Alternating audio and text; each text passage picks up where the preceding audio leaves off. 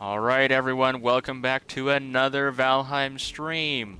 It is your man, Worm the White, with Edgelord Jägerchrist in his all-black gear.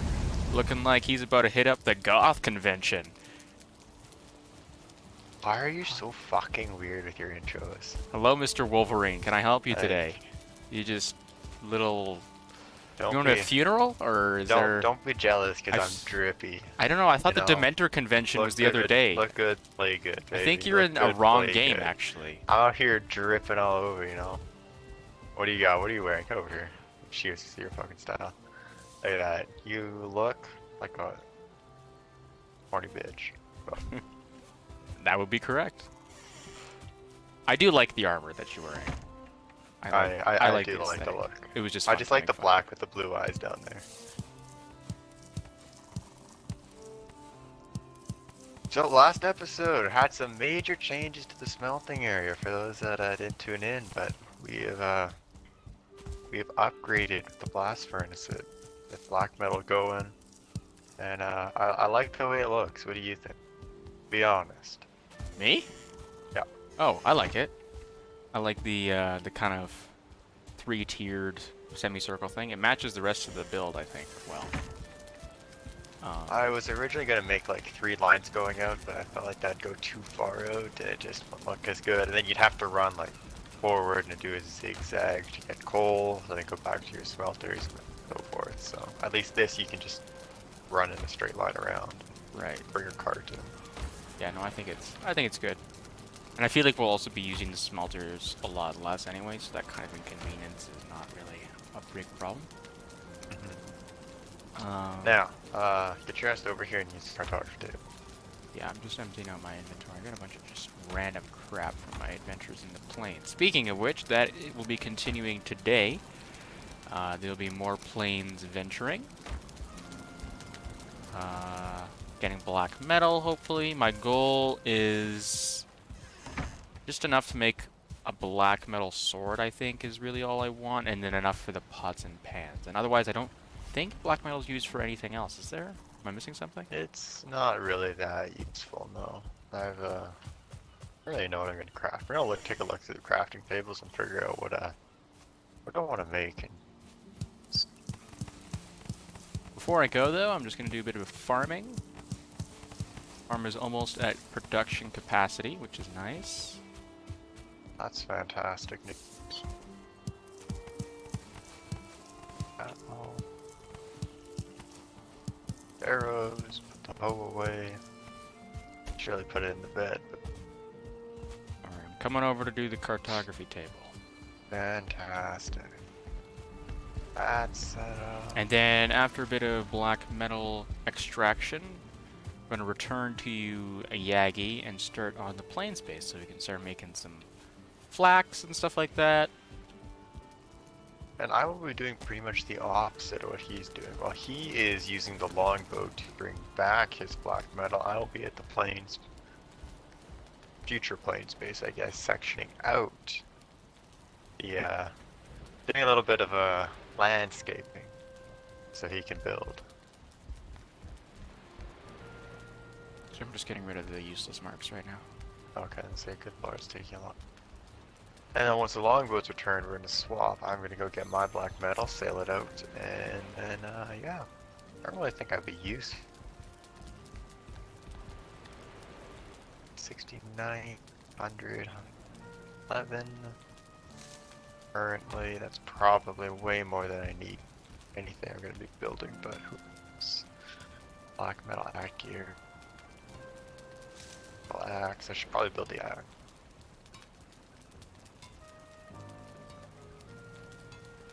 Black metal knife. Maybe I'll make one of those if we ever get a boar farm going.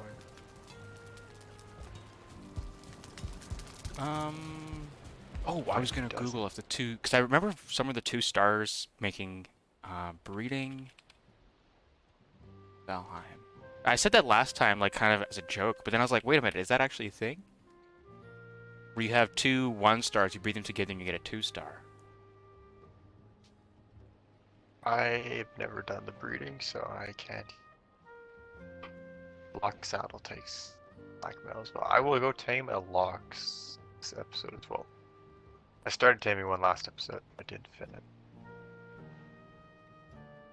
Alright, so that's where he was sailing around up there. Quite the adventure over.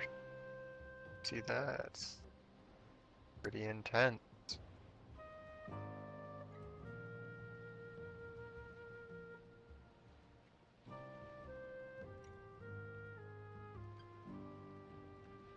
Mage caps. I like the aura that comes out of them. I'll leave them off though.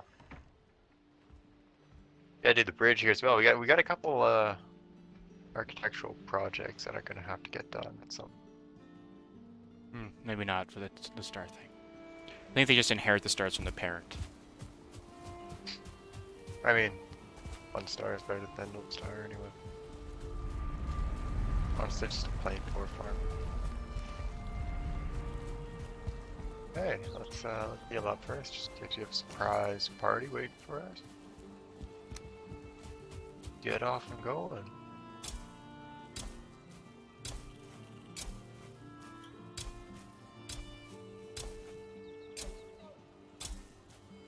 Oh, my neck.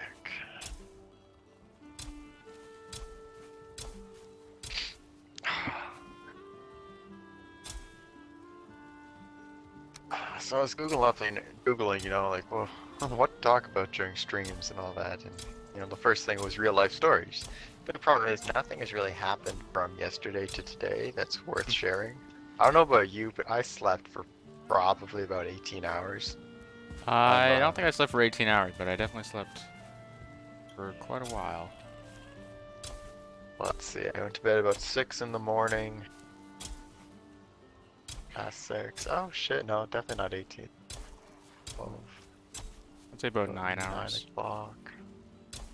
I'd say about 13 for me. Not fully sleeping, I was awake. But stayed in bed. I am on break right now. I got the weekend. Well, it's the weekend right now, but I'm also on break after for a week. Nothing to do. I have maybe 3 hours of work that I actually have to do over my job, but nothing I can get done yet until I get my rubric. And I'm very far ahead in everything. Let's tussle, baby. Let's tussle.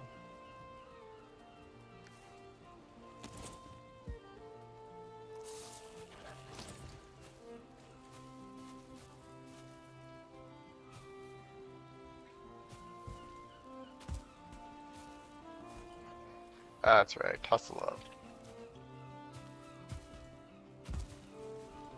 Okay, so the monument is down there. The farther away we are, the better. Did you seriously just spawn?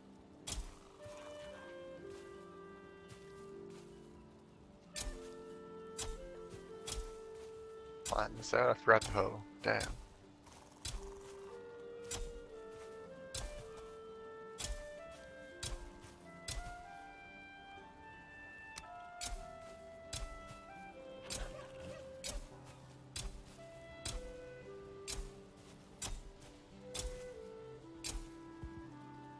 And back we go.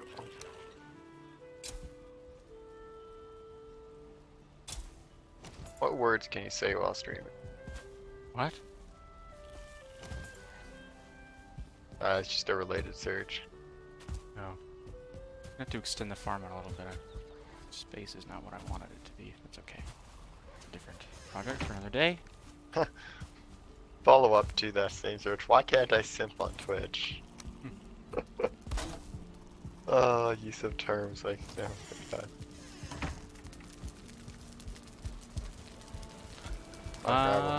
Do we want to sleep possibly? I'm not down there. Yeah, we could sleep.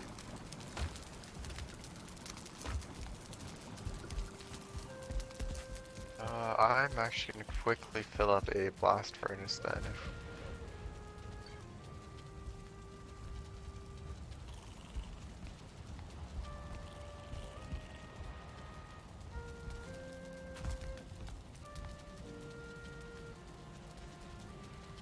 too much. Well, that sucks.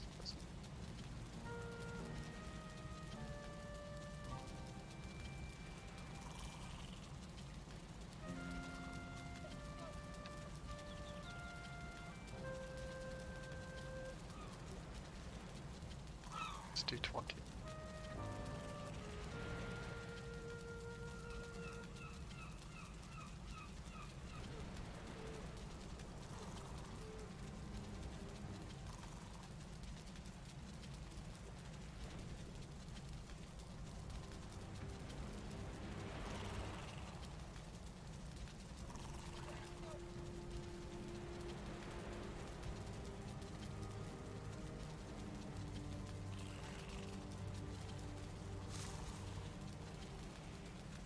One in here. Alright.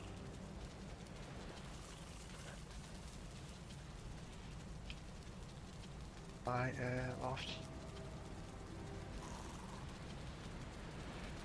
Motors Mountain is quite large as well, actually. Motors Mountain? Motors Mountain is pretty big.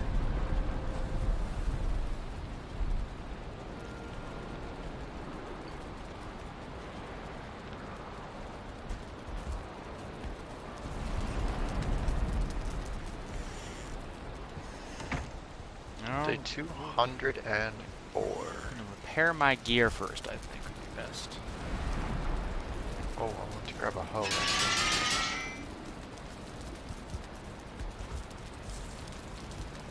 I wish you could make a better version of just a stone hoe. Yeah, mine's fully upgraded. Oh, you know what? I guess I could upgrade mine, yeah. That's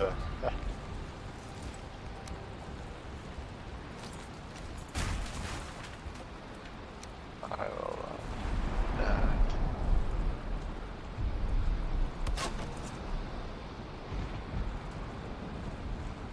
Is everything else down?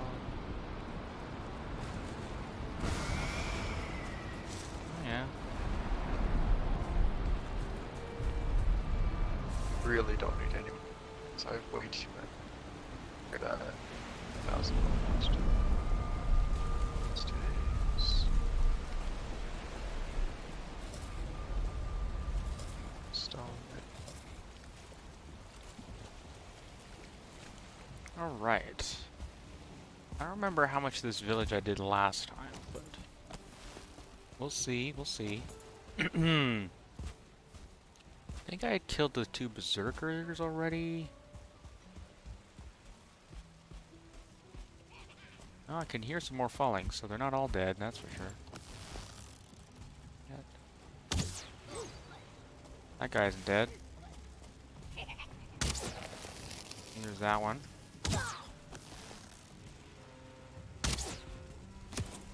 He will be. He will be.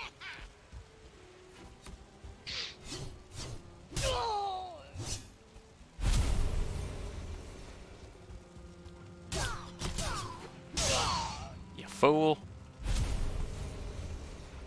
You know, I could always go grab more Fenris hair too. I need 3. I have 6, right?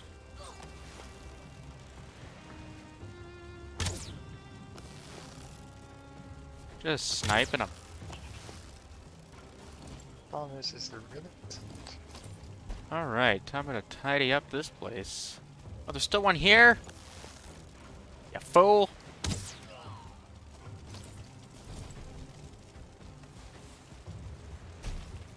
I know you were here. I saw you. Man's running. Oh, what a nice day now. Lovely atmosphere. So, 4 days until Sons of the Forest is released. Getting pretty excited for that. I don't know about you. Yeah.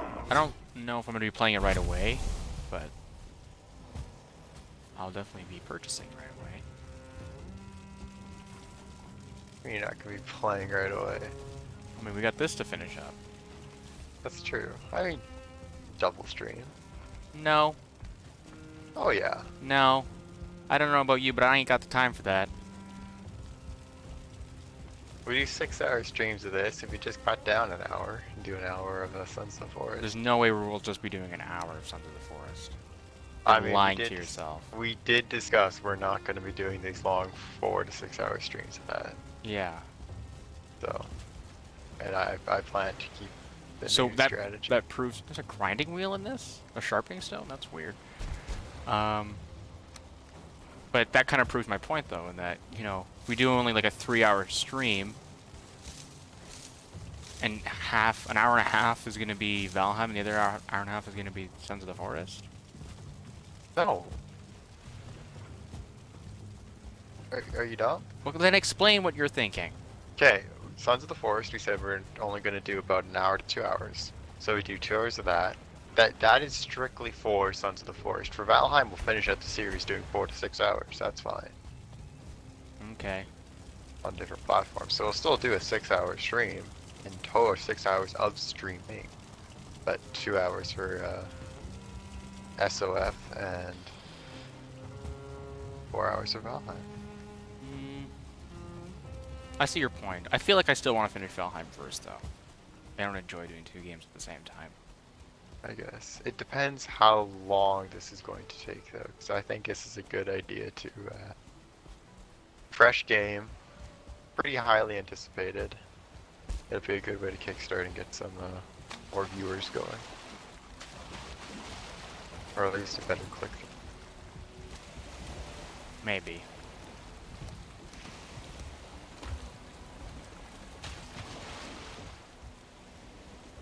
I know I already did this. I think I left some behind. I would say I would start within a week to 2 weeks of the game coming out. That's fair. My other concern is also, like, bugs and stuff like that. Games don't tend to come out fully completed these days. No, but this company doesn't have a bad reputation, and there will be some bugs, I'm sure. Well, no, but it's not gonna even be coming out as a game-breaking. full game right now. It's coming out as early access. Yeah. So that means they know there are bugs that haven't been fixed. But I don't think they're going to be game-breaking bugs, because they would delay it if it was to the point where, okay, it's... Well, my concern is that they bad. haven't found them yet. I don't think we're going to do anything that's way out of line that will generate a game-breaking bug. Or Not maybe saying it's not possible, but... Well, people always say that, and then it happens, and then they're all sad. I just said I'm not saying it's not possible. I'm not saying that I think you're wrong. I'm just saying that a lot of people have their expectations too high when these dev companies. And then, you know, that's Guido Trophy. So we'll see. I'm excited for it. I just don't want the experience to be ruined by, like, annoying stuff, you know? Like, look at Conan Exiles as an example. That game has been out for like 5 years, and there's still game-breaking shit in there.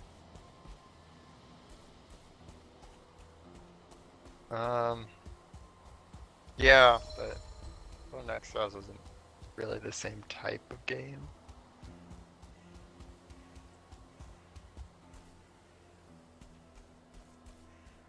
A lot of red shoot.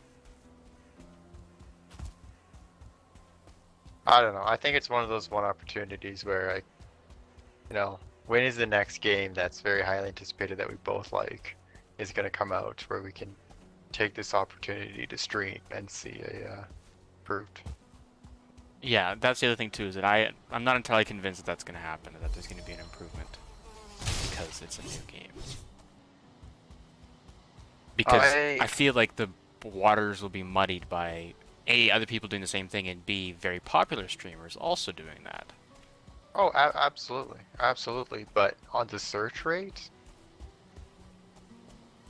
there's a better chance of us coming up, because very few people are searching up Valheim, very few people are searching up, our channel specifically.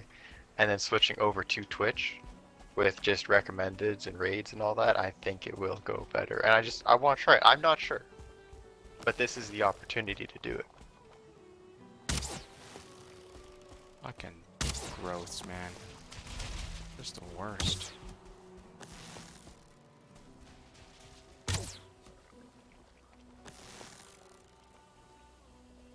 And then if there are game-breaking bugs right off the bat, then well, okay, we'll do 1 or 2 episodes, and then if it just doesn't work out, it doesn't work out. We can Why am I in the put bushes? it on pause.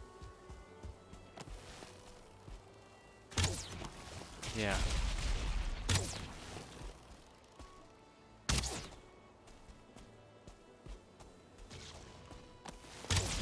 Whoops. Caves around. I don't know. Let me know your opinions, chat. I Ow. value your quite highly.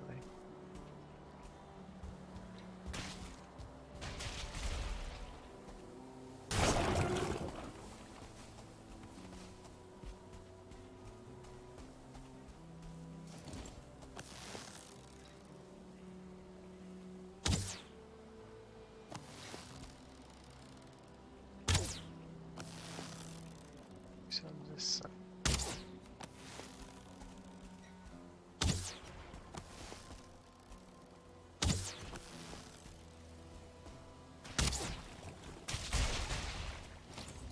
Doubt there's gonna be.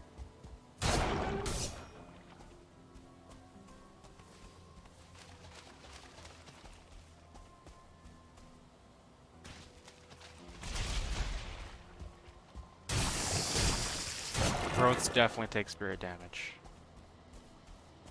Interesting.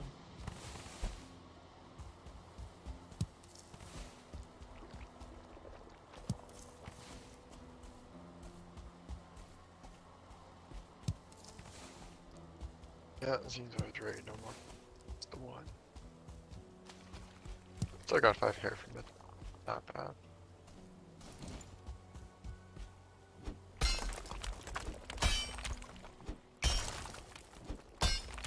Question is together. All the water. Oh, here.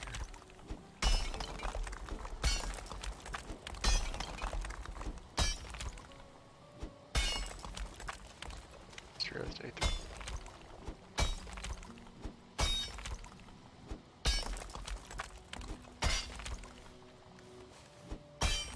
Way.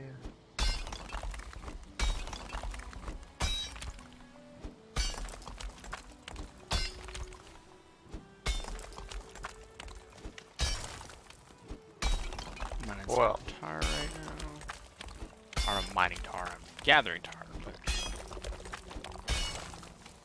This way, I guess. And. I'll have to something new.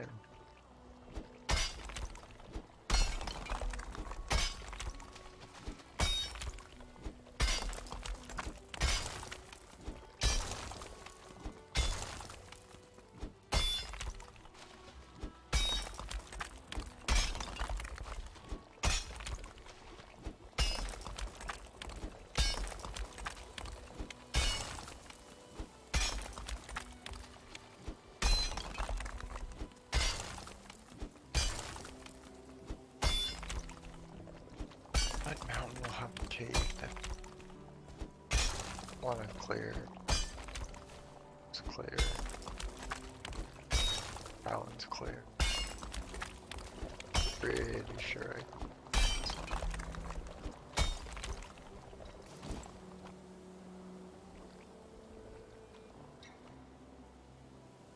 I'll have to go sail for one.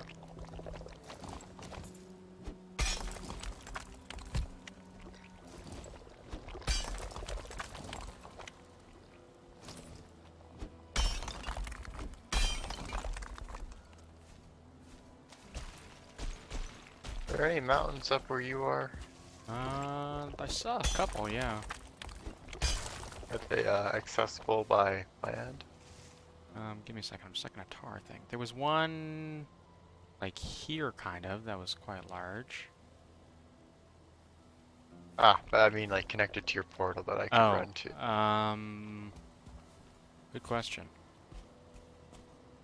I don't see any from where I currently am.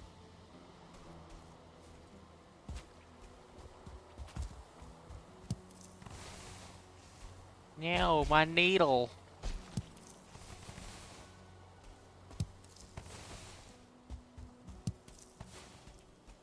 Alright, a Collected some tar.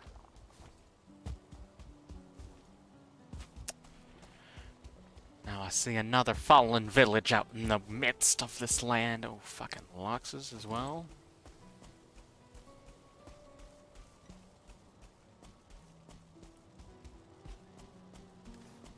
Let's bring that food back up, shall we?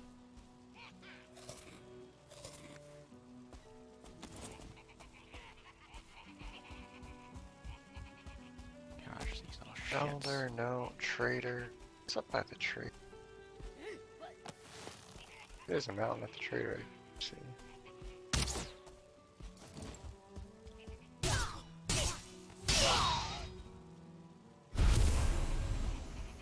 Okay.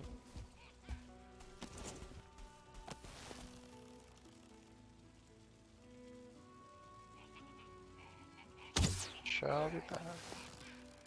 Shit. See, what are the highest rated Reddit feeds? Today I learned. That's, yeah. It's Reddit. First world problems. Blue win. Should know. There's a mountain. Fantastic.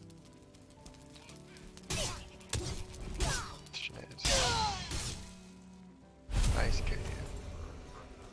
Yeah. Bringing in the forces here.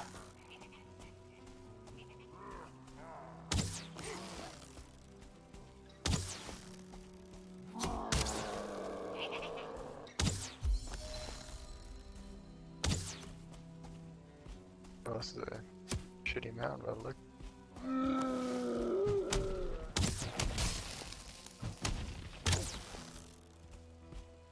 Not that tall. Doesn't seem to be that large. Ow. Bastard. How the fuck did that not hit? Seem to have any caves on this side. Whoa, Jesus Christ, I ran right into a Lox. That's on me. Come on, I just need just one. Just one. Alright, let's go.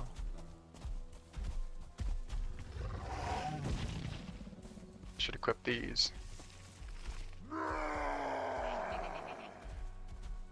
Thank you for your sacrifice. Yeah, there's no way there's enough. Oh, well, maybe. Maybe.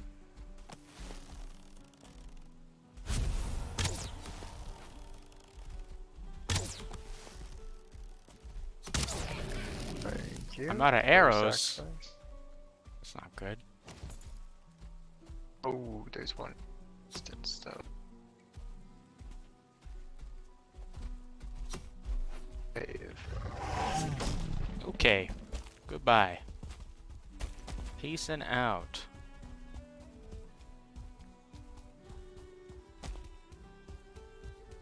Gonna make me some more arrows, apparently. Need. Really don't need.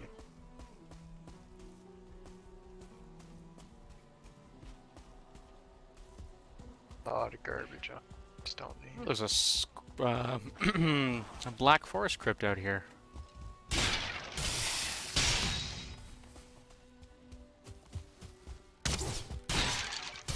Yeah, there ain't gonna be no ice cave here, but over there,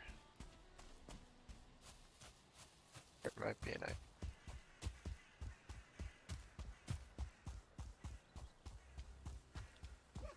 Go back and make some flippin' arrows. We've got some needler though. Needle, sorry, not needlers.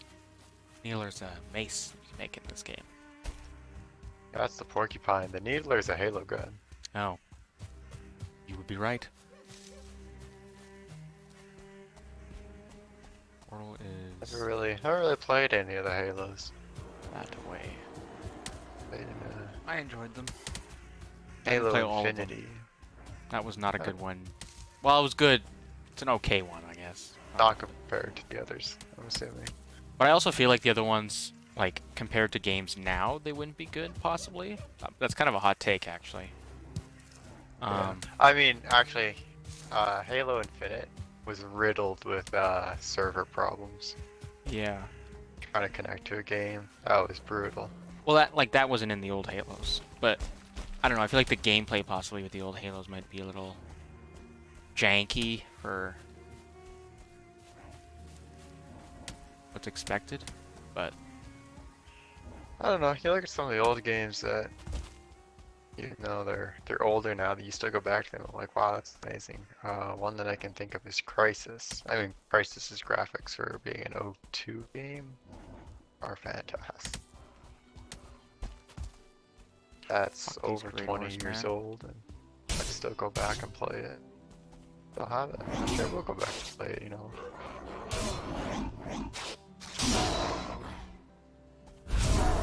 Exceptional. Never actually played the entire series. Probably should at some. Oh, Oh, I'm encumbered. That's why. I'm like, why am I not picking up anything? Strange. it's lovely. You just stay up there. No ice cave, really?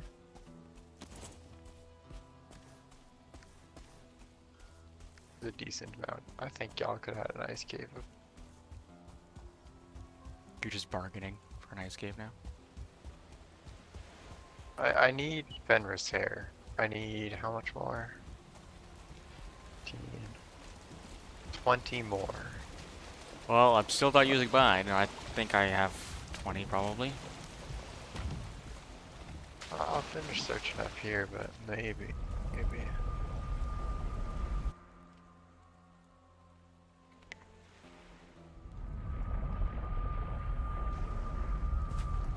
Might be a mountain up over there. Hello.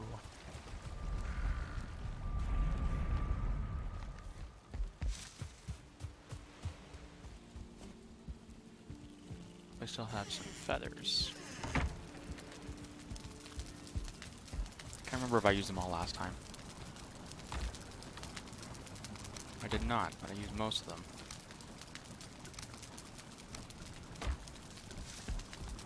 I gotta get more of these feathers.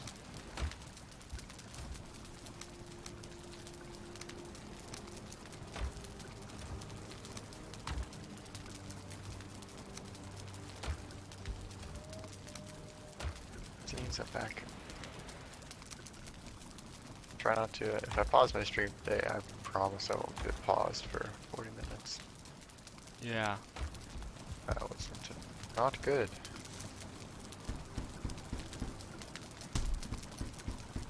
But you need at least one person in live chat to say, you know, hey, you're fucking up.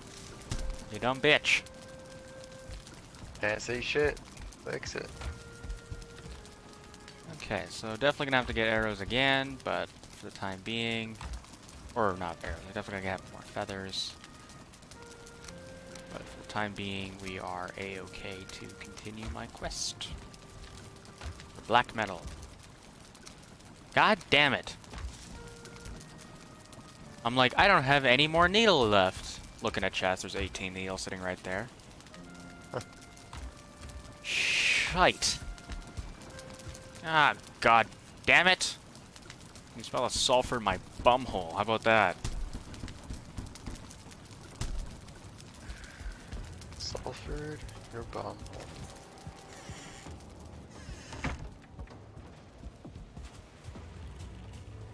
Alright, where are these little shits coming from now? Come on.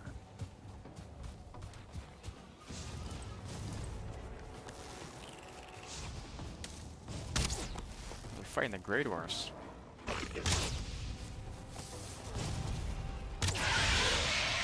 That really hurt. Just going through my phone at the moment, and all I can see on the out of my peripheral vision is me falling.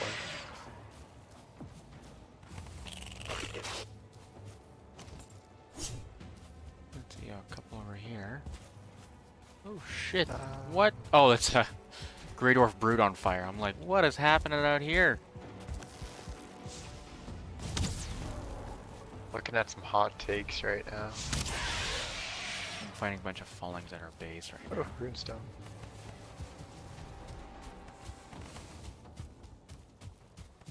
Westward. Ancient kits from your body. Bakes. So annoying. Oh, okay. Should actually go purchase some flesh. So I'm looking at hot takes right now, and you know, you got the usual one, you know, Samsung's better than Apple, Nike is the best sports brand. There's one down here, Apple Music is better than Spotify. No. On what earth is Apple Music better than Spotify? I don't even know how you can debate that. The fact you have to buy music on Apple Music makes it automatically worse. I don't care what you say. There is no realm in which it is better. Apple Music is absolutely useless. Actually, a lot of the Apple stores, like there's, you know, Apple Arcade and all that, it's just a money grab. I hate it. I hate those premium subscription things. I still like the Apple UI, but I don't like their marketing scheme. The smell is fading. Oh. Burial chamber. Oh, I got some I'm certain gonna go grab cores. some Certling cores. I didn't like that. We're both thinking of Certling cores. Hey, Gas Brother. It's been a while. I didn't, these certain cores weren't by choice, though. Yeah, I heard, smells hate. Little sulfur over there. Yeah, maybe we'll see a ghost. I don't know if my stream has seen a ghost. Only gone into one of these. Ghost. And I think you had already done it.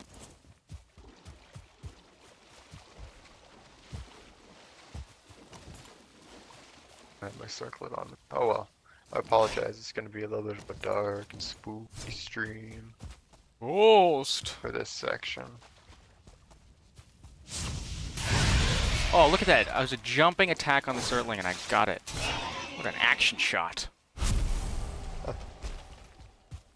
No, it's root. Left.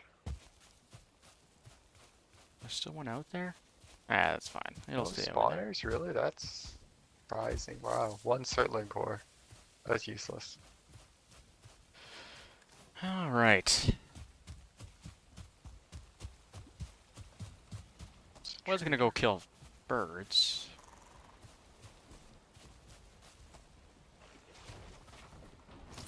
Instead I have to kill this neck that's attacking our carve.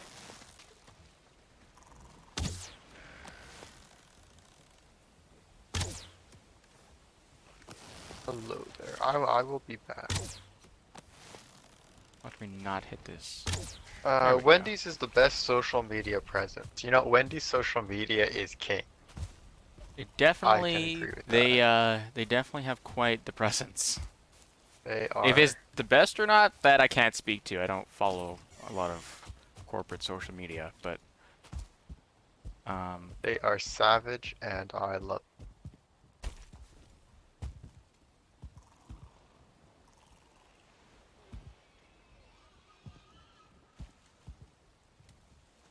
Go.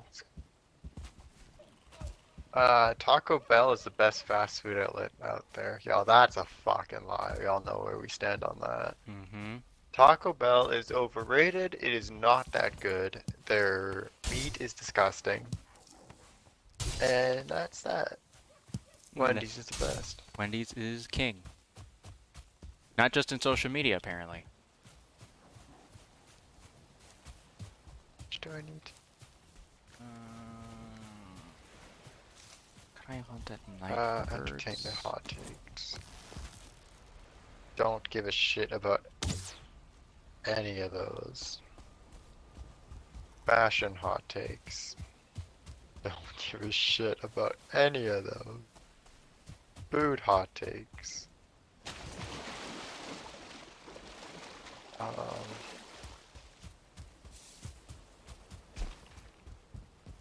Don't care about any of those either. Like, you know, drinks don't need glitter on it. Well, drinks don't need glitter. That is right. If you think drinks need glitter on it, you are part of the problem. Can I help you, sir?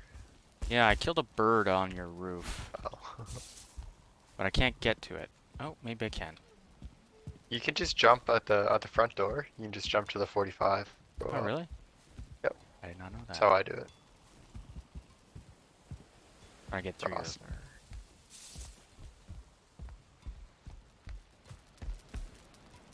Oh, do I want to build Frostner? You know, I have a bunch of extra silver. Actually, this would be a really good idea. I'm gonna build it. It's a fun one to use, actually. One more Ymir Flush. I enjoyed using Frostner. Very effective. The frost damage is excellent. Just building a bunch of special weapons. Having a good time. I haven't really pursued an actual like sword or axe or anything. It's just been the special shit. That's fine. Nobody truly likes avocados. See, that I have to disagree with. I do like avocados. I love guac. I love the mixing stuff. Now, avocado on toast and all that, Is that I a don't really bird know right what you there? call it, millennial or weird shit. That's overrated. Plain avocado as is, it's not that good, but they are a very What a viable shot. ingredient. Just not listen. No, I'm not listening. I don't like avocados. Ow. What else do I need? Frost glands. Oh, lag spike. Absolutely And murked that deer. That was not a deer. That was definitely not a deer. Frost. Inventory is full. What's down here? Is it? Oh, the feathers from the bird. I see. 15 silk to upgrade. Oh, let's try it out. Actually, let's upgrade it once. 30 silver to up. Ooh. Not like you're using silver for anything else. True. Fucking Christ. So I actually had to try it out on a enemy, I guess. A chance. But everything else would. Try it on some blobs. Growth's better. Oh, we'll go to the swamp here in a second once I empty out my inventory.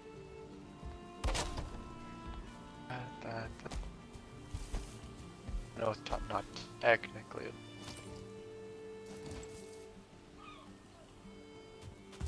Today it's gonna there. You can see a distant circling.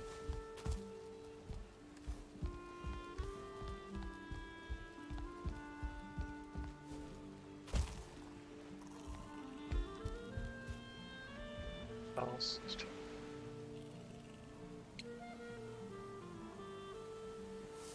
Back into here.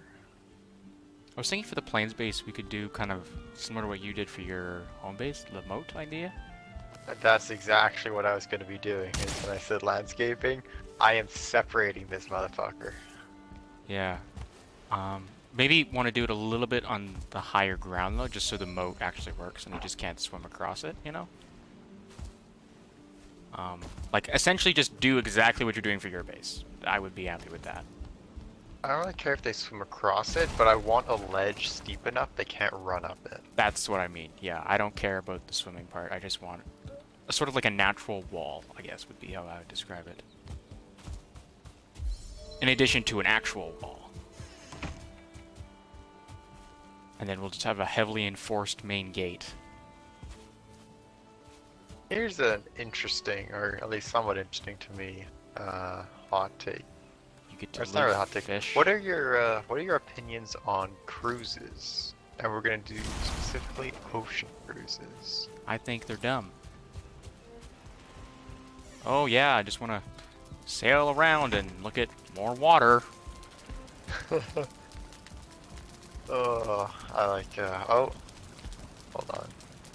Somewhat unfortunate. Just came through. Real interesting. Gotta love me some more water. Oh look, we turn the corner. What is it? More water. That's my opinion. They're dumb. Ha!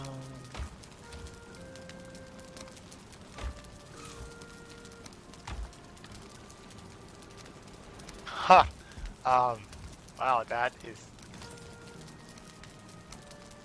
definitely definitely a spam email. That's not right. Coming out of Guelph. That's not an Guelph? email I want. Yeah. For one of the professors at our institution, Oh, their email's coming out of Guelph. I I just got the see. notification it was blocked. Restricted. Okay, come on, give me some. Oh, an abomination. It's not gonna be super effective against that. Their resistance is to blunt. Yeah. Okay, I got the arrows now, so I guess back out.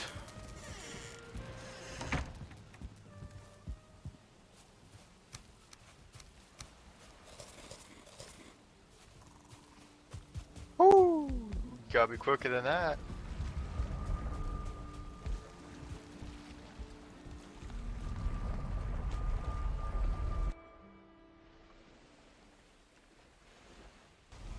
Gotta be quicker than that.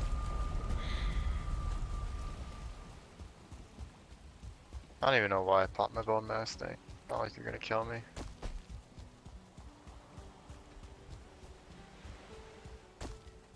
Are you dead? Oh. That was fast. Alright, let's go search of Roggers, what I would like.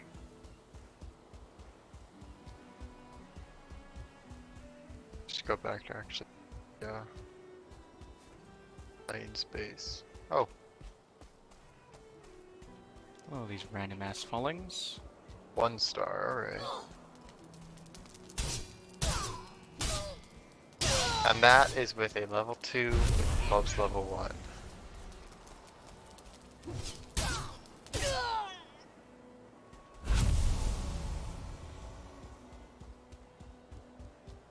Yeah, we might max this thing out. This could be fun. I did love using Frostner. Porcupine was good, but I actually ended up using Frostner more, even though Frostner does less damage than Porcupine. Sometimes I gotta level up my club set. I'm starting at 0, and that's so fun. Yeah, you'll level them up fast. Oh, my bad. See, this is why you gotta scream at me or something, right? Just What'd you do? I left it faded to black. Jeez. Testing frost. You fool. Is this? What is that? Is that a double? How about a double? Triple? No way. I'm losing my mind. This may be a triple tar pit. Triple tar pit, he said. Yeah, definitely double. Triple maybe, it's kind of too close to me. I'm gonna come back for that. I'm doing a village over here, so. So that was the end of the hot takes. That sucked. That's a shitty site. Shouldn't have better hot takes. Alright, 31 hot takes that'll personally offend you. Well, getting offended. Alright, alright. They all suck. They're not hot. Oh, the Percy Jackson series was far superior to the Harry Potter series. I have suppressed memories of Percy Jackson that I don't want to bring back. Yeah, I was gonna say, I don't. Maybe. I don't remember Percy Jackson. I loved it prior to the suppressed memories you're talking about. So, for a little bit of background here, we had, what was this, grade 5 or grade 6? We had an English teacher, and she went away on mat leave. She got pregnant. Yeah, you know, the usual English teacher stuff. And she got replaced by another teacher. We'll call her Mrs. B. We'll call her the Big B, actually. The Big B was left a guide by the original teacher. Like, here's what you should do throughout the year, dates and all that, like an entire schedule. Hello? Come at me. Anyway, the Big B decided, you know what? Fuck the schedule. I'm gonna do things the way I want to do things. So we read and analyzed the first Percy Jackson book for, I shit you not, the entire fucking semester. It was horrible. It sucked. It's not a big book. You know, you could read it in a week at an average pace. I read it in grade 3 in like 2 weeks. Grade 3. It's a grade 3 book. Like, it's not a big read. Now imagine doing that. Oh, Fucking come on. spirit thrillers. For an Pissing me entire off. year. We watch the movie, we do activities on it. Oh, this is the one I'm taming, my bad. I'm not gonna kill the one I'm taming. Oh, I got another abomination trophy, cool. So ever since then, Percy Jackson and the entire series has just been tainted. Yeah, it's just not the same. You know, I can't even say if it was good or bad. It sucks to me, and I can't rule out my opinion because of what happened. Got PTSD from Percy Jackson, or actually not from Percy Jackson, from the Big B. The Big B, yeah. She was a strange bird, let me tell you. Yeah, not 100% there for sure. Lacking in common sense, and in will to work or will to teach. She was just there, like. It felt a lot like she was just babysitting us, mostly. Yeah, it's kind of like when you have that substitute that doesn't want to be there, but is there, and has no idea what the fuck to do. Doesn't want to connect with the students, just wants things to go down. I swear to God, she didn't even grade our stuff. Like, you always got a random number between 80 to 90%. Yeah. She never gave full marks, it'd just be like, yeah. You know that saying where, like, they throw the papers down the stairs and that's the grading scheme? That's what it felt like. Yeah, it was not. It was weird. Okay, gotta figure out how to cut this around. Fucking So, this goddamn torch-wielding falling is pissing me off. I love the Harry Potter books, though. I read them in grade 3, grade 4. Oh, I jumped over you. Oh, Fantastic jumped over you stuff. again.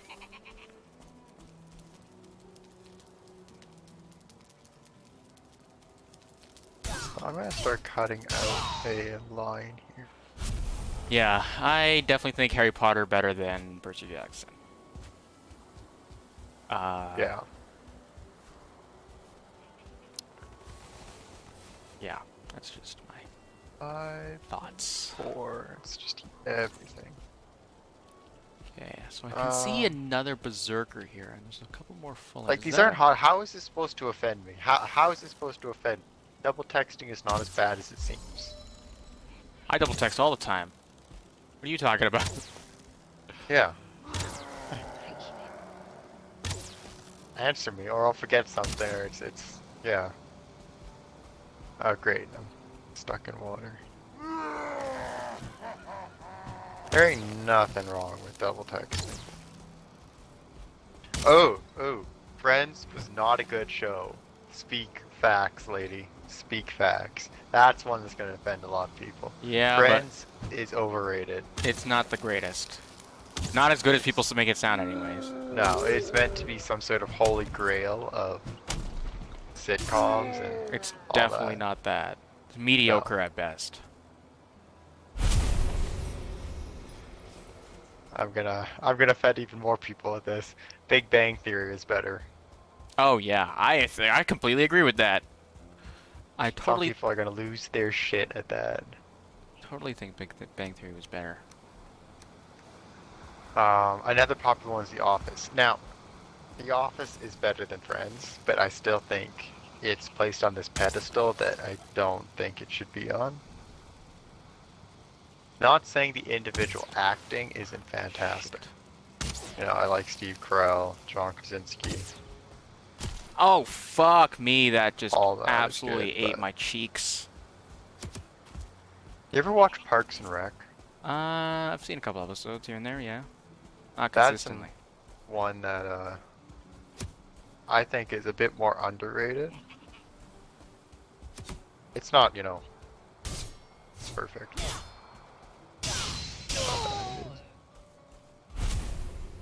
He's carving a straight, fake fucking line through everything. Oh, I didn't mean to do that. No shot, they can run up that still. That's fine. Oh, I'm encumbered again.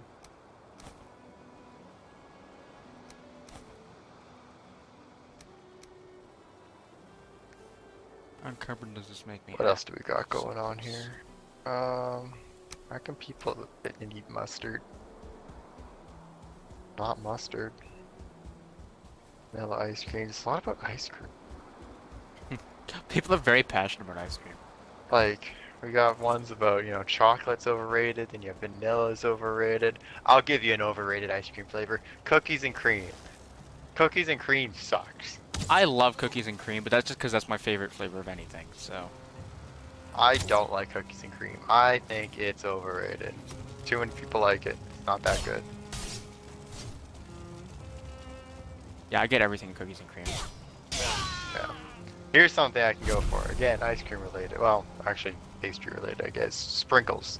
Sprinkles are pointless. They add value to nothing. Well, no, they're just decorative. Sprinkles are pointless. They're bad texture as well. It's like fondant. You ever watch this show Cake Boss? I have, yeah, fortunately. I never get that. Your cake is inedible. You know, okay, we're gonna have a steel frame here inside the cake. We're gonna have cardboard here that goes up, and then we're gonna have fondant. You can't eat the fucking cake. And even the ones where, you know, it is, in theory, entirely edible, it's just fondant. And that's disgusting. Nasty. Yeah. Does make a lot of sense, that's for sure. Like, why are you paying these overly inflated prices for something that, you know, everyone's gonna look at for all of a minute, and then you can't eat, enjoy. You know, you have to eat cupcakes that are beside the cake. Another thing, wedding cake. So I used to bartend, and I did weddings. The amount of time a wedding cake would not get eaten because they just bring other stuff in, or there's so much pastries, and they forget to cut it, etc. Why are you paying these exorbitant prices for something that's just for show that nobody even really looks at? Yeah, I mean, I would argue most of a wedding is just, like... A bit more for show, but at least you get the social aspect. As a cake sits in a corner most of the time. True, yeah. That, why are you, like, you'll pay $2,000 for this thing that's not there. That doesn't matter. You know, a great idea that I've seen a lot is they bring in pastries or cupcakes and all that, and those actually get eaten. Especially when they're homemade ones. People like that. Yeah, I don't know. It's just stupid, some of the things that people do for weddings. No, I always love doing the tallying up the bar total at the end of the night. You'd have some weddings. There's 3 types of weddings: open bar, ticket system, and pure cash bar. Open bar is open bar. The bride and groom, or whoever's paying the tab, pay for everything, and you just tally up the amount of drinks and liquor sold, and it's one bill. Ticket system is you get tickets. Generally, the bride and groom will pay for 1 or 2 tickets per person. You know, you can trade and swap them around because some people don't drink, and they get 2 free, and then they got to pay for their own, which is better because it's a bit more moderate. You still get a couple of drunkards. But that's inevitable. And then cash bar. Oh, cash bar is always something. Some people don't realize it's cash bar. Come up and make the drinks. You're like, wait, I gotta pay for this? Yeah, you do. That's how this works. But you know, you're the extended cousin of the bride's sister's best friend. I don't know why you're here, for one. And they're not paying for your drinks the entire night. Or, you know, this random boyfriend will be there that just wants to get drunk. Doesn't Why even else know do the you go to bride and weddings? groom. Get wasted. Absolutely, but you know, you gotta have some respect if you're. You should have a little bit of respect. Hmm. If they're paying for your drinks No, and you're just going to get drunk, you gotta have some just respect for respect them. no one. That's the general rule in life, I think. No, I've had I don't know what episode it was, but we went over the incident with the boyfriend and all that. I told that story once. No respect there. No respect. I don't even remember what hot take started all this. Sprinkles. We went somehow Sprinkles. got from sprinkles to Yeah, wedding sprinkles. cakes. Sprinkles to wedding cakes. Very relatable. Cheesecake, carrot. Yes, okay. Cheesecake, carrot cake, and sweet potato cake. Sweet potato cake? That's a thing? What? Disgusting. Well, anyway, the hot take is all of that is trash, and that's facts. Carrot cake is gross. I don't know why people like it that much. Cheesecake, the texture is weird. Like, do you want to eat I like cheesecake. sponges? Sponge cake, another thing that's nasty. I'm not the biggest fan. Now there are some I'll tolerate. You're gonna hate me. You wanna know what Absolute cheesecake I trash. like? What? Cookies and cream. That's fucking disgusting. You're nasty. Absolutely nasty. I don't even need that. Ah, fuck it. Yeah, cookies and cream is my favorite kind of cheesecake. There's this Yeah. place where we live that makes cakes. You know which one I'm talking about, right? Nope. Okay. Well, there's a place where we live that makes cakes, and they make the best cookies and cream cheesecake. Is it a pastry place down by something similar to Ozzy Osbourne? Yes. Okay, I know what you're talking about now. That was What? that was the shittiest. Never mind. Never mind. I'll It tell you was off straight. You no, it was understand shitty. what I know what you were going for now, and you're right. That was not. how I fucked up. Yeah, like I'll make it similar and then just that was. Oh, I didn't think that one through. Oh well. No, you did not. Oh well. Anyone that lives in the city will definitely see right through that, but anyone outside that actually won't probably put that It's a local thing. association together. Back up. Yeah, I already have one. No. Yes.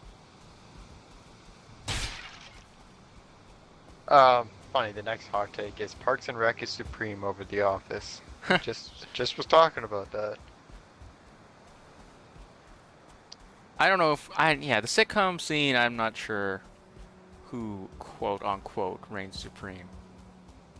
Yeah, they're not the sitcoms are sitcoms. They're all very similar, in my opinion. Mm-hmm. Anything that has a laugh track, Seinfeld, all that stuff. It's all similar. If you have a laugh track, you're basic. Ow. I don't care which way the toilet paper goes on the roll. People get into really heated debates about that. Like I've seen posts about that where significant others are in fights over toilet paper and which way it goes on the roll. It does not matter. There is only one situation in where toilet paper alignment actually fucking matters. And that is if you have animals. If you have animals, the toilet paper goes behind. So that way, if an animal is up there pawing against it, it doesn't get unraveled. That's Bastard. genius thinking right there. Oh, it's definitely thinking. Dogs and cats, especially for animals. You have a guinea pig, that does fall under that.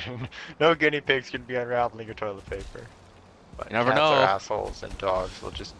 Oh do yeah, anything. my cats, they absolutely did that. You just walk in the bathroom and there's just shreds everywhere. Alright, let's try Frostner on some bowlings.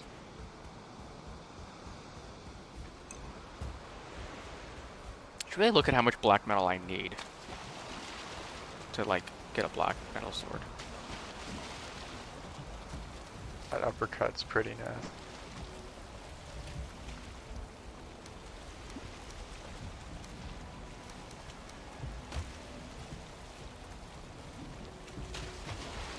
Oh, this I'm still sticking with these claws, actually. Someone's gonna have to fucking die.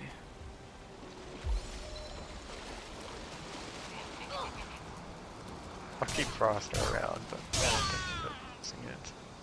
Yeah, I'll hang it up on my wall or something.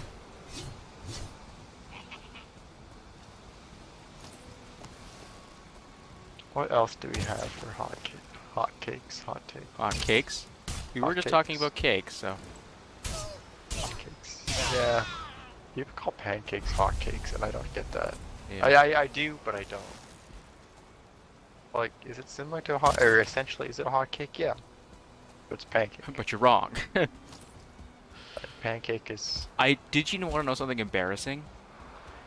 It You wasn't shit until yourself? no, but that too. Wasn't until I was like 17, 16 that I realized that toques was a Canadian thing. Really? Yeah, I thought that was everyone called it that, and then I was like, I don't even think it was an encounter with someone. I was watching a show or something, and they're like, "Oh, you know, toque," and you're like, "What are you, Canadian?" And I was like, "Wait, what?" And then I like Googled it. I'm like, "That's only something that we say? That's wild." So yeah. Up Yeah, until that no. moment, I just assumed that everyone had said Beanies. it. Which toque is a much better word than beanie. Yeah. Toque Like, when I seems like say- the original word, I feel like. Yeah, when you say beanie, you sound American, in my opinion. You sound like you're Or from fucking, like, Beanie baby. Las Vegas or some shit like that. Been Got your titled beanie on. Twit. Titled God, Twitch just from one Las step. Vegas. That is interesting. I saw another one here, and guess what? It's ice cream related. Mint chocolate is an excellent combination. It takes, well, mint chocolate chip is an excellent combination. Okay, okay. Mint chocolate chip ice cream's absolutely nasty. I can concur with that.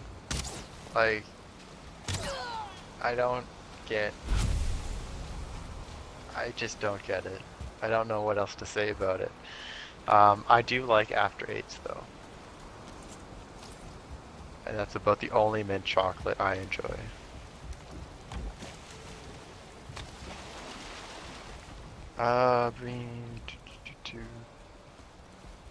Being a vegan is hard. We're not going to get started on vegans.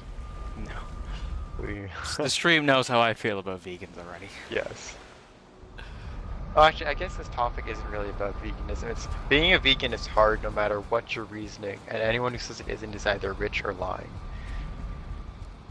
I can agree with that because being a vegan, it would be difficult. I love meat. I love eggs. I love fish. Yeah. I want milk. I don't actually like milk, but cooking. Yeah, I think the entire. I'm not getting started. I'm not stooping down to that level of. Yeah. Ain't nothing better than a good steak. Here.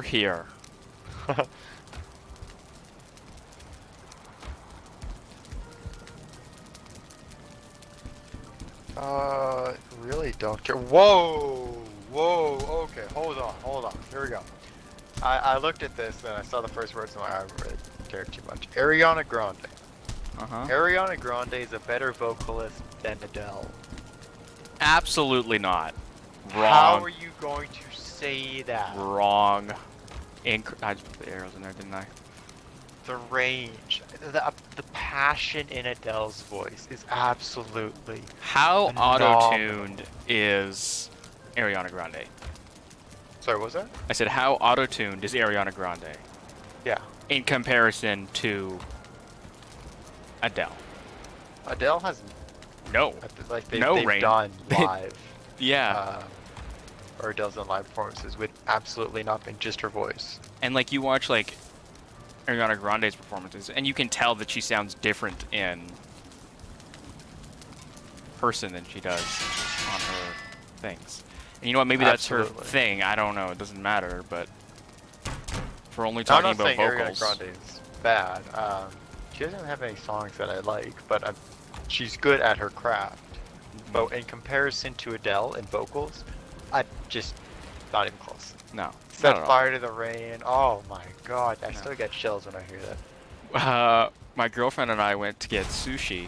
I think I already said we went to get sushi on Valentine's Day for some other thing, but while we were there, the restaurant was playing an Adele playlist. And at first we were like, oh, they're listening to Adele, and then it was Adele was the next one, and I'm like, it's still Adele, and then we just realized that it was like an album from Adele, and we're like, oh, well, all right, I'm not complaining. It was of course the best hits of Adele, so Yes, we actually did a project to Adele, an Adele music video, and it was fantastic. It was really, really, really, really good. I mean, I don't even know how else to describe it besides fucking fantastic. it was fire. Essentially, the project was making a new music video to it, and we did what did we do? It was Mad Tracker What song? essentially. Oh, we did Mad Track. Yeah, I know, but we did Hello. Hello. Yeah. Which at that time had just come out, I think. Yeah, very popular. Good song. And yeah. We played into the vocals and all that and did like a backstory. It wasn't one of those dancing ones or those rap music videos. No. It was crafted. It was well crafted. Yeah. And then from then on, our love of video making spurned, and now we're here. Yep. But I mean, this isn't really the same. I love. No, our love of video making spurned, and now we're here. I like editing videos. We'll end up like Mr. Beast and make videos for the rest of our lives. That's not the type of video I like editing though. I'd like editing actually. I'd edit video game videos and all that, but we made we had to make a movie for an English project as well back in grade 9, and we'd filmed it all and the editing was left to me. And I don't know about you, but I know some other people that done that weren't expecting much for editing. I spent probably 100 hours over on that thing, just combing over scenes and making edits and cuts, and I'm proud. I'm very proud of that work. It was definitely. Wait, which one are you talking about? The zombie one. Ah, yes. Yeah, I remember that. And I admit that I was not expecting much either. Not that I was like, I didn't think you could do it, I just didn't think that you would spend your time. It's a school project, yeah. Which was fair. But after that, from that point on, every time we were in a group together, I'm like, Carter's doing the editing. Jägerchrist is doing the editing. That's just a fact. Yeah. I don't care what anyone else says. We made another movie. Simon was mostly, I don't want to say script writer, but you planned a lot of the scenes for us, which was good because I also ended up doing a lot of like that. the logistics as well, most of the time. And lending us his house for becoming a movie set for half of it. Yeah. But I think, okay, so we made 2 full-scale movies and 1 music video in our time throughout high school. And all of them were massive hits. We got fantastic marks, if not the highest mark. Yeah, I think so. I know we got the best mark for the zombie one. Shit. Out of the class. Yes, that one for sure. Cause I remember that one was absolutely a hit. Well, how long was that? It was like what, 45 minutes or 48 minutes? It wasn't that long. It was about 30, I think, 35 minutes. No, Longer it was than over it needed 40, to I be. know that. Was it over 40? It I was might be over confusing 40, with yeah. the other one. The other one was a hefty one too. Yeah. Between 20 and 30, so. Both of them were over the limit of what they were supposed to be. Yeah. I'll tell you that. It took the entire class to watch ours at one point. But it was. But it was good. It was really good. They were surprised when. There was story. There was acting. The effects. It was one of those ones where, most of the time when you're watching another project put on school, especially at that age, you kind of get bored and you watch for the first 5 minutes just to see their plot line. But then things get boring, the acting fades. The entire class is captivated for the entirety of the movie. Yeah. It Hell, is. I was even captivated. I was captivated and I made it. Yeah. I've probably seen that, editing that thing, I've probably seen it, so often, but... I It's like do. a I hundred I times. have it. And sometimes I will go back and watch it again. They actually cleared out my email and they did a reset, Do I have it? and I had everything on the drive, so I don't have it anymore. I think I It- do have it somewhere. I just don't know where. You do on a separate SSD, I think, Oh. or a external hard drive rather. I'm pretty sure you gave me that hard drive 1.2 for some other reason. I think it was the other movie. That's when I gave it to you. I think that makes sense, yeah. Or it was the podcast. Right. Right, the podcast. I hate that podcast is now like a thing at our old school. So I Did guess you- actually we Did you know this? did- It's now a I thing. I did. Oh I my did. god, it's ridiculous. Well, yeah.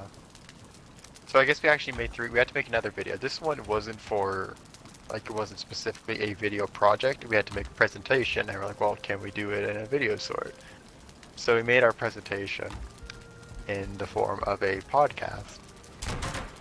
And we made a deal with the professor. Like, yeah, you can show it to the entire class and all that. I mean, we had to anyway, but we're not watching it. We don't want to watch this again. We're gonna play games, Yep. and that's the deal. We forced him to take it, but he liked it so much. He asked to keep a copy of it as the formal, I guess, example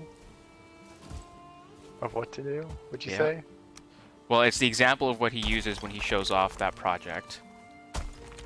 Additionally, I think he said that now he recommends they do like a podcast or video format.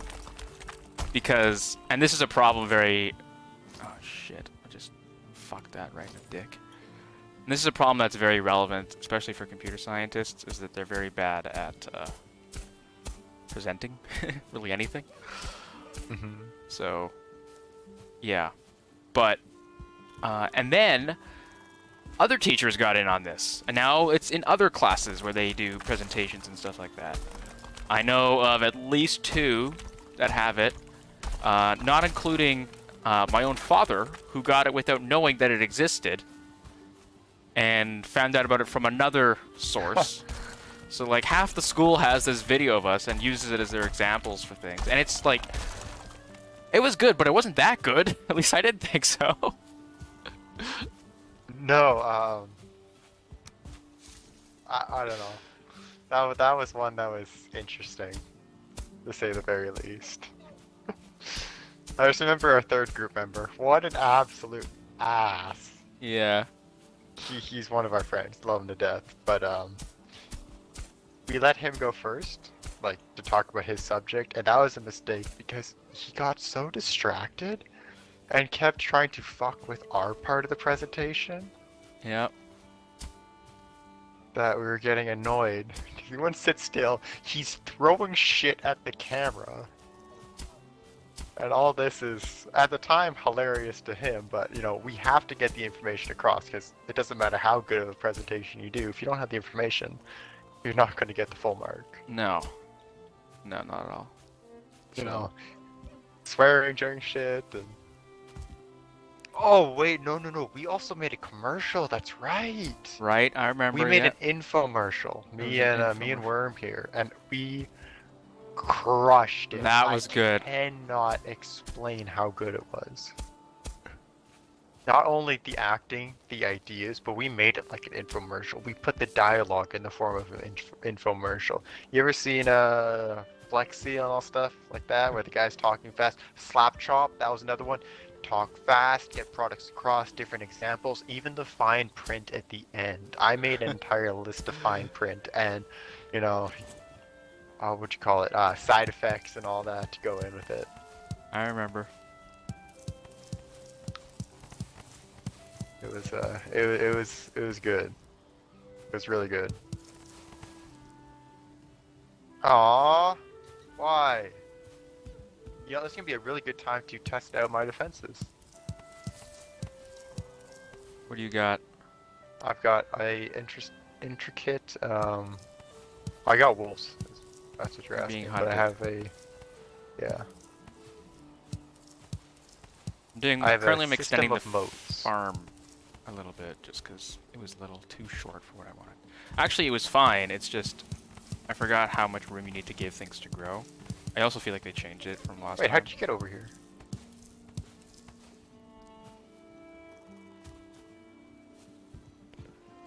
Yeah, that is what I'm doing right now. Oh wait, are you back from your black metal? Like, I'm not longbow? back. I was just taking a break because I needed. Well, it was nighttime, and I also needed to make more arrows. So.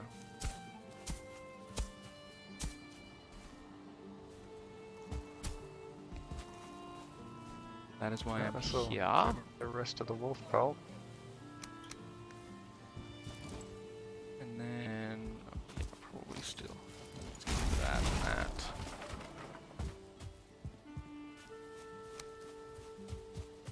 I'm trying to think if there's any other video presentations we had to make. We had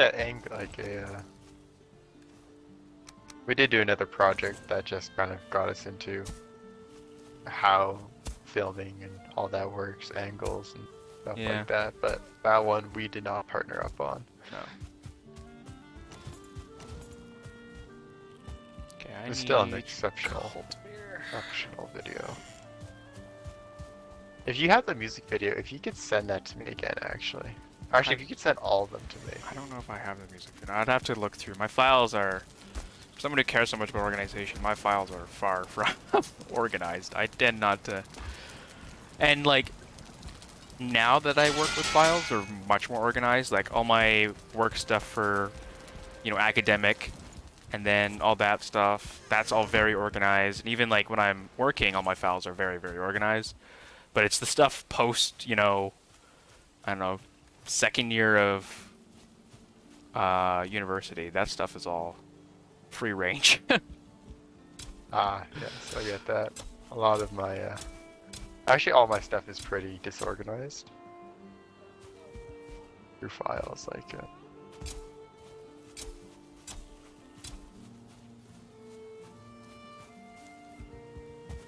I don't know, I don't save a lot of stuff.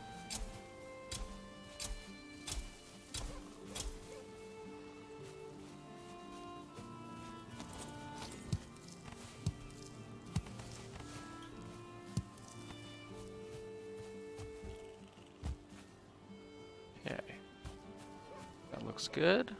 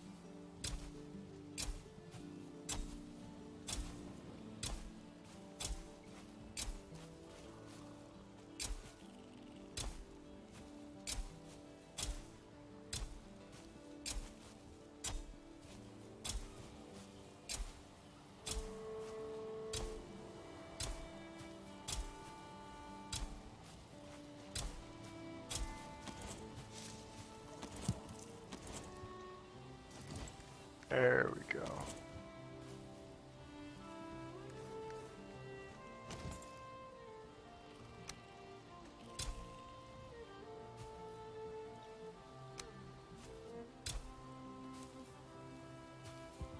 Safe section.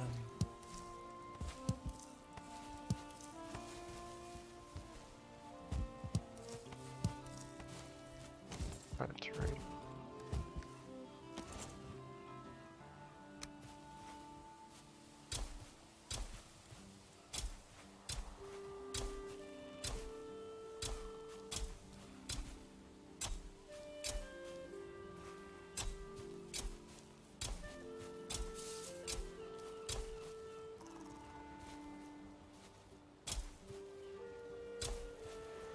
There, I'll be my bridge.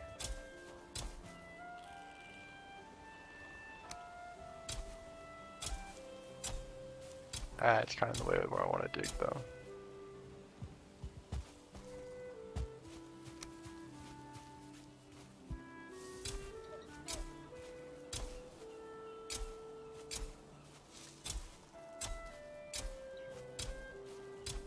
Alright, back to more hot. Oh, that's the wrong thing. That's the highest hot take. Box. Hmm. You just gotta recreate Shake Shack's tonic burger.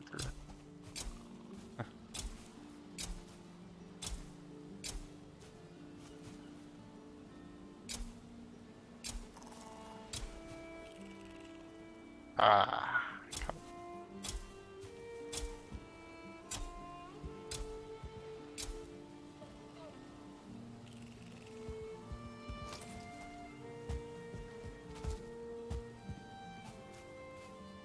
Just press that pickaxe. Doesn't upgrade it. Got done a lot. Alright. I go to the Black Forest.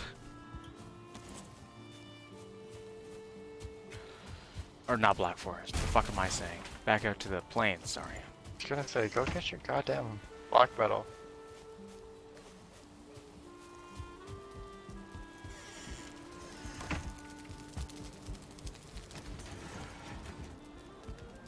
That.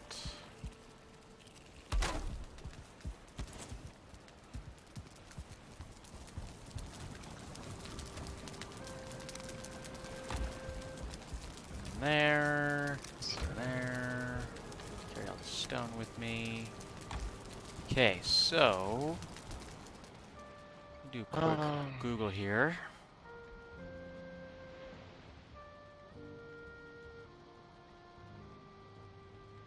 Interesting. Is it just like bacon isn't good? Shit's broken. Why is my shit broken?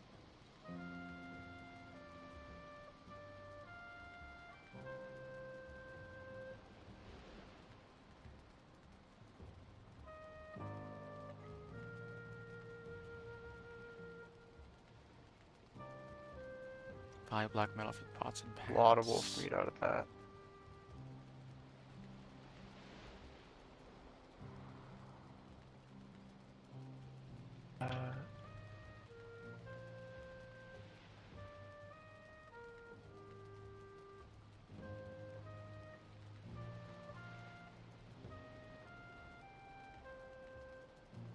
Feel rested.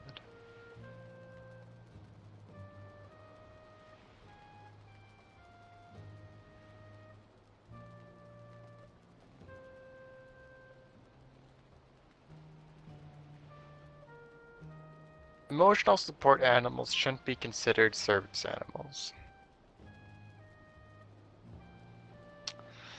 Oh man, have you seen those stories where, you know, it's my emotional support porcupine or whatever, people try to get into places with animals just by saying it's emotional No, support? I've seen this shit. It's ridiculous most of the time. Good God. The shit some people try to pull. It's just amazing. It's amazing that they can get away with it too. That's the worst part, I think. Here's a good one actually. Small children should cost more to travel. Yeah. I'm gonna read this one out here actually.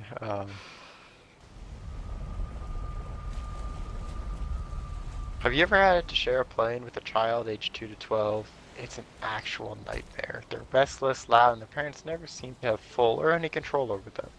How is that they take up more space than 3 grown adults combined? You know, that really just comes down to parenting. There are, you know, and sometimes you have a baby that just can't stop crying, and you know, as a mother or father, you're trying. You really are trying. I get that. That is difficult. It's not always going to go that way. But there are parents that let their child, their little fucking gremlins, their spunk stains, just terrorize planes, buses, or whatever they're traveling on with no fuck was that sound? No regard for anyone else's personal space, or without any respect for any other passenger. And the ones like that just need to, yeah, that should cost more. Bad parenting should cost more, is what you're saying. Bad parenting should cost more. Yeah, it really just goes back to the fact that you should have a minimum IQ to have a child, first off. To be able to reproduce, there should be standards. I told that to someone, and they got very upset. So then they probably are fall in that range of they shouldn't have a child. Well, it's my girlfriend, so... Wait! Alright. I hope you don't want to have kids, because... Yeah, well, I was like... Her argument was that that's prejudice, and I'm like, it's not prejudice, it's just... It'd be better for everyone involved. We're just making society better. And... Yeah, I think she's thinking more about the individual, and we're thinking more about the collective. Yeah. You need to walk as you can only walk as fast as your slowest member in society. And honestly, if we don't do something about society, we're gonna be walking fucking backwards. We're already going at a snail's pace here, people. Yeah, we need to, So I don't know, I was like, really? That's what you think? There was an argument that ensued. Good. I will back you up. Next time she comes over, we'll ambush her with that. Okay. That's unacceptable. No, Unacceptable. I think that... Because I agree with you. I think that a certain IQ, like a certain below...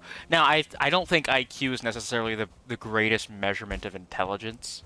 No, I think but that there should be certain standards, like ethical standards and common sense that you should be able to pass before having a child. I think there should be like a basic cognitive test of some kind. You know, like they already do health-related tests to find out if you have a child. I feel like cognition and mental health should be part of that test. Mm-hmm. And I know some people, if they actually ever watch this, are going to get mad. But what about the people with, you know, maybe some sort of mental disorder or like IQ disability? If you have, I'm going to take one, say Down syndrome, you probably still have better common sense than a lot of people that I can think about. I've known people, I've worked with life skills students that are smarter than people I used to call my friends, or I was acquainted with. Yeah. No, I completely agree with that. I think that there are people who, you know, they definitely have a different way of thinking than we do, but that does not mean that they are not cognitively intelligent. Yeah. And capable of common sense and just caring for an individual properly. Because the other argument that I made, and this was kind of convincing her when I started talking about this, is that there should be a level of maturity required. Because we know people who have children who are not mature enough to have children. Oh, no, absolutely not. And I think that there should be a level of maturity. Now, there's the other argument, like, what do you do then? Like, if they have a child, like, you can't just, you know, take it out back and take him out to the barn, get the coat hanger. Just put it in the creek, you know? Like, that's not how it works. I think that, like, some kind of adoption system or, you know, maybe it falls onto the parents or... I don't want it to fall on the parents because I don't think that's fair to the parent. To, especially if, you know, say they're not... Their child isn't one that they're really connected with, or it's one that the child has gone off. I mean parent, but I meant like guardian. Like, whatever, yeah, but you know. Same thing with guardian. It could... That's a big financial responsibility for someone that might not be expecting it or want it, especially if you're someone that doesn't want to be responsible for a baby. Yeah, but then, like, does it become a ward of the state? Because it's not like the state can afford that right now. I like the adoption, because the classic argument is, oh, well, adoption's already so full, but the amount of children produced is about to drop significantly because of these standards that are going in place. So adoption will be, there's going to be less kids in adoption facilities. I don't know if I like the idea of forced abortion. I can see pros and cons to it.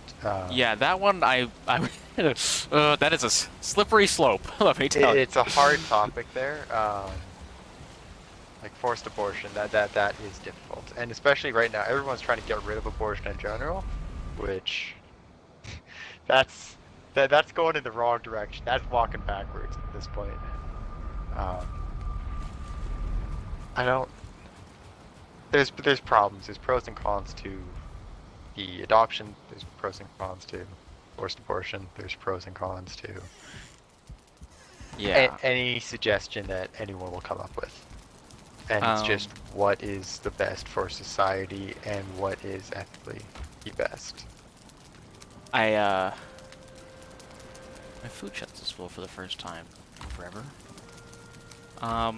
And the other thing I saw, speaking of, you were saying like the birth rate's about to go down, and I saw somewhere that there was this argument that people are making the argument that, you know, like, oh, we're suffering from overpopulation and everything like that. But I believe the birth rate, at least in North America and, you know, most Western developed nations, has been dropping significantly for Oh, it has. It has a absolutely been while dropping. now. And, you know, we just reached 8 billion people, but I don't know if that level is going to stay the same. Recently, China just got rid of their one-child policy thing. Now, There's- I think we are suffering from overpopulation, but it's not at the global scale. It's in certain regions that we have overpopulation, and that's what people are focusing on. Like, if you look at a large city, China and India are the two greatest examples for this because they have the densest and largest population. Yeah. Yeah, there's overpopulation. Ow, that hurt. There's overpopulation there, but if you go look at just the entire Earth, I guess. Sorry, I'm getting chased by flames right now. Through the portal. We're get my health back. If you look at every single continent put together, I don't think we are suffering from overpopulation. God damn it, I fucking died. They're going for the portal. Which portal? Bar planes. Bar planes. Mountain 2? It's this one. I'm running through, baby. I got you. I don't even know where we're gonna spawn. This is an adventure stream. I don't know where this portal's placed. I can hear a lot of people, though. Oh. Well, that's anticlimactic. What? I was like expecting a all-out brawl, you know. No, I fullings. just... There's one star fulling. Really? Oh, I must have killed the other one on my backswing while the one star killed me. They ganged up on me while I wasn't paying attention. I should steal a longbow right now. Wouldn't that be funny? A pirate. Thank you for your ship.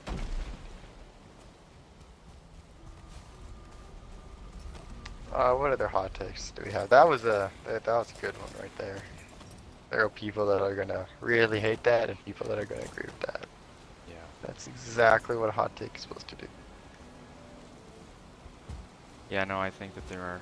Oh, there's the other falling. You didn't kill him, he just over here. Oh, shit.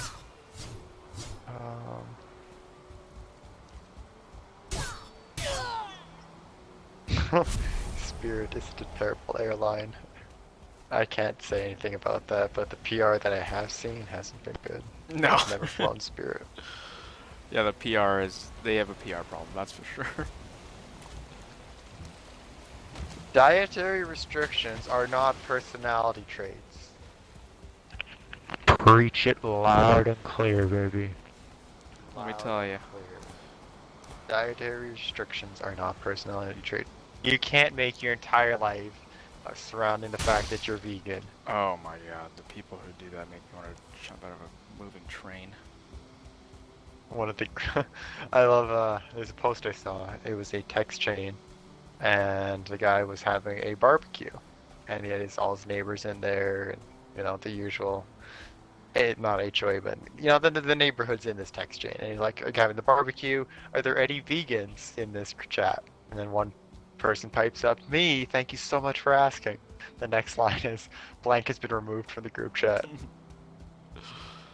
Yeah, I mean, I don't know about that. I feel I like... think that's hilarious. I found it funny. I think... Oh no, I think it's hilarious. I think as a host, you want to accommodate your guests. But it's still funny that you know, Though Yeah. granted, I was in a family where, kind of, you get what you're given. You don't get upset. Same. So,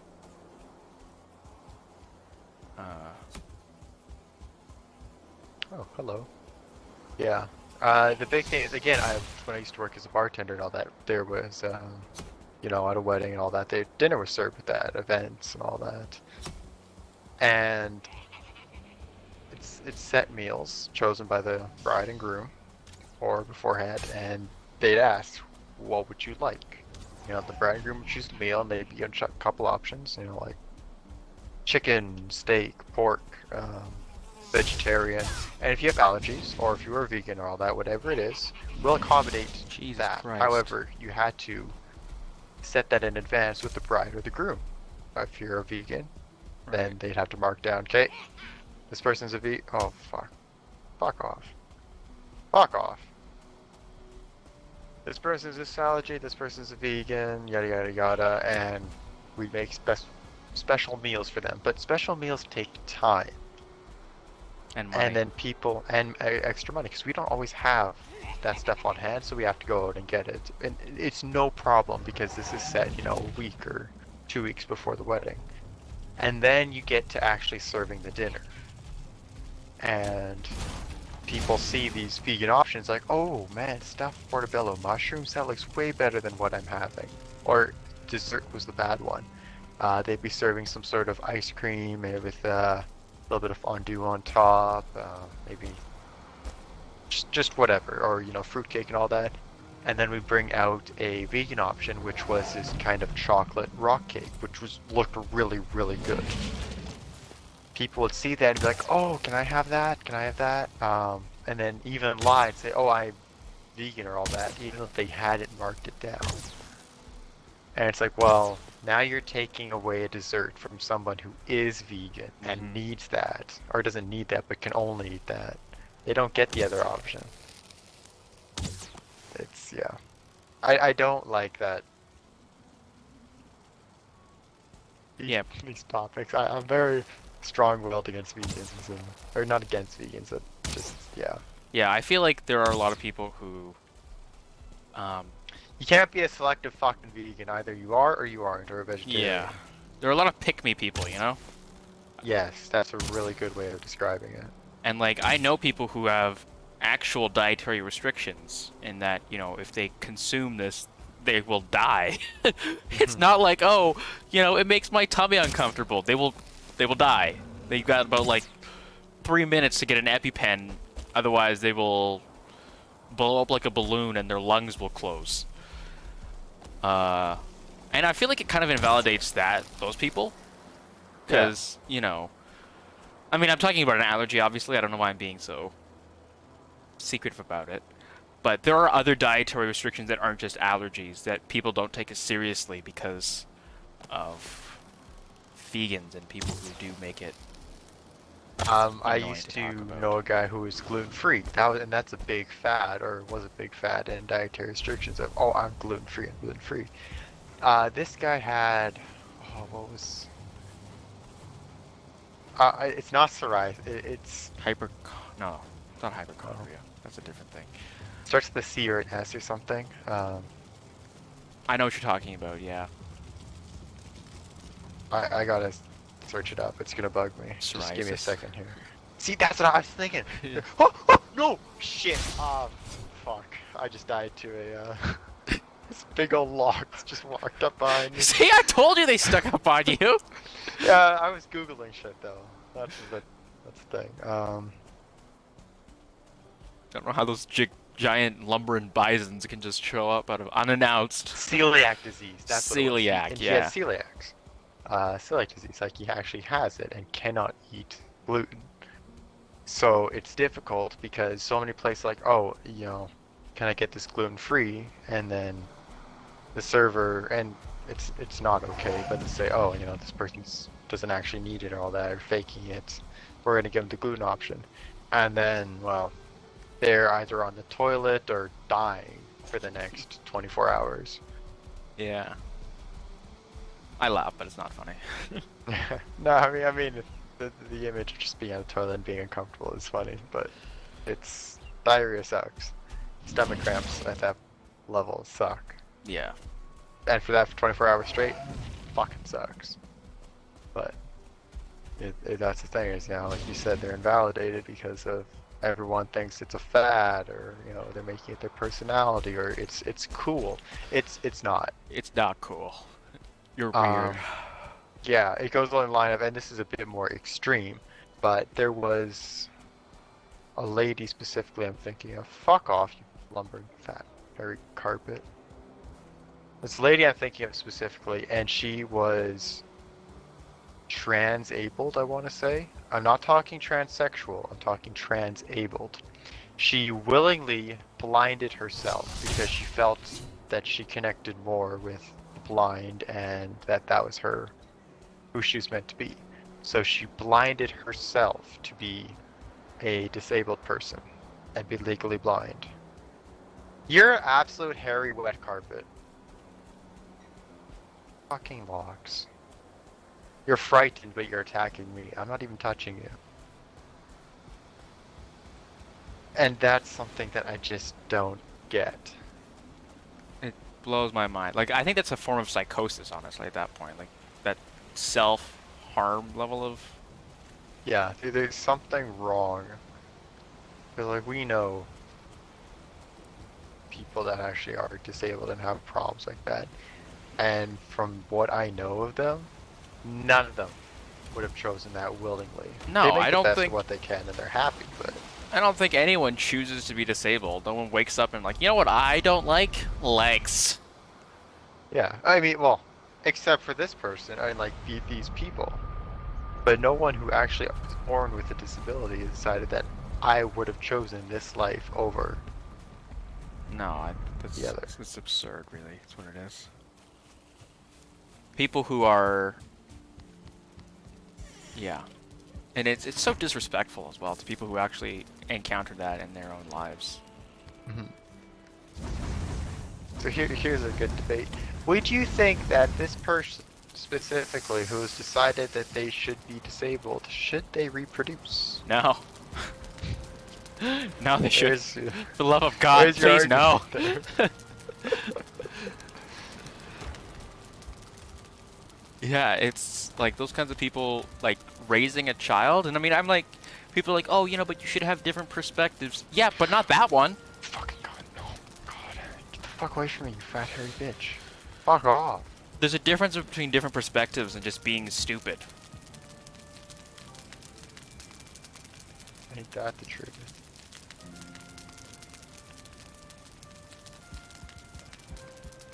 Well, like a really big death squeedo. Yeah. Yeah. It's absurd. Okay, and get rid of that.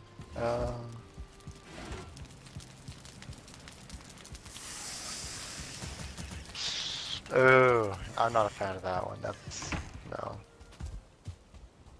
I don't like the way Lox meat looks. Looks like it's not fully cooked.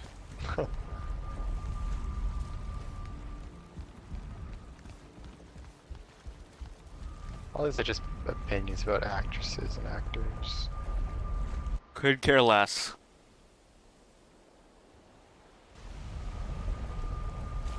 The biggest one I've seen is, and this is a classic debate that has survived the decades, pineapple on pizza.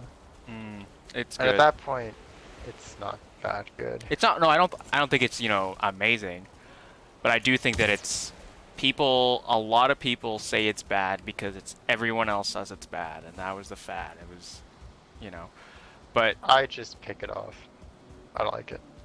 I like it. I don't. Well, like I don't order it. I'll put it that way. When I go to the thing, I don't order pineapple on pizza. But if someone were to order pineapple on pizza, it's like I'll eat it. I'm not gonna pick it off or anything.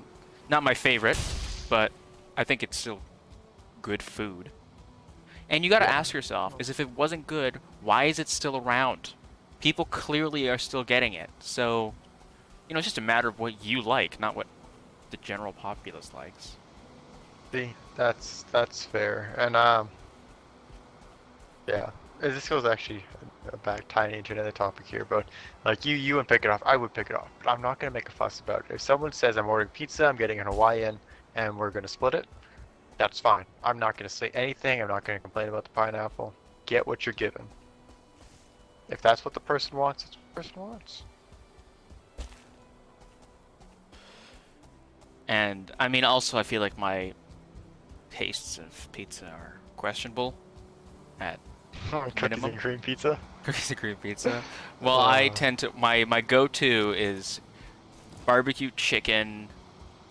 Oh yeah, okay, no, you gotta tell Yeah. the story about you pretty much shitting yourself because you ordered this pizza and just ate all of it. Like, do you remember that? Yeah, I do. Yeah, okay. Let the chat know. Let the Well, chat it's not know. a story. It's just I ordered this food and then it did not end well for my bowel system.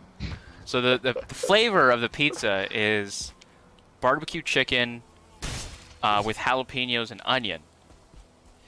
And I thought it was delicious. And I ate the entire thing. I was starving. Lo and behold, the next day I spent like probably a quarter of the day on the shitter, just recovering, trying not to die. And it's one of those shits, you know, where it's like you're praying to like Jesus and everything, and you've got like You're naked on the toilet. You gotta take the shirt off and everything. like your stomach is in so much pain. Oh. Yeah, it was not a good time. So I wasn't here for that. I don't remember if I was at work or if I was out in out of the city visiting somebody else. But I do remember coming back. Him saying, "I have not had a good day. I have not had a good day." yeah, it was not a good time.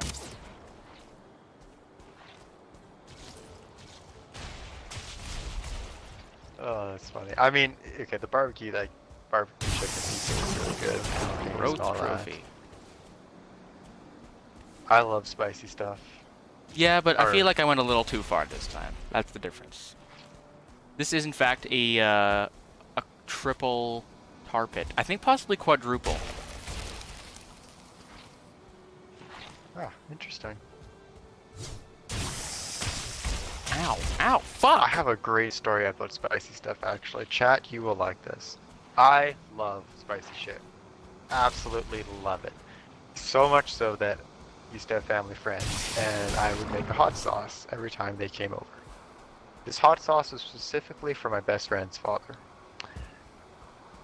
Oh, The I first few remember this. times, you know, it was about flavor and all that. I wanted to make it really hot, but also with good flavor. By the end of it, my sole goal was to fucking kill this What man. the hell was that? And I'm not shitting y'all. I literally made this as spicy as possible from pan frying habanero peppers. I created a haze throughout my entire house, in my old house. And it was so bad, everybody had to evacuate. I was pan frying habanero peppers on the stove, dry. And it filled the air with, well, pepper. That was so bad that nobody could stay in the house. Anyway, moral of the story is there, I like really spicy shit. So my parents got me a gift. They got me Carolina Reaper beef jerky. Carolina Reaper, that is the hottest pepper in the world. And massive bag of it. Oh, so happy, so good. And then it got to me as jokes. They didn't think I could handle it. Oh, I could. I ate almost the entire bag in one sitting. And then, you know, my stomach started to hurt. And I had a friend over, and then at the time, my girlfriend, who's me and them, my stomach started to hurt, and she's like, "Are you okay?" You know, fine. And it persisted, and it just started getting worse and worse. And eventually I went to the bathroom, and I almost passed out from the pain. At that point, you know, I was like, all right, this isn't okay. I told my girlfriend that. I guess I should probably call my ex-girlfriend, actually. Told her that, and she's like, okay, I'm taking you to the hospital. So to get to the hospital, I tell the admissions clerk what happened, and you know she's probably a girl about 24, 25, and she's pissing herself laughing. She finds it hilarious, and I do see the comedy in it. It was funny. It was stupid, really, really stupid. So she gives me this mixture of substance, and I'm waiting in the ER now to be seen. Finally get in, and I'm there with the doctor. They're running tests, and then they go in and say, "Okay, your test came back. We figured out what's wrong. You currently have a hole being burned through your stomach." I'm like, okay, so what does that mean? I mean, and like, it means exactly what I told you. It means there is a hole being burnt. So now we need to, you're going to take this, here's some antibiotics and some sort of serum for the next 2 or 3 days, and this is going to reinforce your stomach lining and prevent that hole from going any further and causing any more damage. So I get out there, and ever since that time, I moderate my spicy food intake, and I don't eat as much, because the last thing I want is a literal hole being burned through myself because I'm absolutely fucking stupid. Generally not a great thing to have a hole being burned through your stomach lining. I'm not a doctor, Yeah. but burning hole, really with any part of your body being associated with that phrase is not a good phrase. Yeah. Yeah. So, get back in about like 4 in the morning, my friend's sleeping on the sofa, doesn't even wake up. Get up the next day, he's like, he's gone. He was staying over for, going to school at the time in the city here. I was like, so are you good? You guys kind of just left. I'm like, oh yeah, well we had to go to the hospital. He was dying. I got some great hospital stories. It's the first time I went to the hospital in the new city to where I moved out here. The other time was... No, I went twice with my ex and once with you. Yeah, I went once with you. Yeah. That's right. Get yourself a roommate that'll drive you to the hospital at like 2 in the morning. Yeah.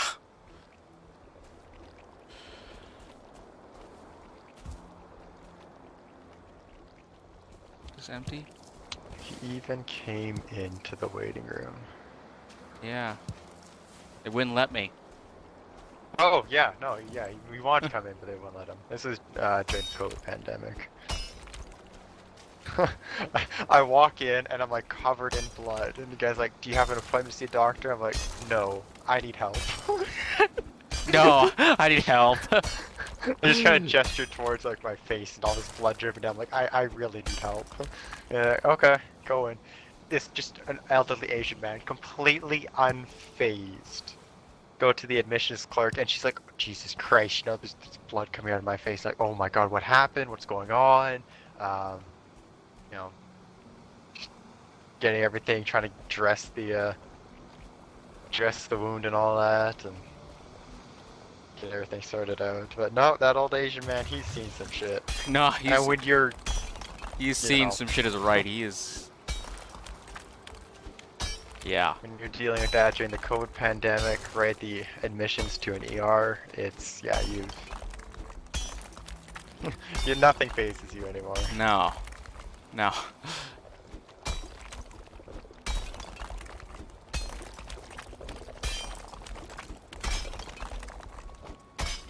So this was in fact a quadruple tar pit.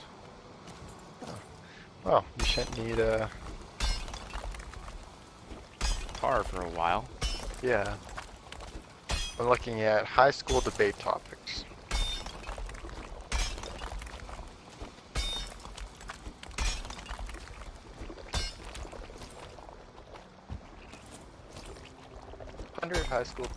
High school debate topics engage every student. Not every student. Final exams should be abolished. This group. Oh yeah, give me that. Thank you. Just push this fish out of the water. I bullied him to get out of the water.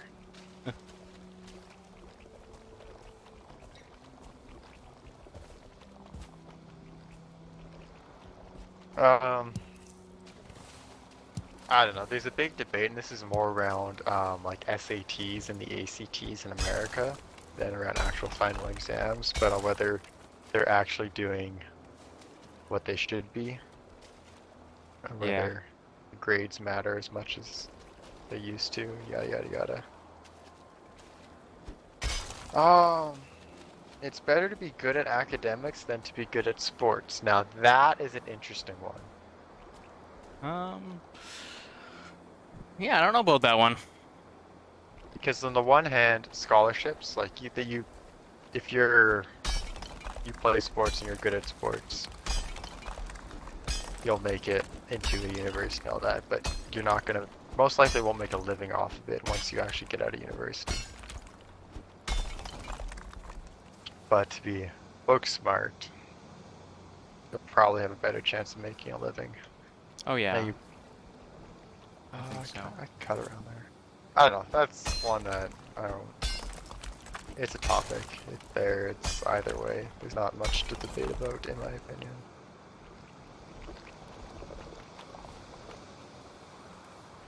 What about a hoe with Damn, me? a lot.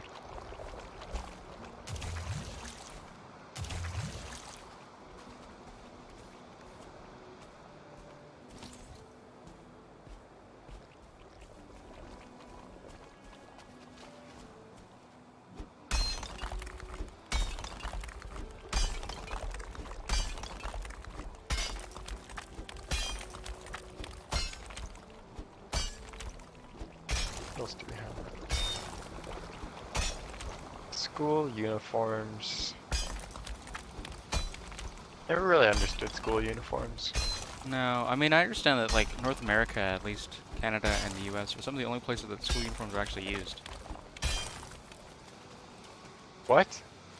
Or sorry, the only place that school uniforms aren't used. I was gonna say, are you serious? South America and Central America, they have school uniforms. Especially out in Asia, they have school uniforms. What are you talking about that it's only North America? No, because like Australia, New Zealand, England, they all use them. Now, one of the big debates was, oh, well, it gets people that might not be able to afford good clothes a uniform. Okay, but how are they going to keep it clean then? Yeah. You get one uniform, and you have to wear that to school. Now you got to wash that. At least I know, especially with phys ed and all that, I sweat. And in high school, I'd sweat a lot. I shower every day, but if I had to wear the same clothes every day, I'm washing that probably every other day. At least. I don't know about that. And then it prevents bullying because everyone's got to wear the same thing. But again, you get one uniform. I don't know. I don't understand them. I don't follow the logic there.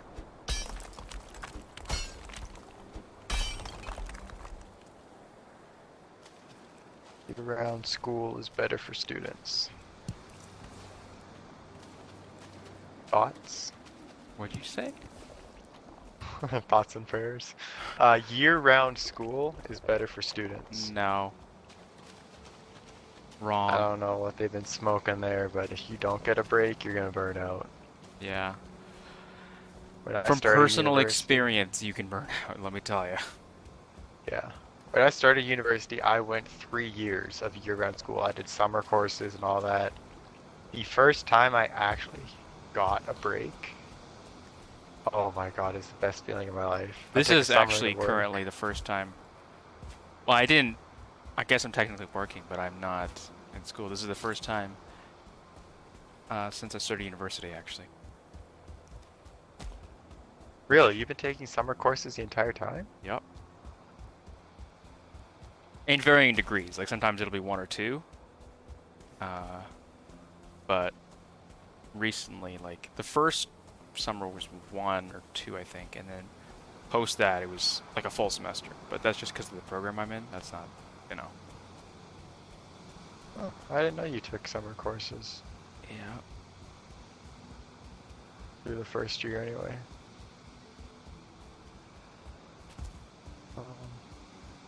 But yeah, no, it is a wonderful feeling. Something about just not having to... These fillings right there? Yeah, they are.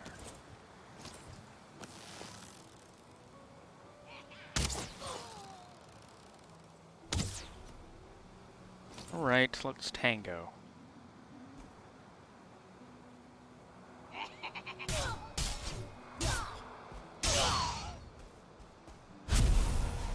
Get mining.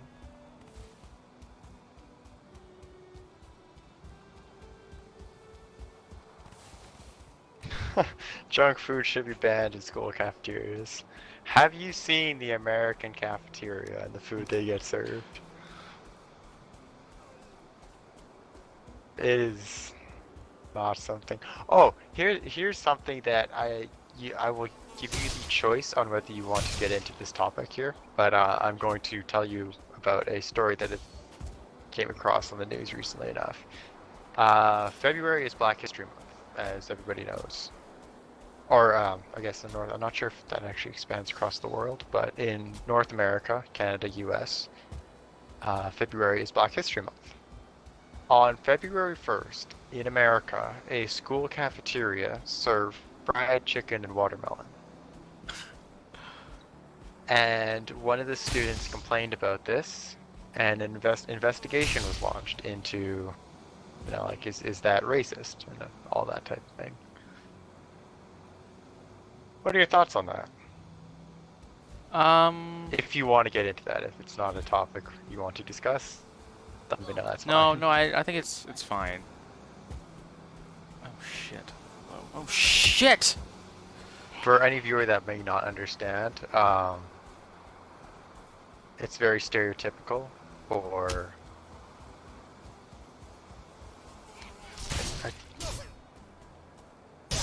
black people, I guess. African Americans, black people. Yeah. It's very stereotypical that they love fried chicken and watermelon. So that's why there's the uproar of that being served, whether it's coincidence or intentional. Yeah, so but I don't know if that's. I guess it depends on, does the people, black people, does that culture identify with that food? Or is it a stereotype that we assume with that culture and are just kind of, it's not necessarily true? Mm-hmm. Because, why am I lost? If it's a stereotype, then I think it's inappropriate. But if it's true, then no. Like, as an example, for, indigenous heritage in Canada, at least, it's often that you'll see bannock being served. And that's something that, obviously the indigenous peoples have endorsed. I don't say obviously, but most of them have anyways. And there's no, bad blood there. So, let's take the mirror side. If it was Indigenous History Month and they serve bannock the first day, then... Oh, fucking skeletons, man. That's definitely not racist. Yeah. So I guess most of them, they'd actually enjoy being served that. It's not something they really get at a school cafeteria anyway. But fried chicken and watermelon, it's a bit more common, I think. yeah, that might be more common, but I think it depends on the culture interpretation or culture acceptance criteria. Does the, like, let's say the next day, an association representing African Americans was like, you know what, we love this food. This is 100% aligned with our ideals. There is no bad thing here. Then, you know what? Whatever. The show goes on. But maybe the next day they come out and they say, like, hey, no, this was super inappropriate. This is a stereotype and actually is not true. Or enforces a stereotype of some kind. Then in that case, I would consider it racist at that point. I think, like, not being a... Oh, what the fuck? That Lox is floating. I think that the people who get to decide if it's racist or not are the ones who are actually going to be offended by it, and not an individual. It needs to be a collective decision. I think that was a really good approach for it. My view was, and here's the problem is, so I'm white. I don't know whether, like, I don't know what the intention behind that was, if it was intent to be racist on the cafeterias or school side. Well, then obviously that's the problem. Intent to be racist is a big fucking issue. Generally, if you intend to be racist, You're intending to offend. But to me, I love watermelon. I like fried chicken. That's going to be a good lunch for me. But yeah. again, I can't weigh in because I don't know their intentions and I am white. So I don't know. It's interesting. I Yeah. thought it'd be an interesting debate on whether, some people, I read the comments of this, and some people, and this was from all sorts of ethnicities. Fucking I did Jesus, I look at their hate the one-star profiles as ones. well, just because I was curious. All sorts of ethnicities. They were saying that a couple of them were like, yeah, then that is not okay. But a couple of people was like, compared to the food that they normally get served, that's a damn good meal. Or, I don't care. My favorite one was, I'm black. I love fried chicken. Give me Exactly. all the extra. Yeah, Oh like yeah, if yeah. that culture interprets it as good, then you know. Most people said food is food. They just want to eat the meal, or they'd want to eat the meal. I don't know if I ever find that post again. I check the updated comments to see, or maybe I follow along with that story. Whatever the outcome was, I hope nobody is personally offended, or well, Mhm. obviously some people were, but I hope they reconcile. Wow. Yeah. Big lag spot. Second lag spot.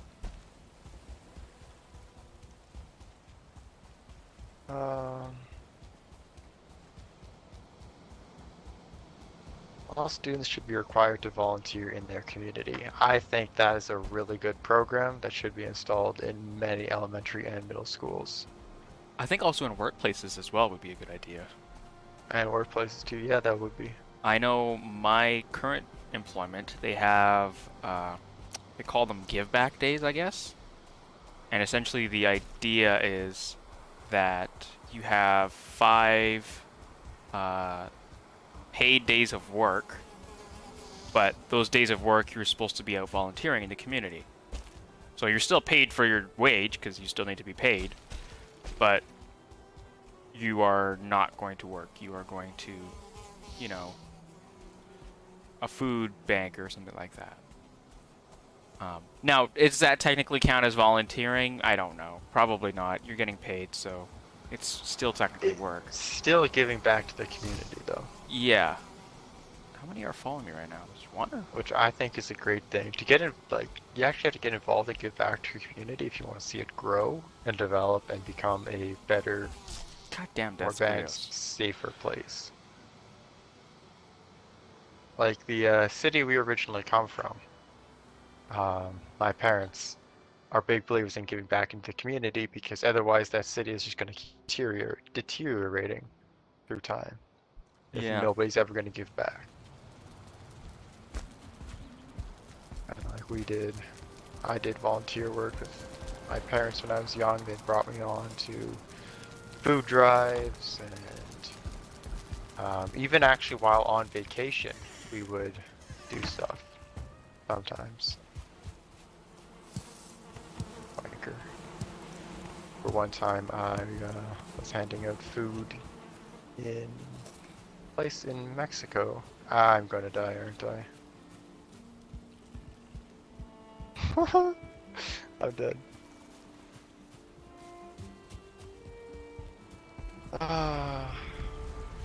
Oh, that's an interesting one. Single gender schools are better for students.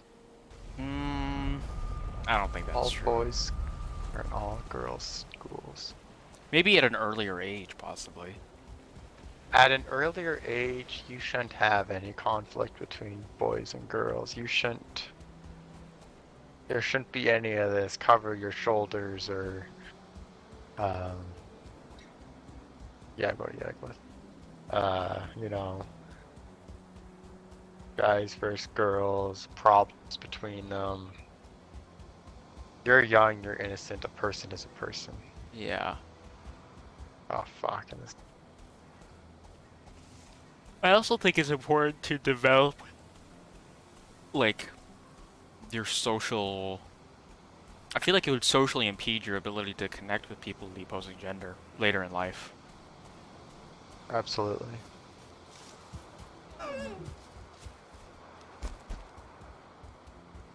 I mean, you already see like people who are homeschooled struggling with that. Never mind people who haven't even, encountered really a whole gender. Yeah, you need to be able to have social interaction between all types of people to really That being develop. said, it's not a, you know, gendered schools aren't like preventing you to talking to women. Like they're not. There's not. The headmaster isn't hiding under the floorboards when you're calling a girl and coming out with a belt and slapping you. That's not what's happening. Although if that would be what's happening, that'd be very funny. Um, Uh, but yeah, I think that it's. I don't necessarily think it's a good idea. The gendered system. are you near a portal? No. Fuck. Why? I can't get my shit because of the Death Squeedo right by this portal and over my tomb. Ah. I was just killed by a Desquito, so I currently don't have my stuff either. But fortunately, this plains biome borders a black forest, so I'm just running through there until I can get to my stuff.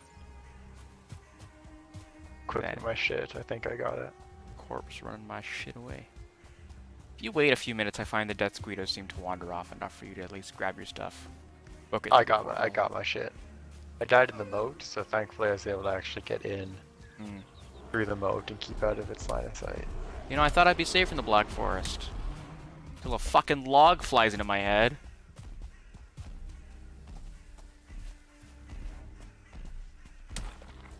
Okay, I've sectioned out a really good spot, completely cut it off. There's no way anybody can get onto this terrain. It's ready for you to start base building. Okay, I'm just finishing exploring this plains biome, and then I will be returning with the longboat and black metal. Fantastic. I'm going to go grab a drink, actually.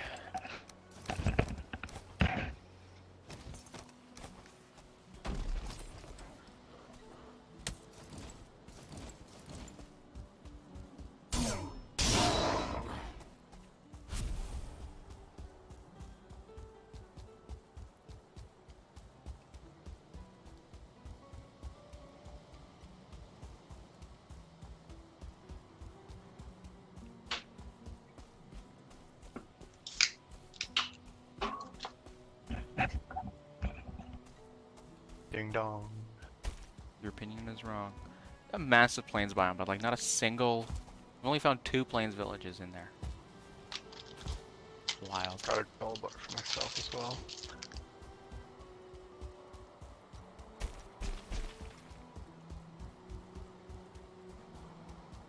I've got about 120 plus 30, 150 black metal currently sitting in the boat.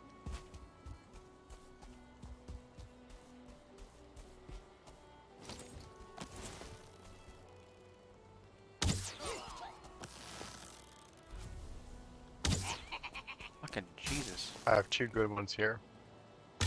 The first one is students should be allowed to grade teachers. Oh yeah.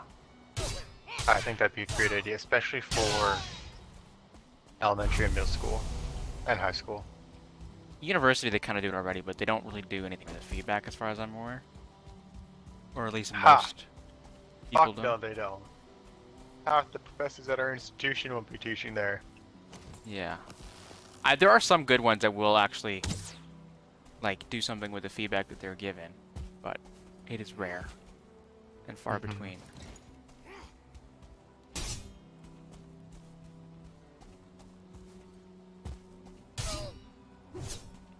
Ow.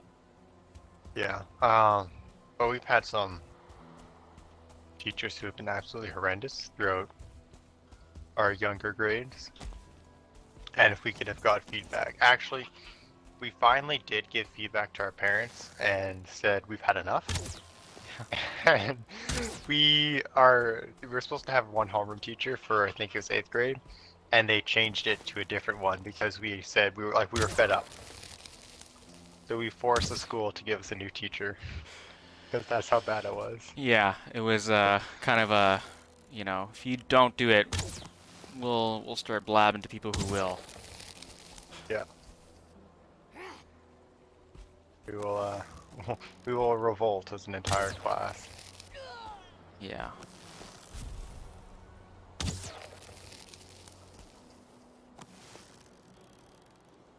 I feel like that gave us some power as well. Gave us a bit of a power trip. I mean, the fact that we did, and it's just funny because it actually started off with, I think it was pretty much like you, me, and 2 other buddies. Yeah. I remember. You're carrying too much. Okay, the other one down here. Excuse me. I've Jesus Christ Almighty! You could have put your mic farther away from that. I went to go talk and it just came out. Like I didn't have a choice. You absolute fucking pig! God damn. You know, like when you go to like inhale and then you don't. Sure. No. That's what happened.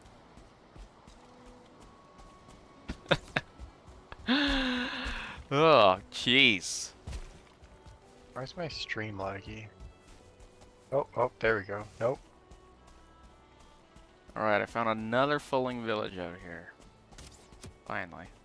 What the fuck is chasing me right now? Oh, there we go. Something's going on with OBS on the side. Let's drop down to... What's going on?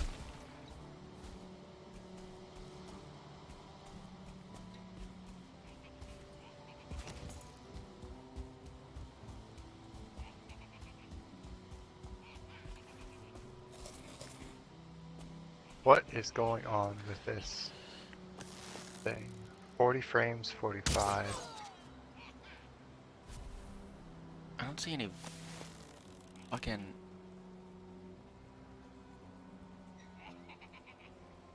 Normally it should lock in at 48 and nothing.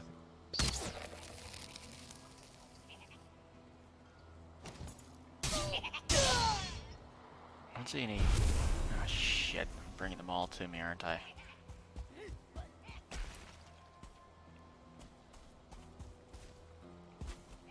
Fuck. Adios. 35. What's going on?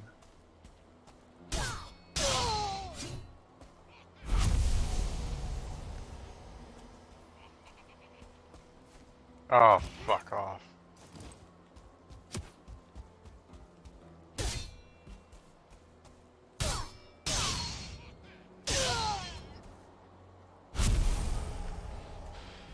Service hook.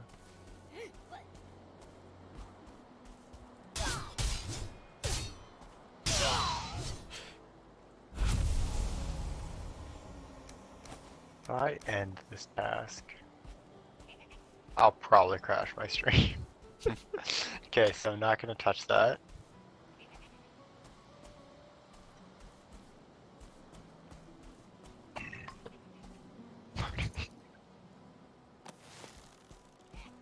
Tear up.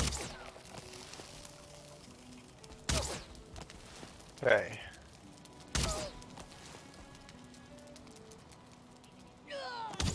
Oops. Wasted. Oh, 3 arrows there. See, this is how it should look like normal.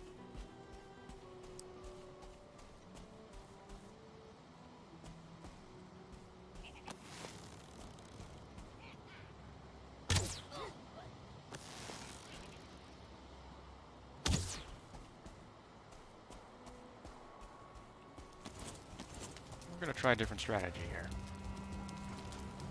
Walk right in. Hello, everyone. Just go climb your tower and shoot from there.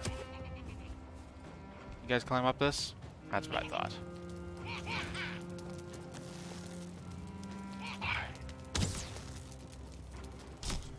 Stand as Ow. wide.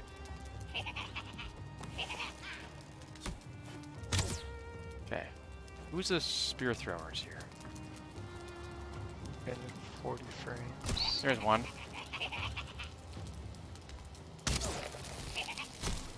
That's fine.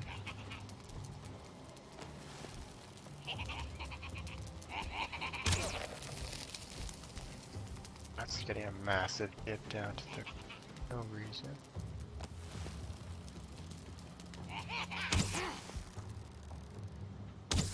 It's going okay. Why am I over here? What did I do? I might.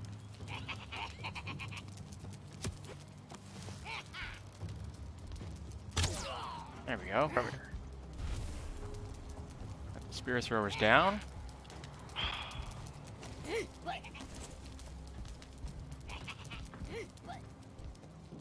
Hello.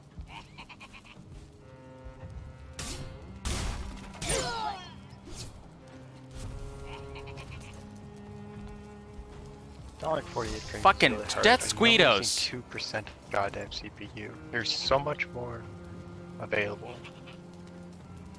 Try me, Yeah, now bastard. you're using 0.7%. You can use 15% of my CPU, honestly. There's still so much left that's allocated for you. Fucking use it.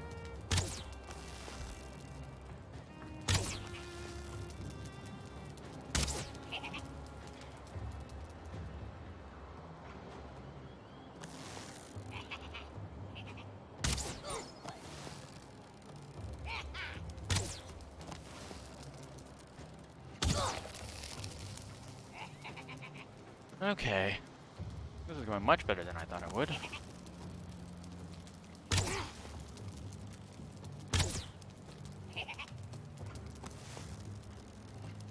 Ah.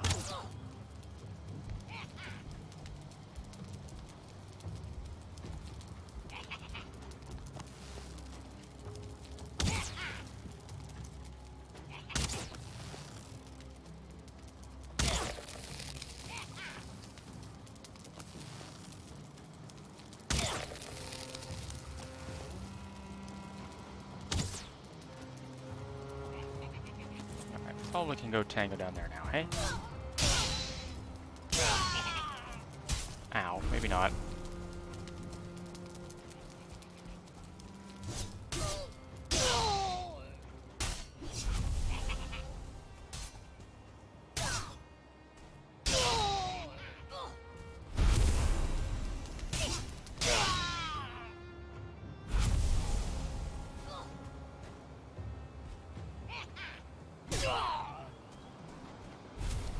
Alright, good stuff.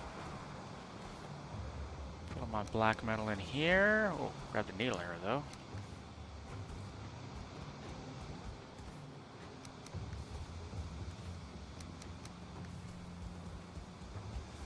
Okay. On to ethical debates here. Time for when I get cancelled. Parents should be punished for their children's mistakes.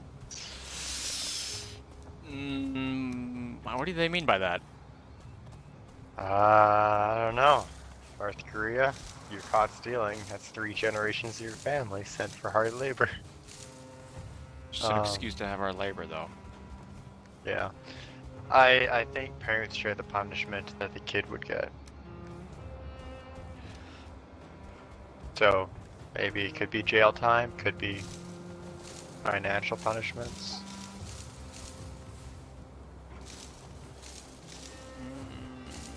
Yeah. I think that'd be a much, I won't say a much bigger deterrent, but an added deterrent. At the same time, though, it's unfair to the parents. However, again, big believer of you should have a certain IQ or, you know, ethical standard and moral to have a child, which means less of this rambunctious twattage going around. Rambunctious twattage. There's something I'm never gonna hear again. Oh, what was that?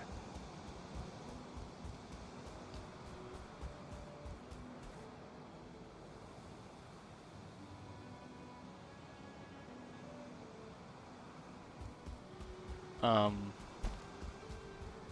Sorry, I forget what the question was. Was there even a question? Um, Oh, should there parents take the was. punishment for children? Uh, no. Because I've met some really nice parents who just have, like, really fucked up kids. Or what about, like, divorced situations? Who do you blame in that case? Do they both The get punished? judge. The judge. The judge gets sent. Um, judge. Yeah, hmm. Oh, hello. Hey, you, come here. Stab me.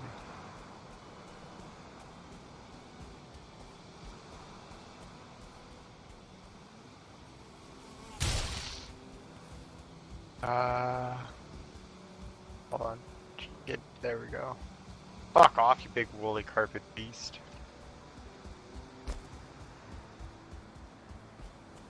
I don't know. That's a difficult one. I think maybe, like, some kind of checking up on the parents, maybe re-education system would And be oh yeah, it'd only be good. go up to a certain age as well. You know, once they're legally an adult, whatever they do does not fall upon the parents. Yeah. Ow. The fuck?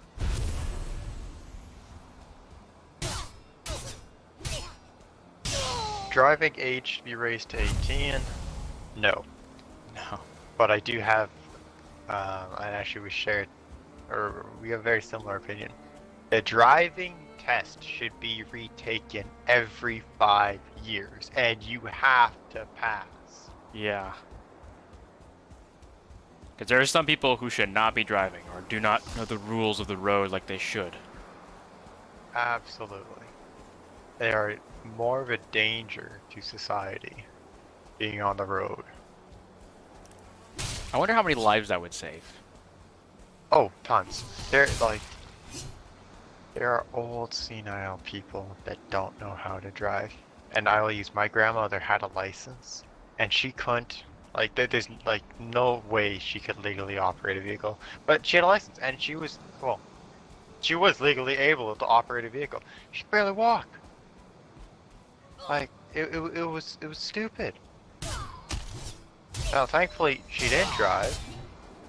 But she just made the remark of, yeah, I still have the license. So I could if I wanted to, but I can't and I'm not going to. Yeah, no, I think it's ridiculous that And people... there are people that, 5 years later, or people that shouldn't have passed the first time, and maybe they get their license, so they get 5 years of driving, and then they have to do the test again to reevaluate themselves. And it's not the knowledge test. I don't give a shit about that. It's the practical test. Yeah. Like, if you don't remember what one road sign means, okay, whatever, big deal. As long as you know what a speed limit sign, stop sign means. Yeah. But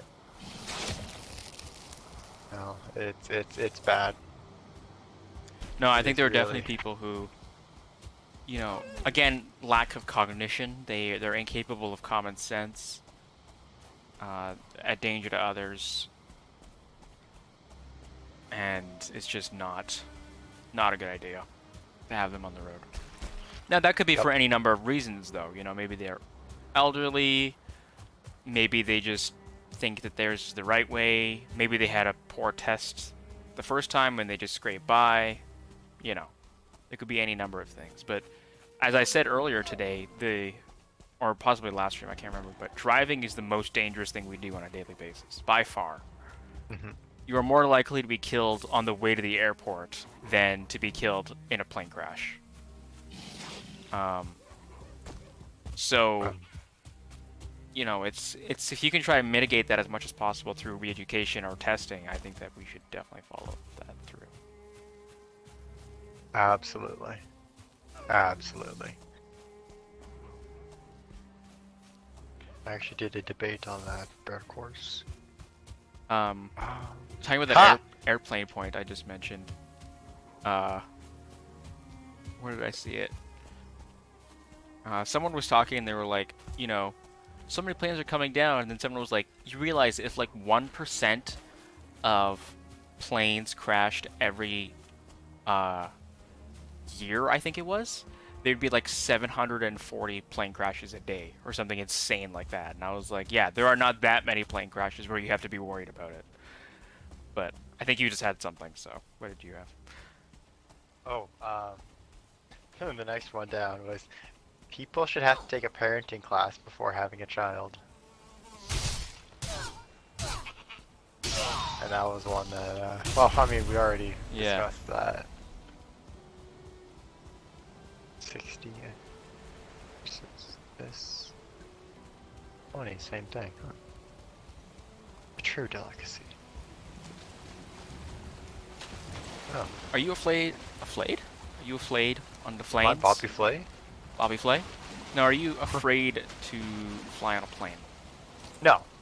Fuck no. Dude, I travel so much. I should say so much. I go on a plane probably about 6 times a year. Which, you know, compared to some people, that's not a lot. And compared to other people, it's a fuck ton. I'm absolutely not afraid to fly on a plane. I trust pilots, and I haven't been in any close calls personally, but I mean, I've some of my encountered immediate like family have. turbulence, but it's not, you know. I think that again, that kind of statistic where it's like the amount of plane crashes that actually happen. And you know, they make massive news, and they should, because you know, oh my god, did they all respawn? Or is this just a random? Oh, this is just a random raiding party. That's good.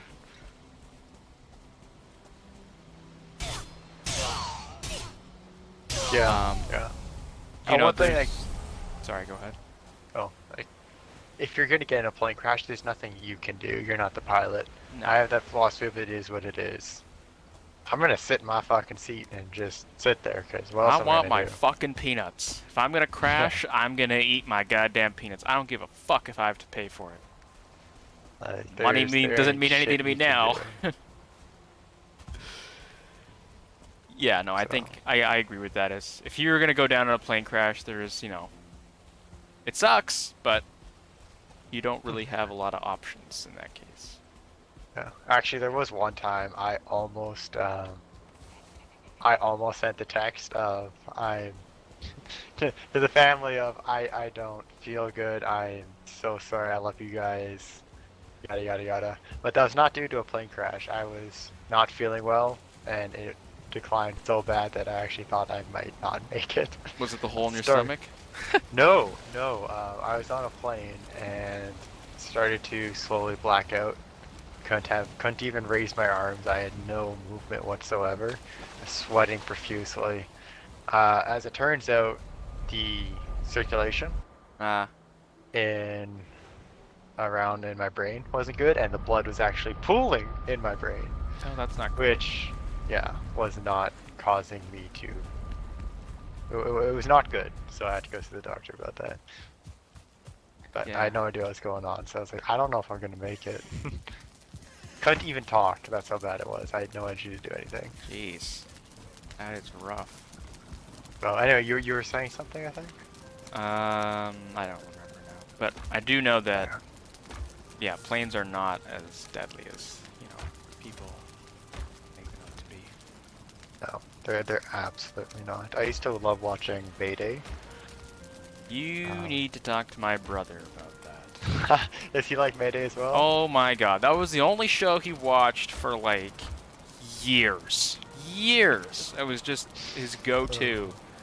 And we'd be like getting on a plane or something like that, and he'd just start listing the things that could go wrong. And we're like, oh, I love that. I love that. you know, you don't, it's not scary, but it is scary when you start listing all these things. And like, he was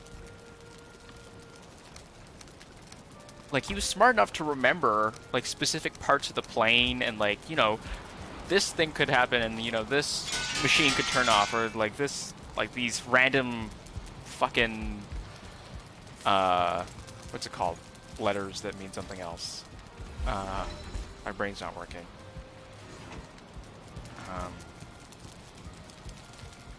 You know, like Oops. initials, but for words. Yeah.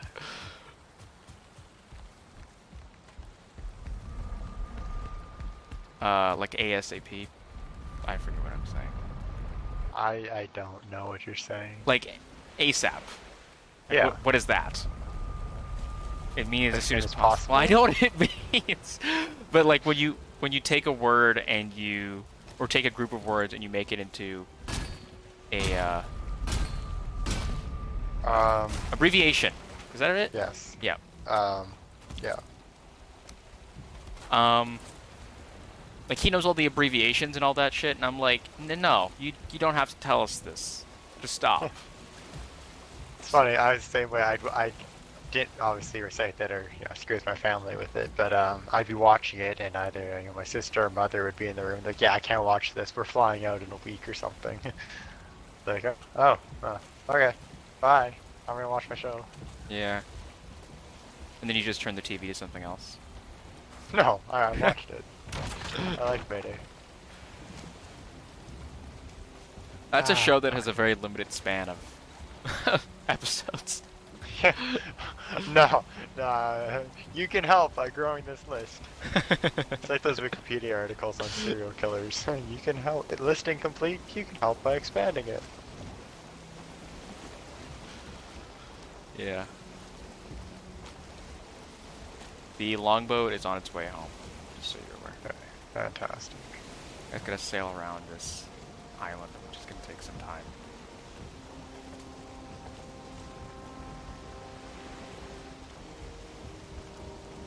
Alright, let's see if I can find... We're doing hot takes right now? We are doing hot tips. What the fuck was that? I will.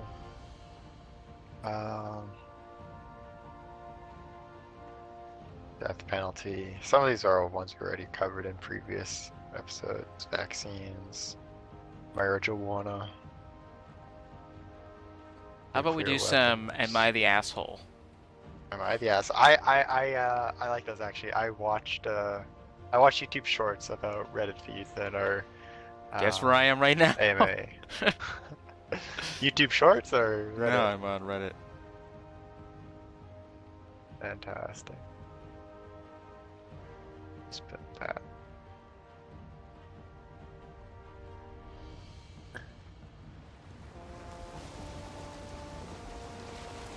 Am I the asshole? Some of them are really, really good. Yeah. There's a lot of the ones where I find it's like not the asshole, and then you find one that's just like, yeah, how do you not see that you're the asshole in this situation? That's a dick move. You can't do that, or you can't ask someone to do that, or whatnot. Should I be building this the other way up? I want. Alright, let's see here. Am I the asshole for what the fuck Yeah. is that? What the? Oh, I it's just a gotta do this. weirdly loaded in landmass. That is fucked. Am I the asshole for telling my wife she's overstayed her welcome? Oh, telling my wife's friend. Okay. Wait. What? Could you imagine? You go to your wife, yeah, you've overstayed your welcome. Time to go. Pack her up. This marriage, we didn't say forever. We're done here. Actually, there's one about marriages, actually, about hot takes that. I'm gonna quickly ask you about this. So right now, marriage is forever. What do you think about a system where a marriage is a 5-year contract that has to be renewed by both parties every 5 years? And just like a quick renewal. It's not like a celebration or anything. It's just a sign. Yes, Is it but also I working feel out? like, I don't know, like what, then you divorce? Yeah. Could you I not guess. just divorce when you want to? Does it have to be a check? I feel Well, no. Here's the thing. Like, it's not a divorce per se because divorces are expensive. They're messy. It's just okay, you so part then ways. you're changing the rules of like divorcees. Then that's kind of what you're saying. Yeah, it's different. Okay. Well, then in that case, yeah, maybe. I don't know. I don't know. Possibly. I feel like some of the rules of divorce are a little construed, but at the same time, I feel sometimes they are not harsh enough. So, anyways, I think it's redundant. That's my saying. I changed it. No, I think it's redundant. I think you can manage a separation without having a divorce, or make it less legally messy than it's often portrayed as. But yeah. I don't. It's a different look because then you don't get the forever ever. Yeah, but at the Type shit. same time, Wait, if I destroy this, I destroy both of them. but at the same time, like legally, marriage is pretty enforcing, you know? Like breaking that bond, not just in a uh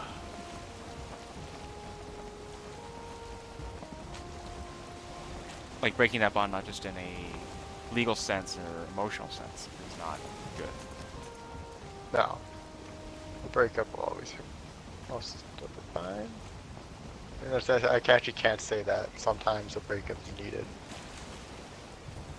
It's better. Anyway, you're saying, Right. Am I the I'm asshole? the asshole. So I 30F Fuck have been Go ahead, sorry. I 30F have been with my wife Bree 27F for 6 years. We are both women, so it's a lesbian couple. I figured that when you said F and F. So. Well, I don't know. I don't know why they said it on their thing. I am currently 5 weeks pregnant. Good for them. Bree has a friend, Drew, who's been staying with us. Bree and Drew have been friends for 15 years, so I can accept Drew has a bond with my wife. Drew is going through a divorce with her husband. She's been staying with us for 3 months. She pays rent and cooks sometimes. I don't want legal advice about evicting someone. We've never had a formal agreement. She wasn't a roommate. She was just a friend crashing with us. First point. She follows my wife everywhere. Doesn't take a hint either. We could be going on a date, and Drew will want to come. I am mildly surprised she doesn't follow Bree to the loo like our dog does. Point number 2. Constantly texting and calling Bree will complain to me. She'll text while Bree is at work, and Bree has told her several times to lay off. What? That sentence makes no sense. I think they're missing punctuation. Oh, I think she's constantly texting and calling Bree. That's what I got out of it. And then she'll complain that she'll text while Bree is at work, and Bree has told her several times to lay off. That's the idea. Yeah. It's like sometimes we have a guard dog. Like, you know the videos where a dog gets jealous of their owners hugging? It's that to an extreme. Bree has tried to put down some boundaries. Drew has trampled over them several times. So I told Drew she's overstayed her welcome. She could stay with us until the end of the week. She left the same day and hasn't texted Bree since. I had originally agreed to Drew staying 6 to 7 months, but it's unrealistic while I'm pregnant, plus I just couldn't swallow how needy she was. I had spoken to Bree about it. Bree is super upset because it's her home. I had no right to kick Drew out because she's struggling. I told her I've spoken to her before about Drew, but either way she maintains that I'm an asshole. Am I the asshole? That's... I see arguments on both sides. Personally, I'm going to say not the asshole, because you're in a marriage, you're now committed to your other partner. Yes, bringing people in, you need to be tolerant of them because they're friends, but at the same time, you have to put yourself first at some point, and especially while pregnant, that's a big deal, and I think Bree needs to recognize that. Yeah. That you're in a relationship with this OP, not Drew. That it's great you're trying to help him out, but if that's causing a rift or, your significant other isn't happy, that should be your priority. And especially if, like they said, Bree tried to put down ground rules, Drew blatantly ignored them. That's not okay. No, I think that that kind of ground rules point is where I was like setting boundaries is important, especially when you've got people trying to depend on you. So Yeah. Yeah, not the asshole. no, I concur with that evaluation.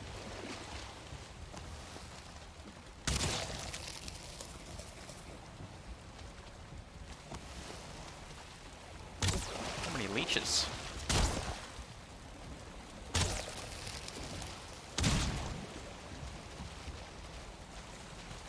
Um, I gotta repair the boat here before I find another one. I was like, oh, I'm gonna just quickly run through the swamp to get the next little batch of black metal I forgot. Goes right through like 10 Draugr, 4 skeletons. The boat gets absolutely smashed. Whoops. My bad. It's all good. I'm doing some roof repairing.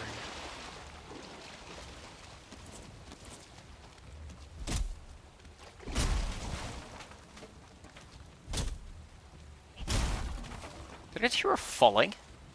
The fuck? I'm in a swamp, you bastard.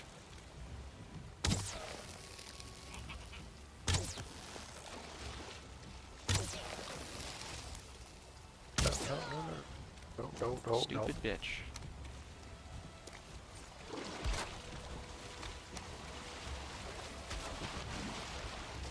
I got a blob coming after me now.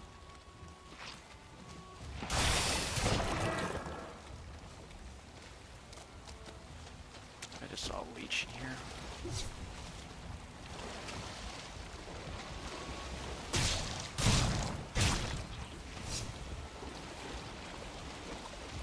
Really?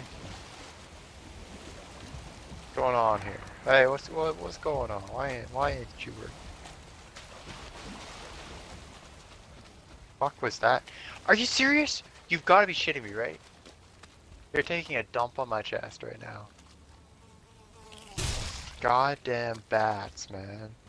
This is the third time I've had this raid, and the second time I've had it. Huh. I'm ignoring them. As long as they don't get after the farm, I don't care. Or my stuff, really.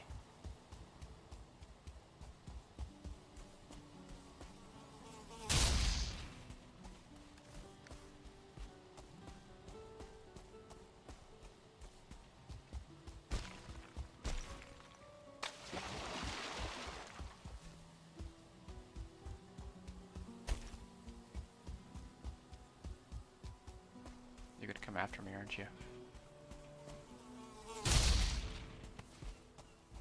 What the fuck? You guys weren't here before.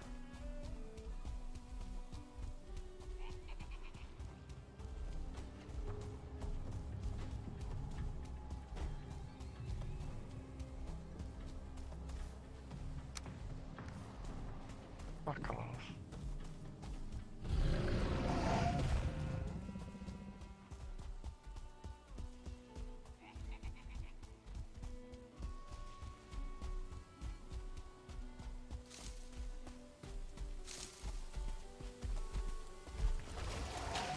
Yeah.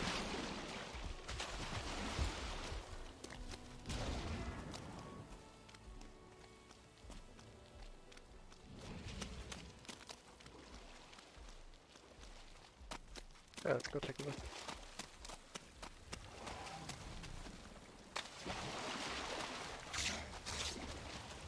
Definitely a bit more violent.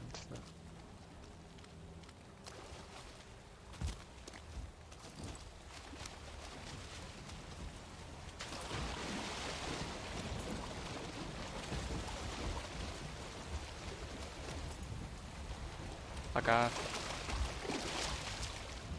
Alright. Let's get sail on.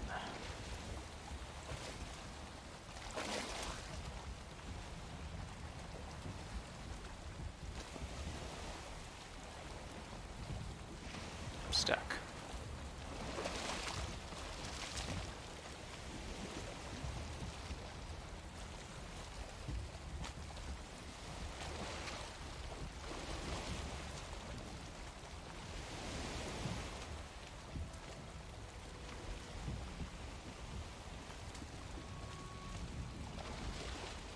Honestly, dude.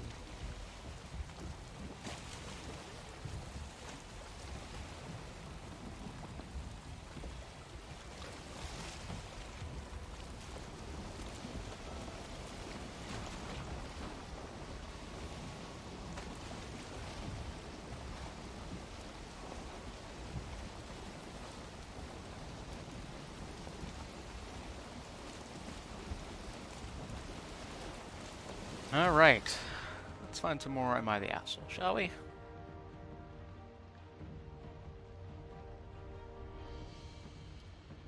Am I the asshole for not wanting my fiance to be on call 24/7 for his dying mother? Forewarning, this is a long one. Oh, All right. Thankfully, I got quite the trip to make, so. My F-34 fiance, M-36 mother, is... So shit's female, the fiance is the male. Is dying from cancer. What makes this more difficult is that his mom and dad have guardianship over a 3-year-old. We are also getting married in 4 months. For the last year, me and my fiance have helped nightly with the 3-year-old. Anything and everything. I help 2 to 3 nights/days a week, while my fiance goes there every weekday. We're both child-free, so this is not my most favorite thing to do. Me and the kid do have a bond. My fiance has no boundaries with his family and will do whatever they ask him to do. Whenever. However, I miss time/attention with my fiance. We're trying to plan this wedding, we hardly ever go on dates, or have alone time. And if we do, it gets interrupted by a phone call, and off my fiance goes. I am often the one that my fiance takes his anger/sadness/stress on. I get calls at night while I'm in bed to come over because the kid wants a braid and only I know how to do it. Fiance's sister won't help, or the kid is crying for me. I do it because I feel bad and it's a child that has had a hard life, but I'm also annoyed before I actually do it. In the end, I'm happy I did it. I love his mom and empathize with the pain of losing a parent, and I want to help. I hate this on-call 24/7 mentality. No one is taking great care of themselves. Our relationship is suffering and my fiance is wearing down. I'm frustrated by how everything is being handled. My fiance and his dad let wife/mom have what she wants, not what she needs.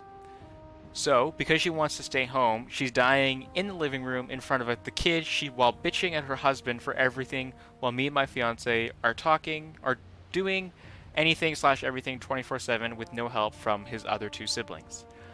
My fiance's dad is 68 taking care of his wife and a 3-year-old with a non-working kitchen. It's a mess, it's so chaotic and depressing. His mother was doing much worse a week ago and then ended up in the hospital. Being in the hospital helped her so much. She's demanding, bossy, controlling, stubborn, and has a great heart, would do anything for anyone, and is generally very caring. While pushing Catholicism down your throat. She always wants what's hardest on everyone. Now she wants to come back when the hospital releases her, but she really needs 24/7 care, which we are not knowledgeable or capable of doing. We have a place picked out for her that she really likes, but she doesn't want to go now. And there's still the kid that needs help. I'm at my wit's end. Through all this and having these feelings, I know my fiancé is going through losing a parent, which is heartbreaking.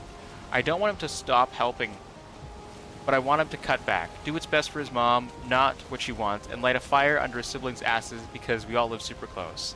I feel bad asking him to give me and our relationship a little bit more attention. I told him what I felt, he didn't like hearing it, but is trying to be sweeter to me. He won't stop being on call 24/7. Am I the asshole? oh wow. That's that one is difficult. That one is really difficult. I don't know the pain of losing a parent. No. I mean, I've lost a grandmother, so I've seen the pain of losing a parent through the eyes of my parents. But, you know, was it necessarily... Yeah, I don't know. It's not easy, I imagine. No, definitely. But I think the main point here is the siblings not doing anything. That to me is the main, like, they should definitely be helping out in the situation. The fact that he's the one who's always on call is not good. Yeah. I think that's fair. I want to say not the asshole, because that's like another thing is you have a relationship with your parents, but you also have a relationship with the person that you've married, that you decided you're going to spend your life with, Right. and it is, yeah, I'd say like equally important that you maintain that relationship at the same time as ones with parents and whatnot. So it definitely be there and do what you can, but at the same time manage your other relationships. Yeah, it's Get the definitely. siblings to help out. Yeah. I think the sibling thing is the main point. If they all live very close as well, then yeah, it's only fair that you ask. Ah.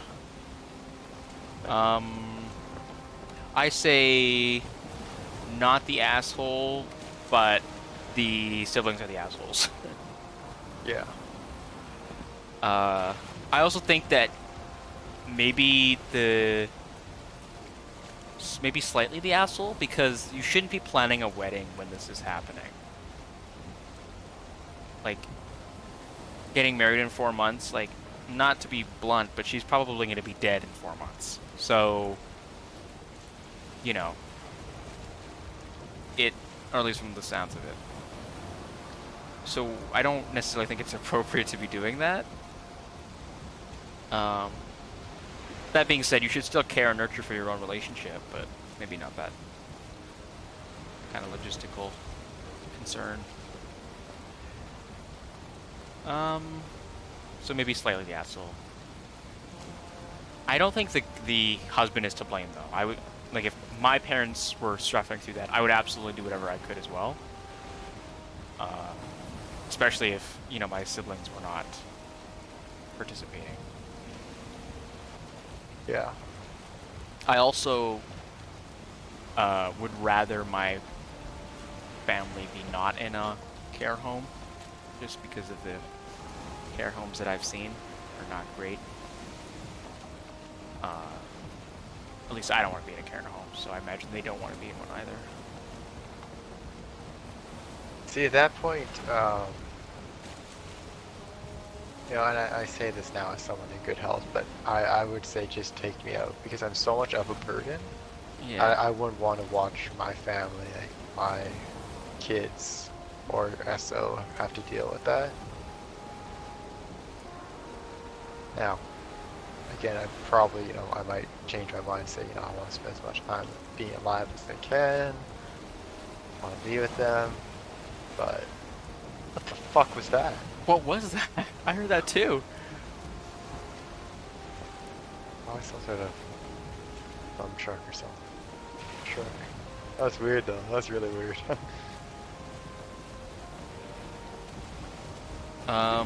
Okay, I have another one lined up here, but it's storming, and I can't see like 5 feet in front of me, so I need to pay attention to where I'm going. The title is "Am I the asshole for telling my wife to stop talking about her mental health issues," in quotations, in public. Interesting. Actually, it's funny about hot takes. How I said that your dietary restrictions are not a form of your personality, or not your personality. Traumatic experiences and mental health was also another one on there. That is not your personality. No. I completely agree with that.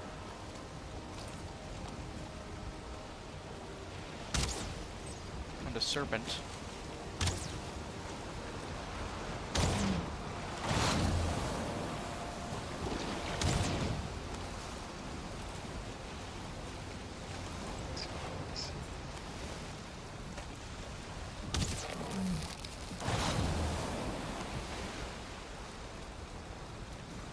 Regen my stamina.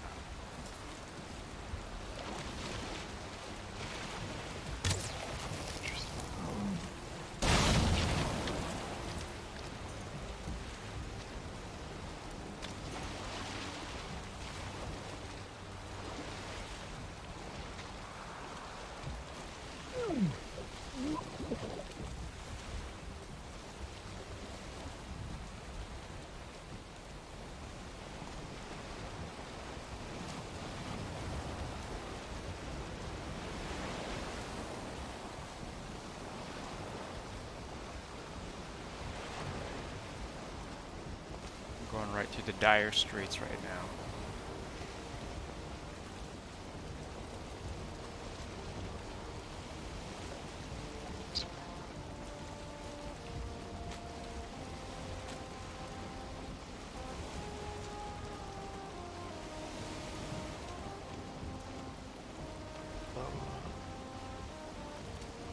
So yeah, it still works.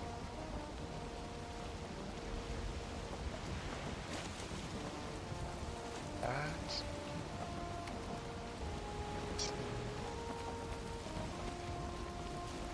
Full 26 here.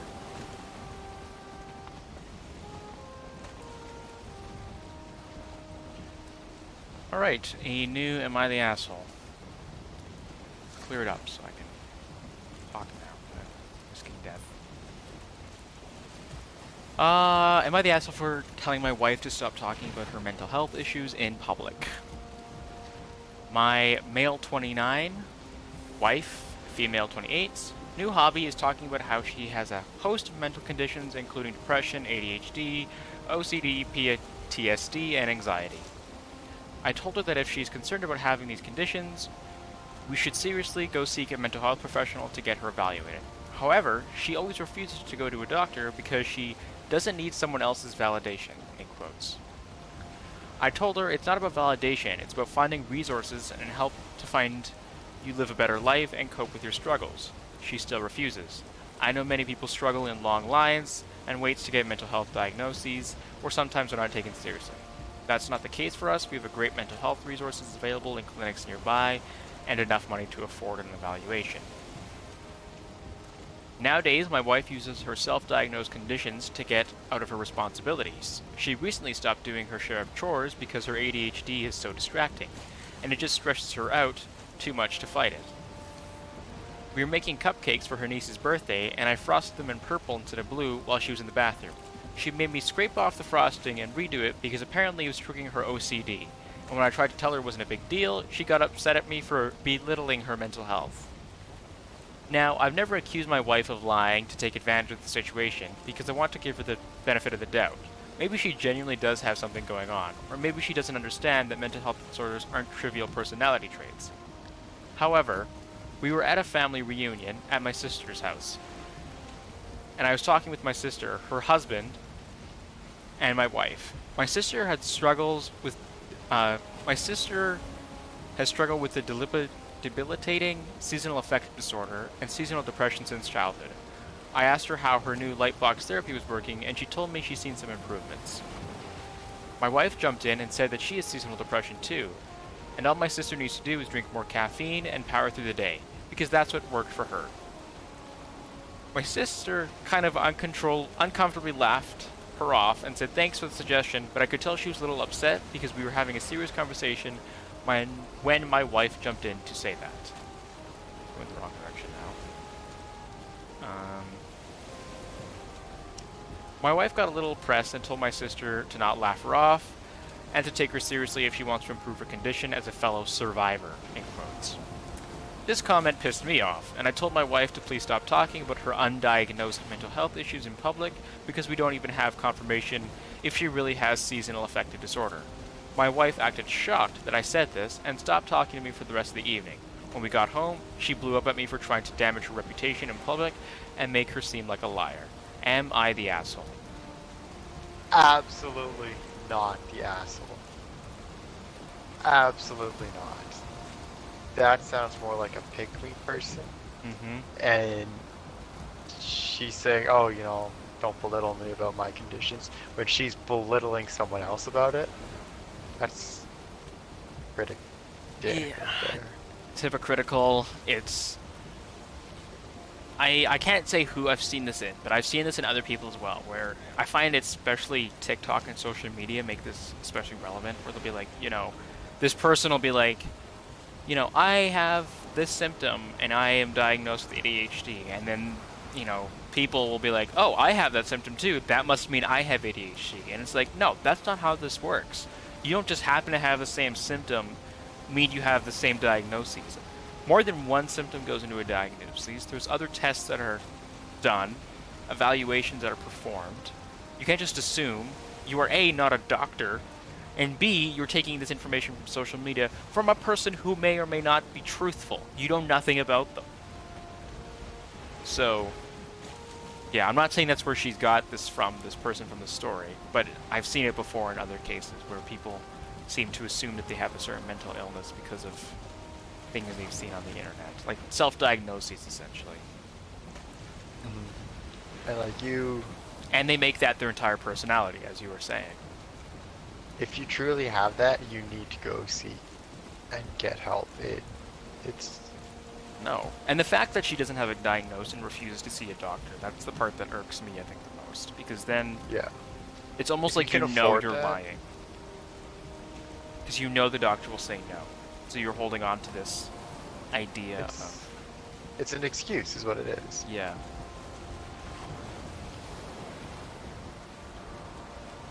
Yeah, that's really, really annoying. Yeah, I would say not the asshole. I think the husband should get the fuck out of Dodge. Absolutely. Go find someone else.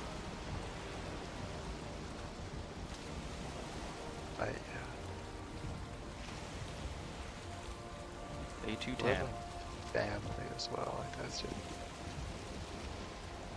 All right. We did the animal detail to the tower. I think it looks good. I'm almost there. Probably see me on the map on time.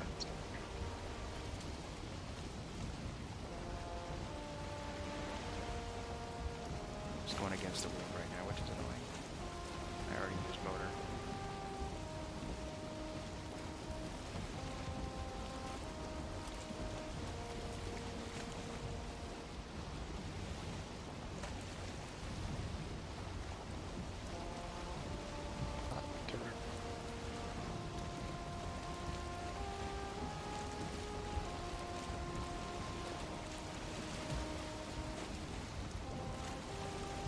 Alright, let's see if I can find another one. Oh no, because one's farther forward. That's why it won't work.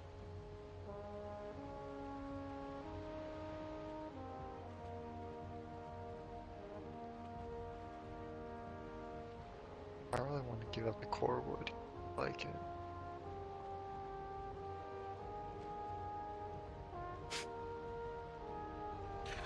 I like this one. I like the title. I go for the titles, they're catchy. Am I the asshole for taking candy from a diabetic? Right at the bat, I'm gonna say absolutely not the asshole. But we'll see, we'll see. My mom was a diabetic, but she only seems to care about her diabetes when it's convenient, and she doesn't seem to be well educated. Her neglecting to follow a diabetic diet has led her being on 2 different insulins, and her pharmacist saying that they're very high dose for a once-a-day shot, and she takes a short-acting one at mealtimes. There's a troll on that island now. She's a monitor on her arm because she claims she can't remember to check her blood sugar. We live together because of her disabilities, making it difficult for her to live alone. My friend got me chocolate for Valentine's Day, and I've been busy with work, so I haven't had a chance to sit and eat it. I wanted to enjoy it, not squeeze it in before I go to bed when I'm exhausted. I was in the kitchen the other day and noticed the bag is open. I asked my mom about it, and she said she had an episode of low blood sugar where it was 50s, and where it was 50S. I think that's something else. I guess 50s blood sugar. I'm not sure. And that was the only thing she could eat. We have orange juice in the fridge, cans of soda, Rice Krispie treats, fruit snacks, etc. I pointed this out when she said that, and she said it was too early in the morning for her to think clearly, and it was approximately 2 a.m. when she ate it. Today I packed up my chocolate into my lunchbox and took it to work with me so I could be sure I could get at least some of it. My mom texted me upset that she went to get the candy and it wasn't there. I told her it was my candy and she had plenty of options for blood sugar drops. She called me selfish. I don't think I'm being an ass because the candy was a gift and I wanted it. She thinks I'm being unfair by not sharing, especially knowing she has low blood sugar issues. Am I the asshole? Interesting, interesting. Big believer in sharing is caring. No, you don't. Yeah, yeah. There's a difference between sharing and what just happened there. But yeah, no, I say that. To be able to share with someone else, you need to ask them first when it's their candy, their gift, their product. You can't open it first. And if you're living with them, like if I'm living with my parents, I'm gonna ask them if I can have, like, if I go over like, hey, can I have some of your chips or whatever? Or if I'm going to eat it, I will, like, there's been times where I've gone over and I've eaten their stuff. Gotta replace it. Yeah. Can't just take. No, I agree with that. The fuck? Why is a bunch of shit destroyed out here? Is it the bats? I don't think so. I don't think the bats go after. I went after Shit. torches for some reason. It's been a great work, probably. My farm doing. Oh, the farm's looking good. It's looking good. The longboat is back. Let me just empty it out for you. Fantastic.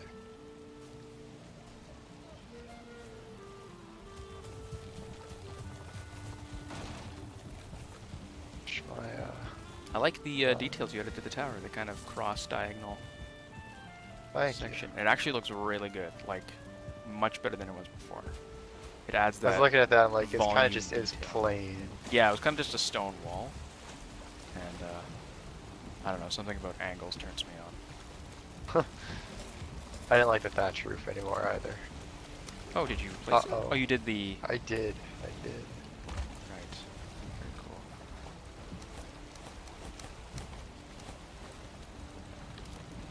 You know, I took the portal down too, so now we have an extra portal. Oh, that's good. I actually, like in hindsight, probably shouldn't have done that, but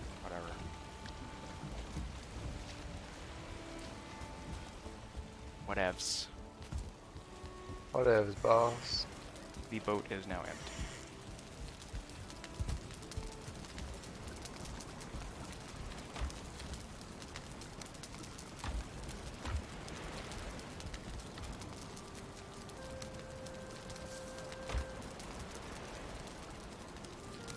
No shot.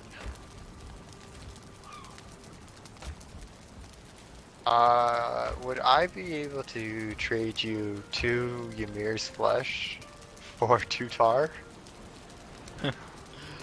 I'll just give you the tar. I don't. You don't want any flesh? No, I don't want. I could buy like 1,000 flesh right now if I wanted it. Figured. Just don't like asking for stuff, but I'm 2 tar short, and I really don't want to go mine. Yeah, no, I feel that. 2 fucking tar. I don't even know where I could have drained all the pits in that I know of. There was a lot of pits out. That's why I kind of feel dumb for destroying the portal, because there was a lot of pits out where I was. But whatever. There we go. Does the blast furnace take coal, I imagine? Yes. It's the I don't know what exact else it same would setup take. as the other. Maybe wood? Yes. That would make sense, I guess. Exact same setup as the other furnace, 10, 20. Right. 2-to-1 ratio there. Trophies, drones, seeds.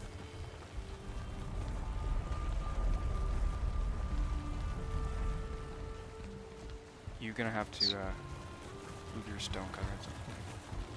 Oh, yeah, I'm gonna go take that back actually. Okay, where is the blast furnace? Coal, blast furnace. Let's see. On the oh, you did 4. Shit. I was gonna say on the bright side, because you did 3, it's like exactly a stack, but you did 4 on. So not exactly a stack.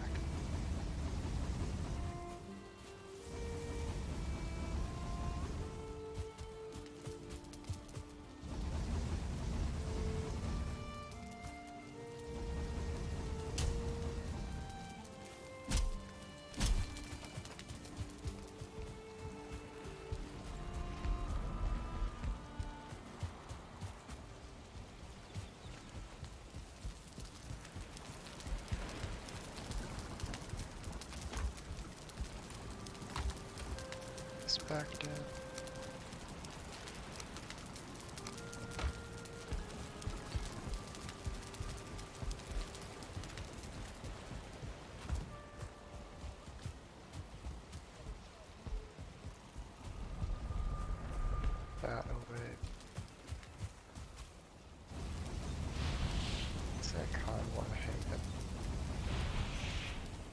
like here. So yeah, we're gonna hang it up.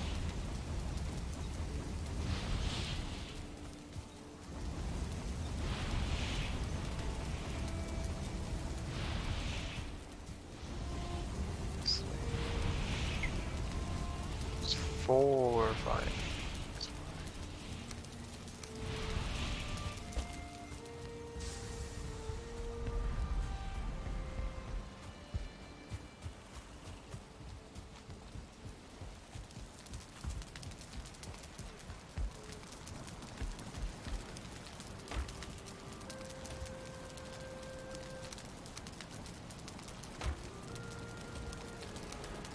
I like the way that looks.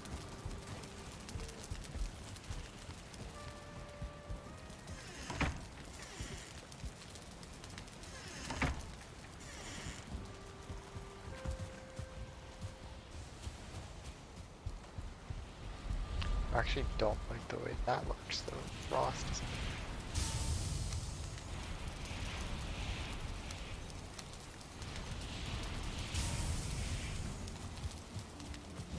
We'll leave it like that.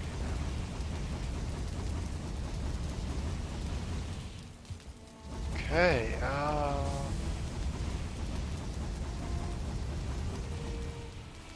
let's rip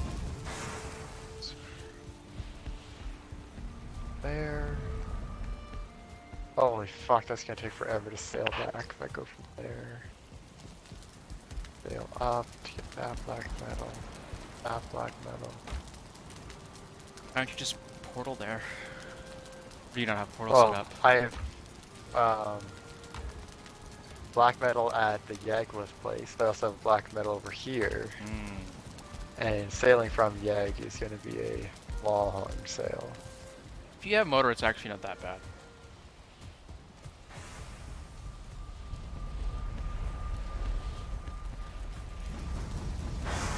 I'm going to see how much black metal I have sitting over. I already have 100. I really don't know if I need any Ooh, more. that is not great.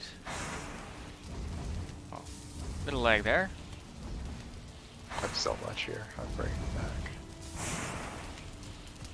Got the time. Okay, so while that's cooking, I'm gonna go grab my cultivator. Do some farming.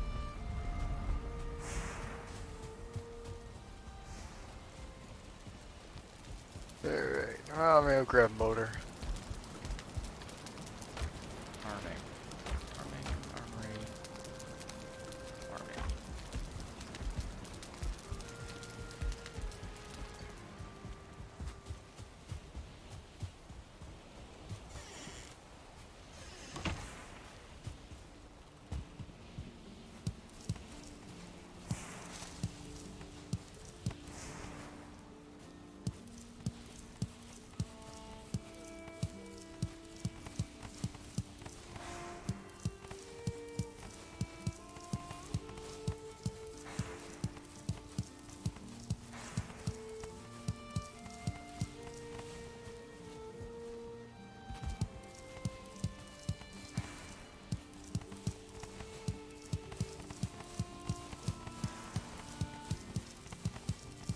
Interesting. I'm out of hot takes on this site, so.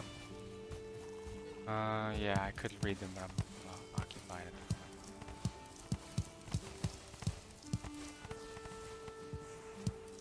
the moment. Alright, grab you, thank you.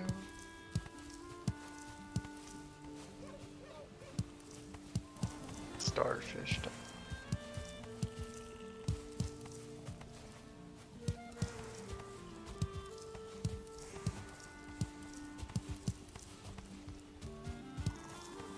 So, there, up to there.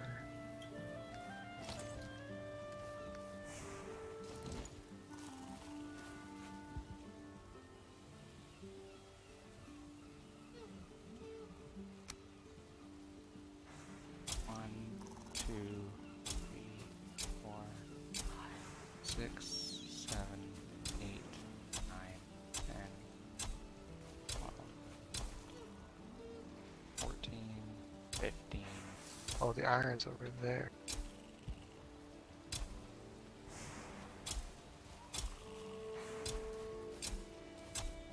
make more sense to sail back and then...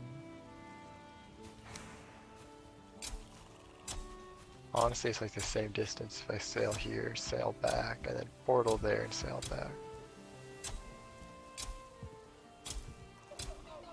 We'll see, I'll start with the black map. 15 have to make a times secondary 3 ores chest. is 45. It's like a calculus problem I'm trying to figure out right now. It's basic addition, isn't it? No, it's... I want to maximize the profits, but... so, each seed plant produces 3 seeds. So I need to figure out... And I have 45 spaces. So I need to figure out how to fill 45 spaces with the 3 seed plants. Or the 3 seed from a plant. And then also grow just actual vegetables.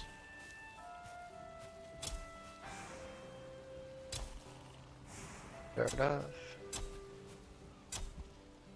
No tools. Hey, I've got motor. That's all I need. Let's go take this boat. Oh, right, I took a hit on my skill.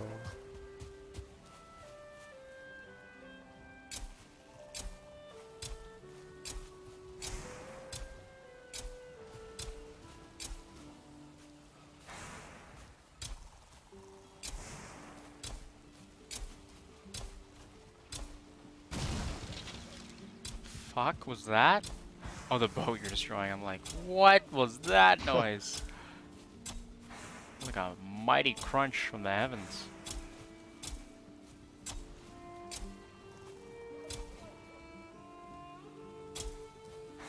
For some reason, I thought Frostner had a jumping attack. Or like he did an overhead jump. Maybe. I don't remember. It doesn't. No. I don't know what video game I'm thinking. Windmill. Iron nails, wood.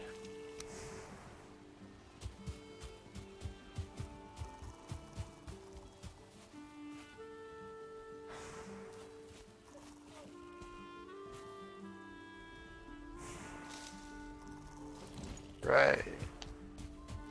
This black metal.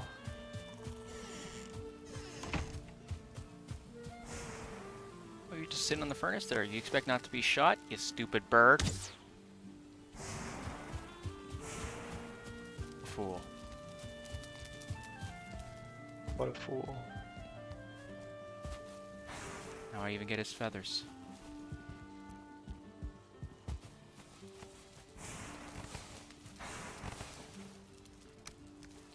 Black metal away.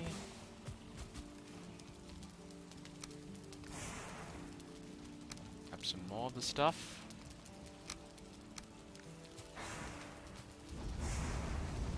Come on. Up we get there. Making me waste a lot of stamina here, boy. Boy.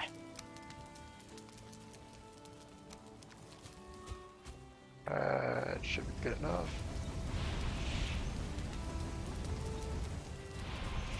Alright, I think after I'm done filling this up, I'm gonna go take a look at the plant space and see what I got to work with.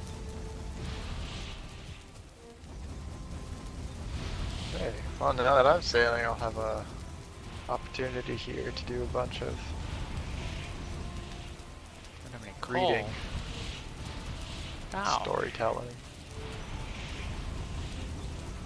Give me a topic to search up or something to talk about here. We're gonna go into a story about it, or you know, maybe you want to hear a horror story. What's the creepiest story you've ever heard? Or the creepiest kinda- movie, maybe? Creepiest movie. I've seen a lot of. Okay, this is a really good psychological one. Midsummer. It's popular. I saw it on Netflix. I haven't seen it yet. I think it is really, really well done. The opening scene is fantastic. It's such a good cold open with no idea what's going on, and just, I love it. I love it.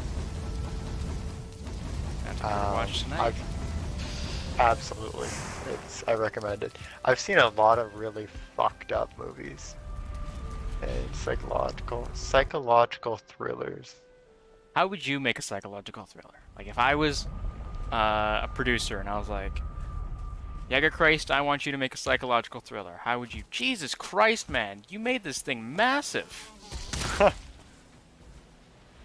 this what you were doing the entire time? Pretty much. I made moats. Nothing can get up to that main area. There's a couple intersections where there's multiple moats to get around. And I think it's pretty safe. Yeah, no shit. It's a floating fish right there. If I was gonna make a psychological thriller, my goal is I want to make something that you're gonna be like, how the fuck did a human brain come up with that? That is so fucked up that someone thought about this. I don't really know how to pitch what I'm thinking of.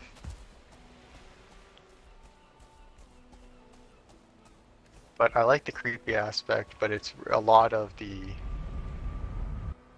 I want to break down the human and just... I don't want to rely on the paranormal stuff too much. I want to put the fear of this is what humanity and heartbreak and what this can do to a person. Right. To crack your own mentality and just fuck it up. Kind of talking about the cracking your own mentality. I watched recently, not recently, but a little while ago, I watched the Inside Man, I think it was called. Inside Man. I don't think I've heard of that one. It's on Netflix. It's a show. David Tennant stars in it. I don't know if you know who that is, but I do know David Tennant, yeah. And it's about a vicar, an English vicar, who basically makes some mistakes that aren't really his fault, but are his fault, and it's just, you know. But at the same time, there's a gentleman in the U.S. who's kind of investigating him, and he's in jail for murdering his wife. And kind of one of the ending lines of the show is he goes, you know, one bad day turns us all into killers. And I was like, shit. And that's kind of the entire point of the show, is that, you know, this vicar had like one bad day and, you know, he turns into a killer. Or doesn't, depending on, you know, not to spoil anything. But it kind of explores the human psychological experience and how you become a killer, I guess. It was interesting. I'd recommend. I like those types of cold lines. Yeah, it's a little slow, but kind of as the picks up at the end, it's like, Jesus Christ, what the fuck am I watching right now? You know, like, is he about to do this? Is this what's happening?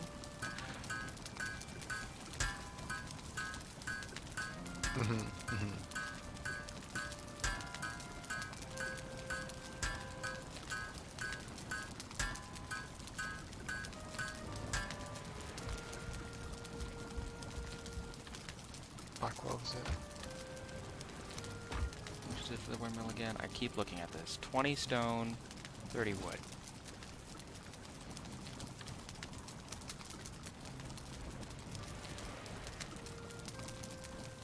I can't think of that line. There's a really, really cold line that I used to love. I don't remember if it was in a video game or a movie. Something along the lines of, if you have a god, you should get on your knees and pray to him. Jeez. I don't remember what the actual line was. Artisan's table. God damn it. I was like, why can't I craft this here? Ah, windmill. Yeah.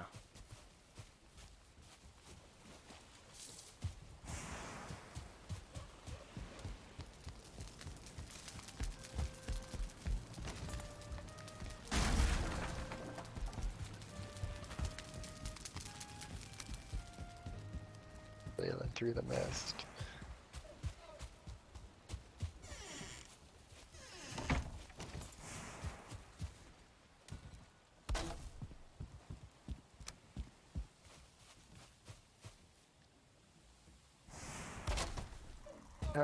Sail between the gap. I wish you could scroll scroll up by one more tick when sailing, because the longboat sail is so big that there's not much room to see in front of you. Yeah. That one extra tick would really, really make a difference.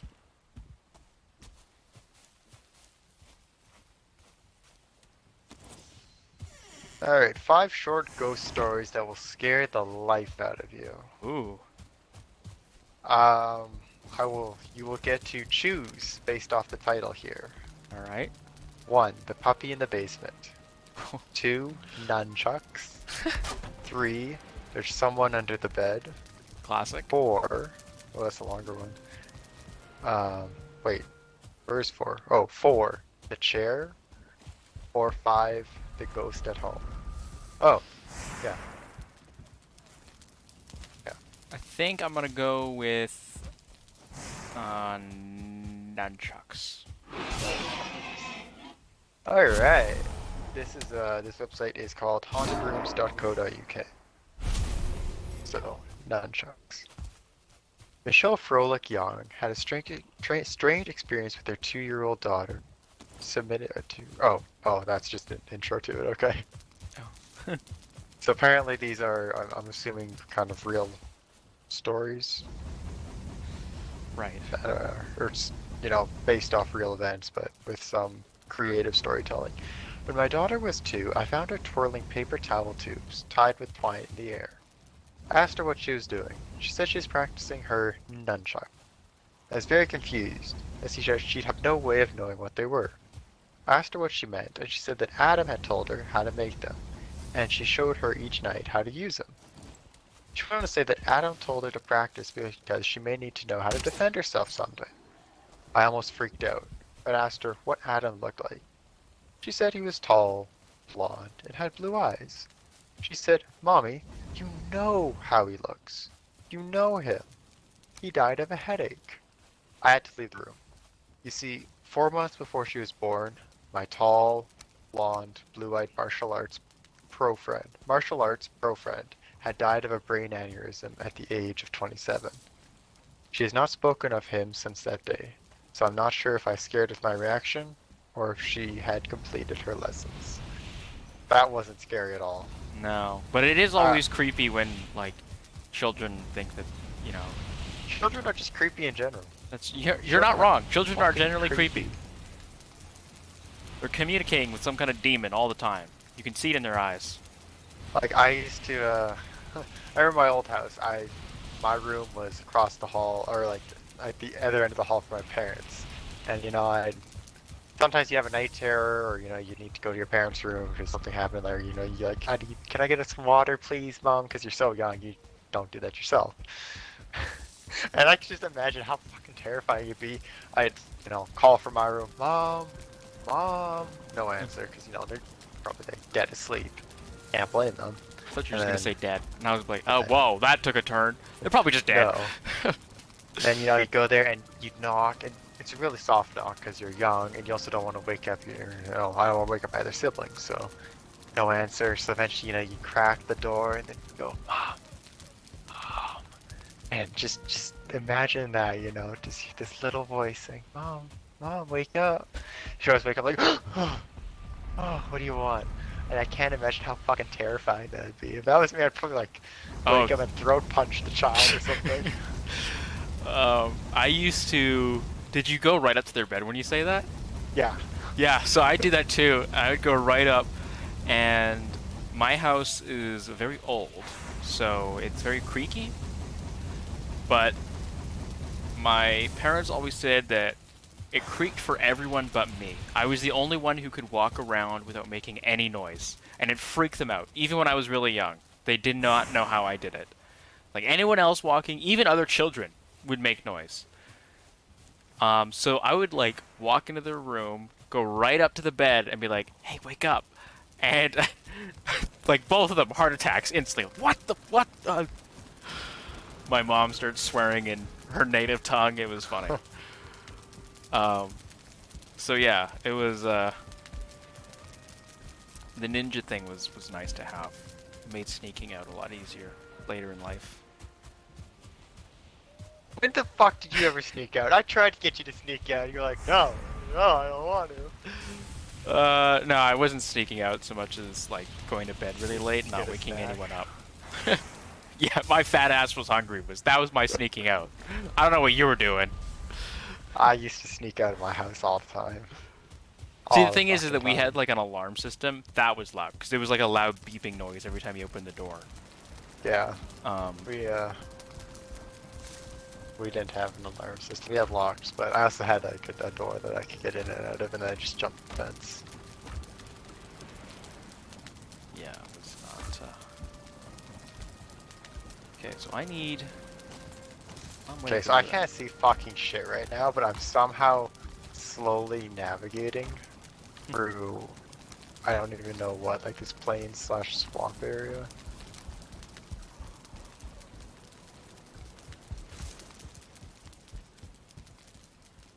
I can see land. Oh shit. Okay, so it lines up kind of like the tip is just above. Okay, okay, okay.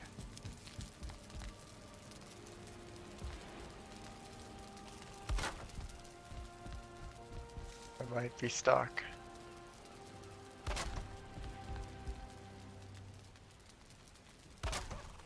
This is absolutely fucking stupid. Can it not clear up a bit? It's been foggy from all the way back here.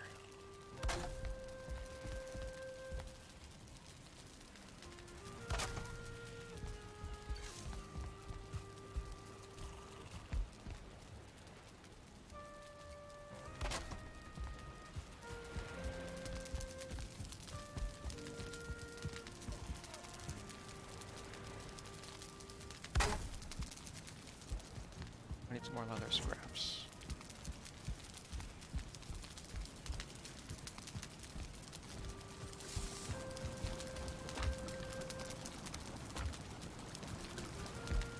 Doing a bit of work in my house while I'm waiting for my stuff to smelt.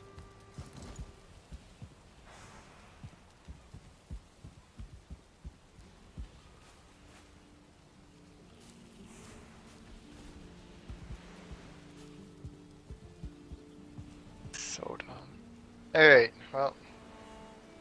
1, 3, 4, 5.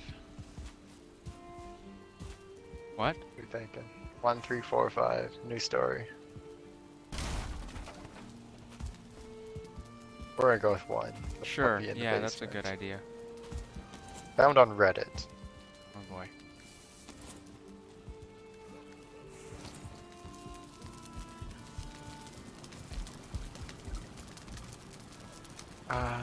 I need this fog to clear first, actually, because I can't see shit. Yeah, no, definitely you don't. Why can't I? Did I not just grab wood? Oh, there's no crafting bench out here. I'm like, what the fuck?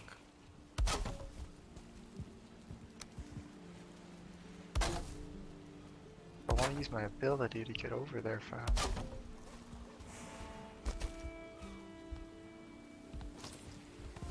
Shouldn't have crashing in rocks or something. That's a waste of my ability.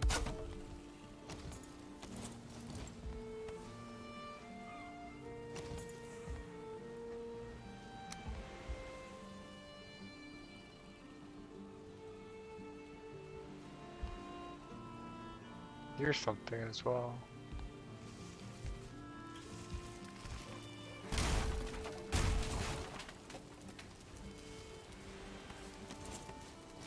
But you think this would be open ocean, but then look at that. What is that right there?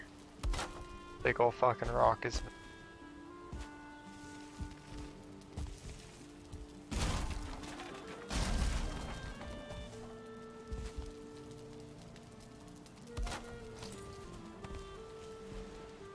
Or Yggdrasil branch. Part of the background, maybe.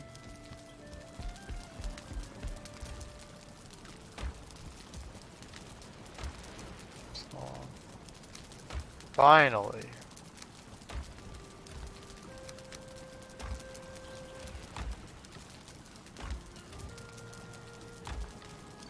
He said, even in death, Motor lives. this way. Alright, so this one is called The Puppy in the Basement. Mommy told me never to go in the basement, but I wanted to see what was making that noise. Kind of sounded like a puppy, and I wanted to see the puppy.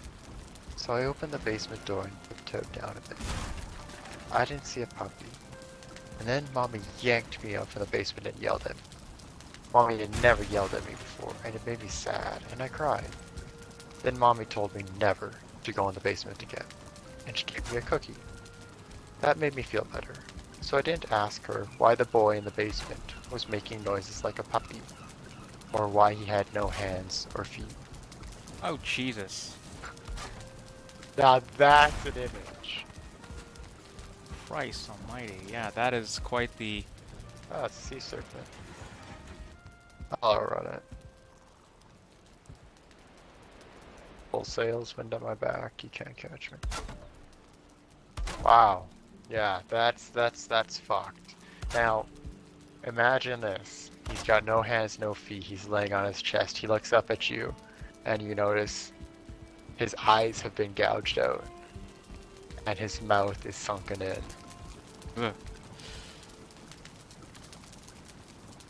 Crawls at you like a spider. Enough. Enough. You don't have to keep going. Oh, that's a good one. It's the images that you can create there. Number 3. There's somebody under the bed. This is a really short one. It's a 1 paragraph. I begin tucking him into bed, and he tells me, "Daddy, check for monsters under my bed." I look underneath for his amusement, and see him, another him, under the bed, staring back at me, quivering and whispering, "Daddy, somebody on my bed." Ooh, that's a good one. That's why I fucking hate kids. That's why they're little demons that bring more demons. The little demons that bring more demons. Yeah, that's a good one as well.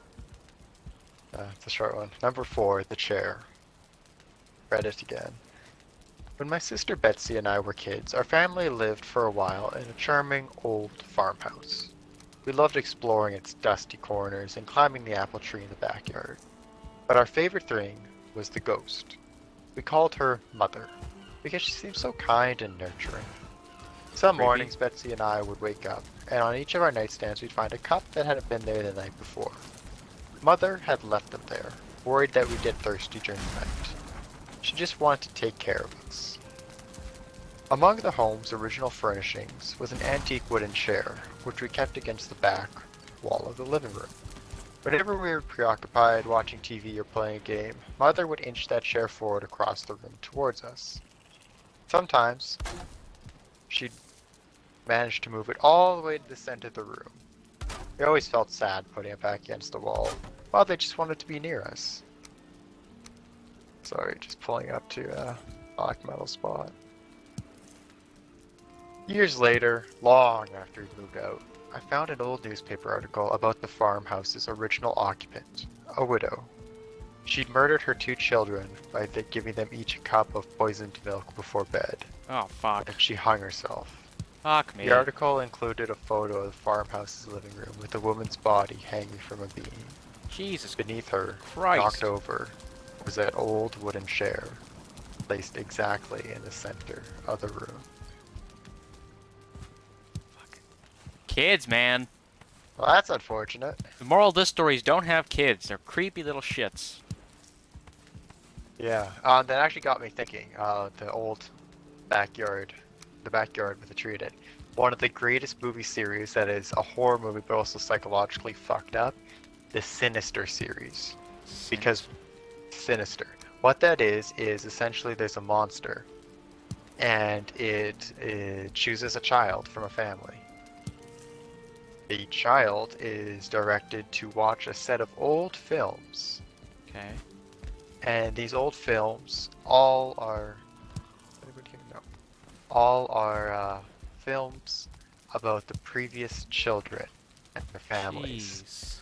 They start off nice. They'll be very nice movies like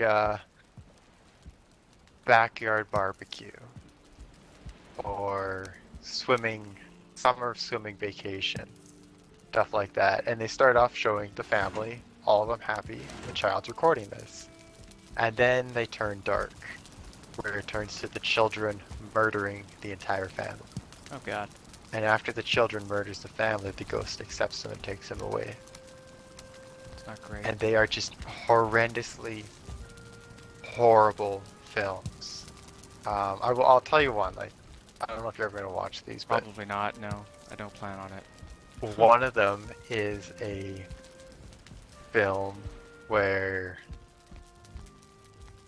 I think it was called Lawn Cutting or Lawn something cutting. like that. And it's essentially, you know, the family was out in the backyard, the father's cutting grass, the mother and two children are sitting on a picnic blanket. They're having a great family picnic, and the other child is recording them. Okay. And then it fast forwards to night. All the family are tied up on these blankets. And then you hear the pull start of a mower. Oh, fuck. I saw it coming. I saw it coming, and yet... The camera pans over them, and the lawnmower, as the lawnmower is riding over the entire family. Yeah. Saw that one. There was another one. This one's not as dark. They were, again, at a pool. Family's sitting there swimming, enjoying, having a good time. The older brother's just chatting on his phone, yada yada yada. And then it turns dark.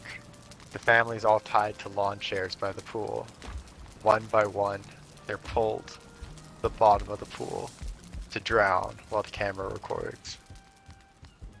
Oh, just creepy, psychological shit. There's another one, Dental Experiment, and I'm not going to keep going. No, we're not going with the dental experiment one. Because they are fucked up, but I also don't want to spoil too much for anyone that plans on watching these. And this was off, I think the first Sinister was those. Jesus Christ. And it absolutely amazing movies. Just amazing. They're so fucked up. And they swing your emotions back from you're safe, you're not. The daytime's good, the nighttime's bad, then suddenly the daytime is bad as well. The daytime is also bad. It gets also bad. You know, you get that two scenes. There's the good and the bad, and you feel safe in the good, and you're scared in the bad. And then suddenly nothing is safe, and you don't know when the jump scares are coming, what's about to happen. Sounds like a very It's jump really scare, psychological thriller based. Yeah, they're not big, well, there are jump scares, but they're not big on the, it's just a bunch of jump scares and loud noises. It's a mixture, but it's not to the point where you want to turn away. It's the point of, oh my god, what's about to happen? What's about to happen? Oh, fuck, that's not okay. That's not good. Yeah, it's fantastic. I really enjoyed watching those. Number 5, The Ghost at Home. This is another shorter one. Last night a friend rushed me out of the house to catch the opening act at a local bar's music night. After a few drinks, I realized my phone wasn't in my pocket. Checked the table we were sitting at, the bar, the bathrooms. After no luck, I used my friend's phone to call mine. After 2 rings, someone answered, and gave out a low, raspy giggle that hung up. I never answered again. I eventually gave it up as a lost cause and headed home. I found my phone laying there on my nightstand, right where I left it. Ooh, that's a good one. I like that one. I like horror stories like that. That's a good one because that's like, oh shit, I left my phone on my nightstand that one time, you know? Yeah, kind of and it's like that's completely possible, you know, that you leave your phone, someone else picks up, or someone else breaks into your house and now it's no longer safe. Yeah. There are stories I've heard where one was a real one, I know, and another, well, 2 were just those creepy horror stories, but a lady living alone. I don't remember if this was one of the creepy ones or this was the true one. She was living alone and found, like, she would leave her phone on the nightstand every night. And one day she was scrolling through photos and found some of herself sleeping in her home. And that's that ain't fucking great. terrifying. That is Oh not no, that was good. a creepy one. There was one though, actually. A lady went out camping, backwoods camping, and this one is true. This one, again, with a grain of salt, it was found on social media, but this one is most said to be true. Shit. Backwoods camping, had a great time, came back. 3 days later, was going through the photos. It was one of those click cameras, like Right. we have to get the film developed. Gets the film developed. There's 2 photos of her sleeping in her tent that she didn't take. Ooh. Ugh. And she went out there, did the entire trip, no signs of other life, no one else. They didn't touch anything, they didn't do anything. They just took 2 photos of her. They were in her tent. Like that is terrifying. Yeah. I don't like that. Like, exactly 450. Huh? I don't think. I'm trying to remember what else the comment said, but she elaborated as well. It's like never gone back out there. It was, Well, fuck no. I would go back out there if I was her. I don't remember exactly where it was, whether it was North America or not, Europe maybe. Not a vacation though, but one of those ones where you drive 2 or 3 hours from where you live to go camping or whatnot. Oh, it was the serpent that I knocked down. I'm like, what the fuck did I just do? That's fucked. That is, I don't like that one.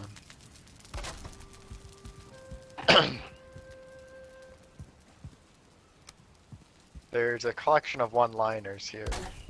Or I guess even shorter ones.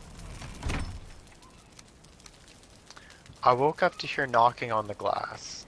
At first I thought it was the window, until I heard it again, coming from the mirror. Ooh, that's a good one. I like that one. Inspirational quotes, but it's not an inspirational quote. There's nothing like the laughter of a baby. Unless it's 1 a.m. and you're home alone. That's a funny one. Ah, this is one actually. Mommy, the man at the top of the stairs says you should leave. See, fucking kids, because they say shit like that, Kids. and they'll just, for no reason, and then they'll laugh. Like, can't watch me do a backflip. Like, what fucking man? Excuse me? And especially when they can't figure out what's a dream and what's not. Yeah. I've heard stories about kids saying really creepy shit about people in their room or stuff like that, and it's actually a dream, but they can't distinguish it, or they forget to say that. Jesus. Kids are the worst. Fucking Kids Christ. are the worst.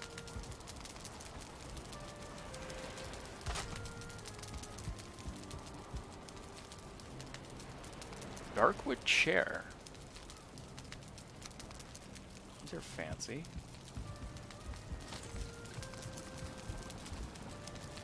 The deer hide. I hate the way the chair looks. Like the normal chair, because it's so far reclined. It looks weird. Like, it doesn't look comfortable. Missing 5 million.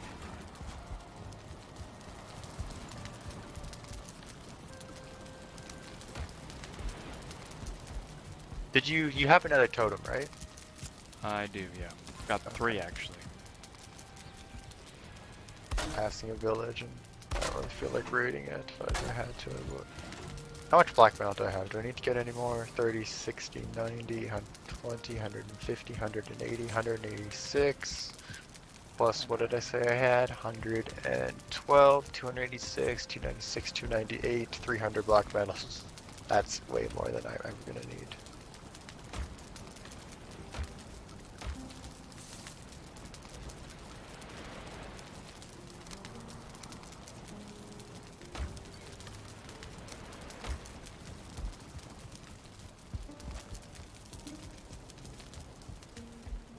Alright, let's see what else we got here. Okay, these are on I got a forum here now, so sure. Shorter ones with award winners first.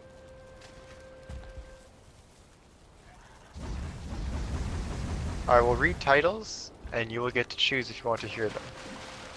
Maniacal, manipulative, psychotic.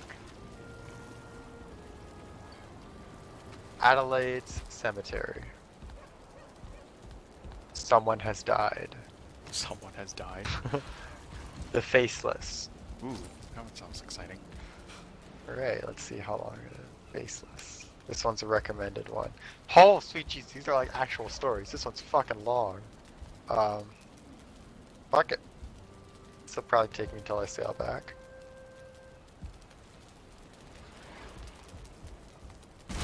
Just get a good heading. Or nails.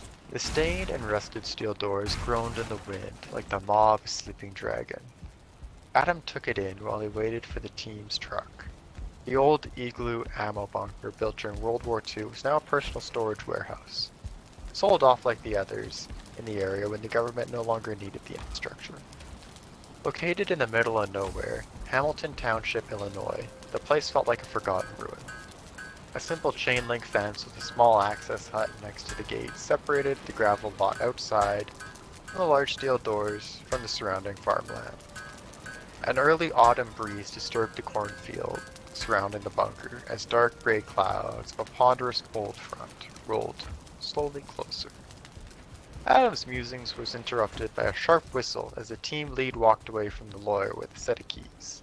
Rick, a brick of a man, was the oldest member of the group. He headed for the door, giving the other three a quick set of directions. Adam was enjoying the summer job so far. It was good pay, for decent work, and the crew he was with were decent fellas. Thanks to them and the job, he had been able to save up enough for his last 2 semesters at trade school. In fact, after this job, he'd be able to pay off several loans with plenty to spare. Adam exchanged a few jokes with the other 2 crew members, Lawrence and Mike, while grabbing equipment and tools from the truck. They caught up to Rick as he opened the main doors. "So," belted Rick, "we have 2 weeks to complete the job, with a 25% bonus on the line." He waved his hand toward the suited figure. "Mr. Janinski, Mr. Janinski will accompany us inside to make sure we have full access." The lawyer representing the new owner of the warehouse gave a curt nod and a smile. Then the group moved into the bunker. Just make sure I'm still on track. I am. The immediate inside was smaller than the original blueprints depicted. A newer cement wall erected in the rear cut the original area in half. A simple lift elevator in the far left corner floor was another addition, and the only other feature besides a simple wooden desk, chair, and metal filing cabinet to the right entrance. Rick flipped an old lever switch, and the electrical components and light fixtures hummed to life. Holy fuck, I take this back. This is really, really long.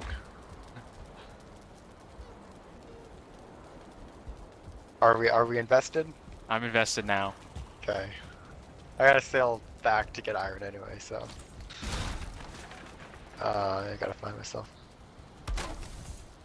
Well, should be an easy job, I joked. Lawrence nodded at the 3 items in the space. Janinski cleared his throat. "Let's check the lift first, to be sure you can meet the deadline." My client, Mr. M.T. Modal, was very adamant. The group moved to the lift and descended. The doors opened, but nobody moved. Beyond the doors were piles, clusters, and rows of milky white plaster mannequins. Ah, shit. More than could be counted, all with blank, featureless faces staring back at the group. "Oh my god," whispered Janinski. "Well, now we know why the pay was so nice," Mike chuckled uneasily, and Adam shuddered. Gotta redirect myself here. Second. Now I'm going into the wind.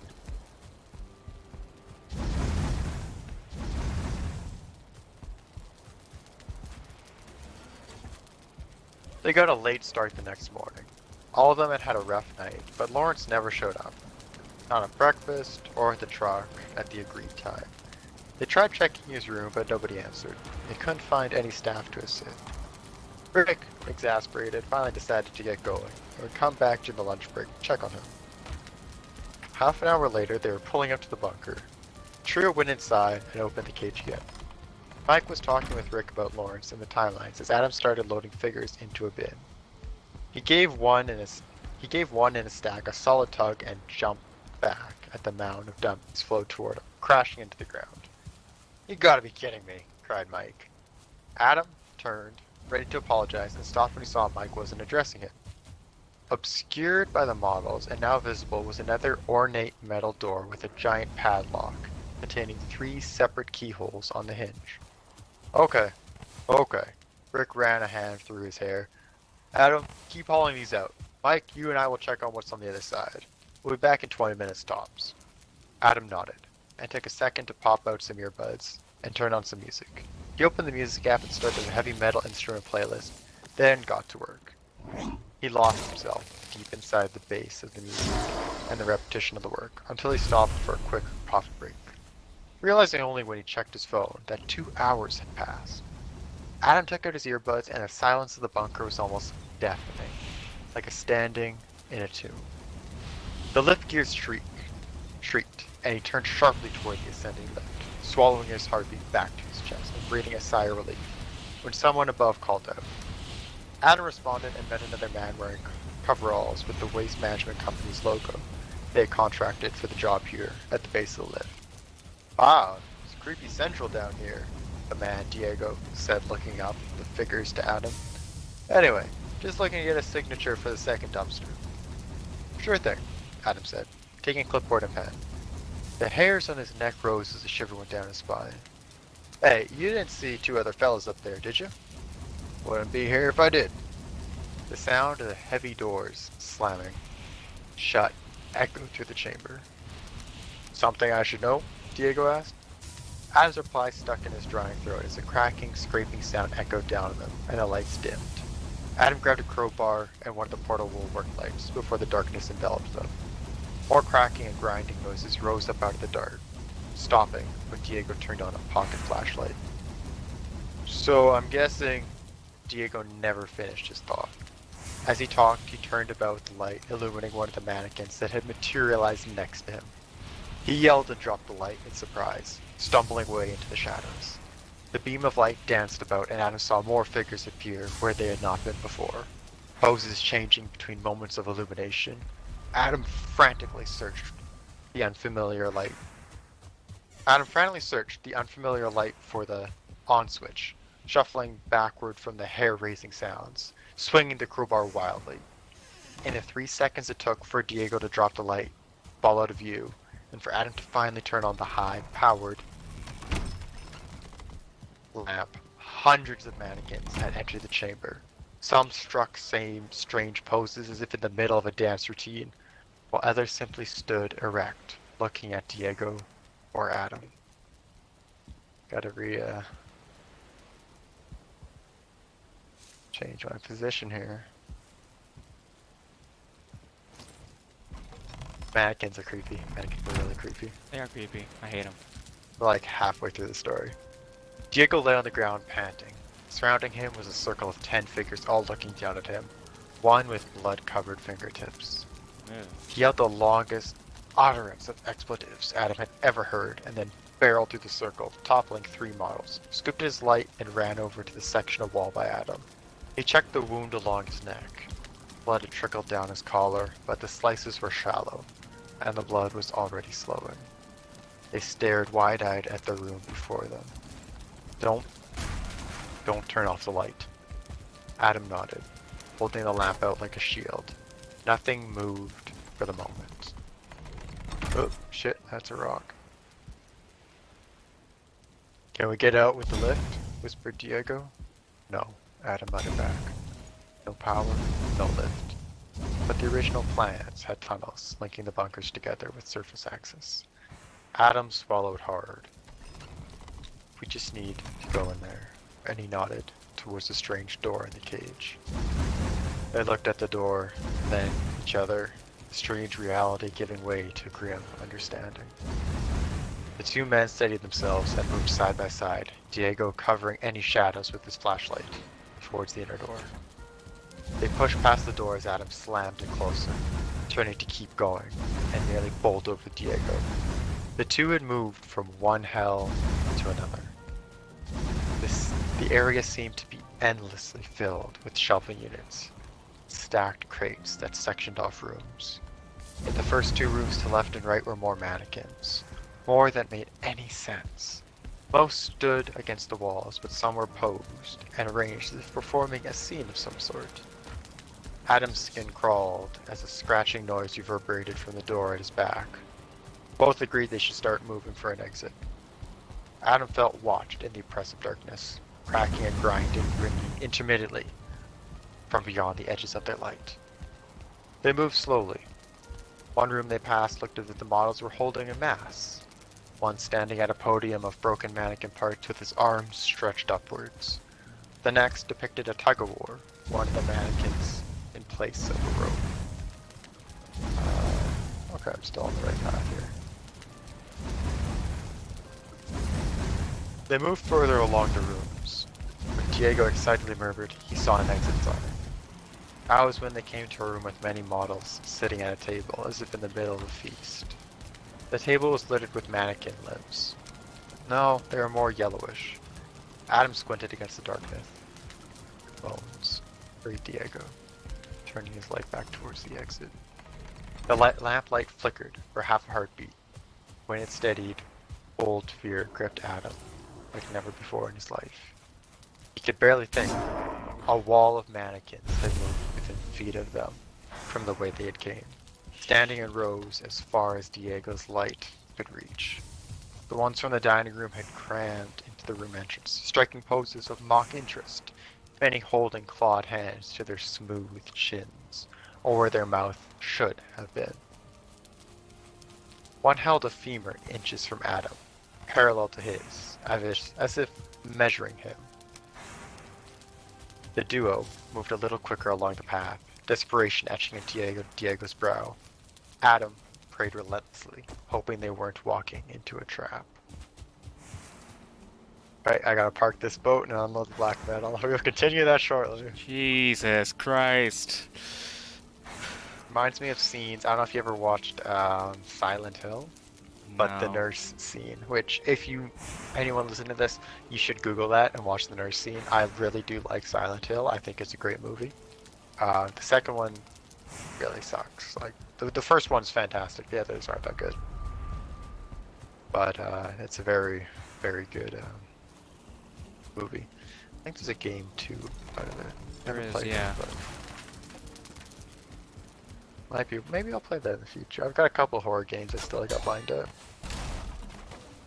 This kind of reminds me of some like backrooms type shit, which that's something I like. I like the idea of the backrooms and like endless horror.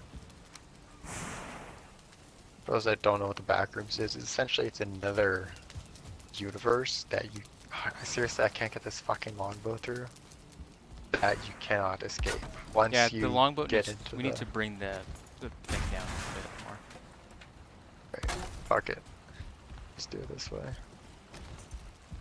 So once you get into the back rooms, and you can get in there by complete accident, going down the wrong slide, falling funny, it's just any way to get in there.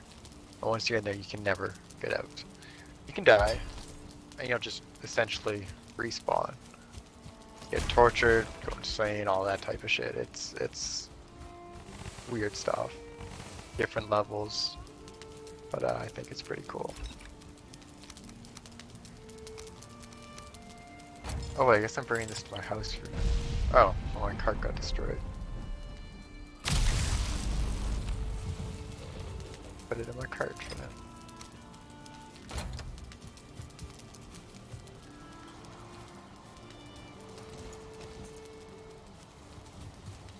I moved the obliterator to the smelting area. That's a good idea. Alright, let's break this, and then get back out to Bone Mounds, and then sail back.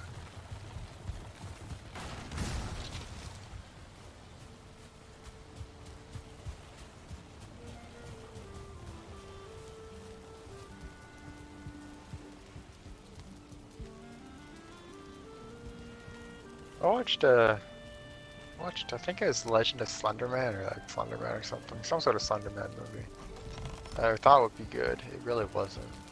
It wasn't scary at all. I've never actually even played the Slenderman game. I've heard there was a series, I think it was the Amnesia series, that was supposed to be really fucking scary. Never ended up watching. This is a long time ago, back when actually PewDiePie was one of the main internet sensations. Right. He was doing a playthrough and those videos always popped up on I recommend. Alright, am I going to Belmas? Where is the iron that I... No, yeah, I am going to go nuts. I need I will continue this story the resin. moment I get back into a boat. My forge is missing, Actually, I'll possibly. continue right now. Rooms past depicted scenes growing in obscenity. When the owl turned sharply, behind the corner, a dark red jacket emerged from the shadows. He recognized the sleeve. It was Rick's jacket. Rick! Cried Adam. Hi. It's Diego. Adam ignored him and quickened his pace to the turn, then froze. Diego swore under his breath and pulled Adam along. The jacket was Rick's. It was about all... Jacket was Rick's. It was about all of Rick that was there too. The jacket wrapped around a bloodied, skinless torso. Ooh. No arms, no head. Strings of dark meat and entrails hanging out where the waist should have been. Pinned to the wall with a mannequin arm. Adam resisted Diego's pull long enough to grab a set of keys. The owl turned toward the exit again. It was close enough for each red fluorescent letter to stand out. The lamp flickered and dimmed. Diego broke into a hard sprint, Adam pounding hard behind him.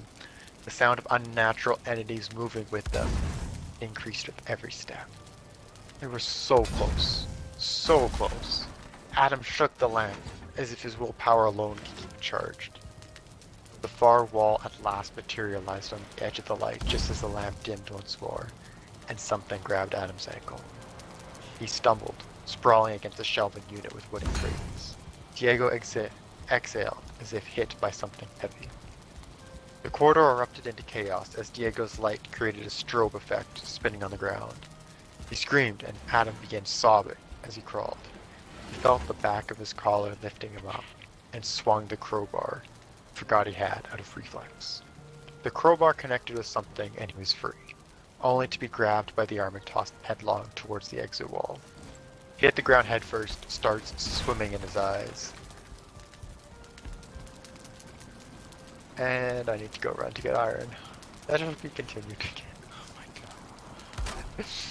Uh, Fuck me. This is well written. This is good.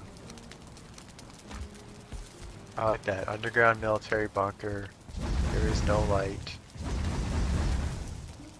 Filled with tons of faceless mannequins. Something that shouldn't exist. No. Something that shouldn't be animate, but yet there they are. Oh my god. What fucking movie was that? It was Silent Hill. Silent Hill as well. It had mannequins like this. And there was this really large spidery creature in there that was turning things into mannequins, amputating bodies, parts onto each other, grafting. Oh man. I completely forgot about that. Fuck me. That was good. That was good. Yeah, watch Silent Hill if you ever get the chance. I might.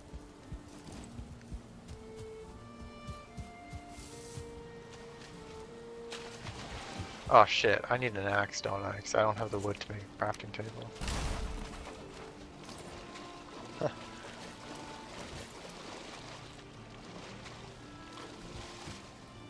Back we go.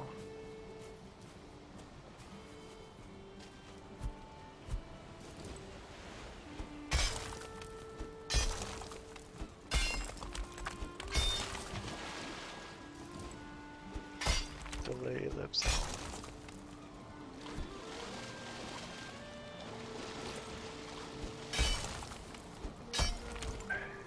Guess I could steal the crafting table here.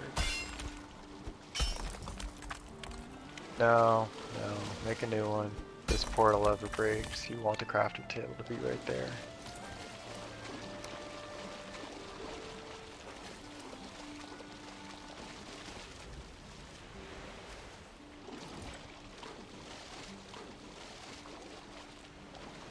It's better.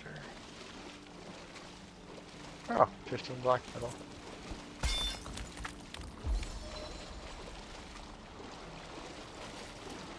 Back.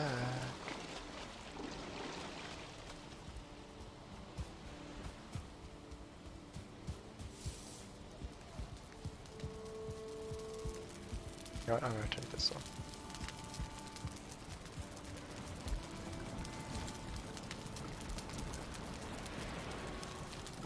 copper, iron.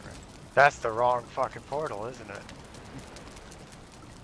I think I just went through a gagless portal, yeah.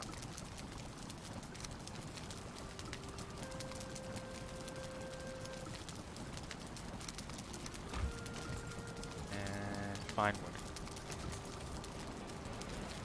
This is bonus.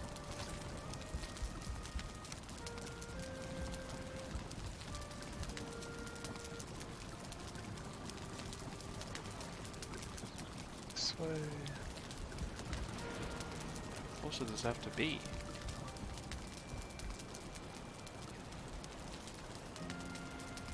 Alright, you asked for it.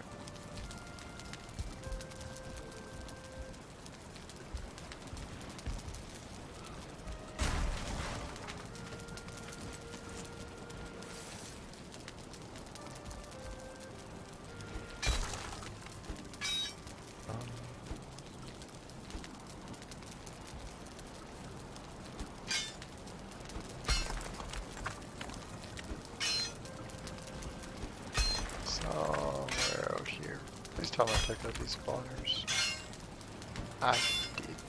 Fantastic.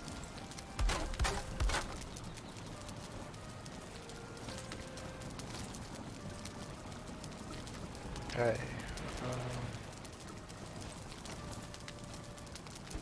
There's no abominations around.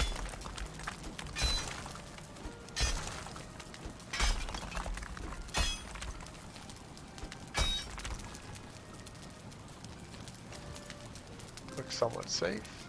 Put a longboat down.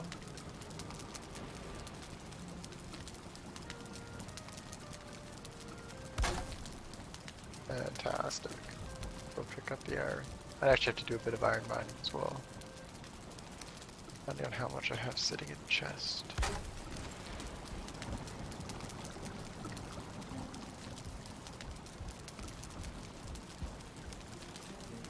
$60 iron, or 38 iron.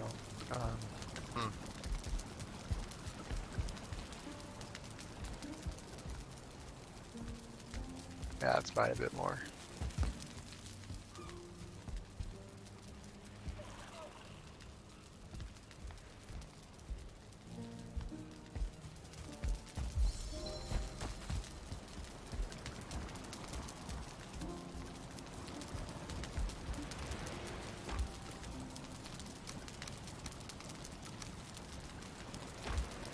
Maybe we'll get lucky with a chest full of iron or something.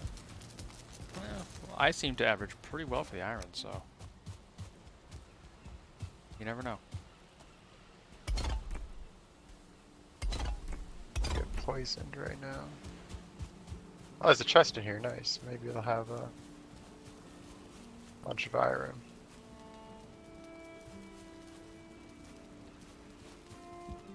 $19, not bad. In the chest it was iron? Yep. Nice. Lucky you. Where the hell? Probably think. I don't know how much I should bring back. Bring back a bit more so I don't have to do this again. Already got 60, I think, at home.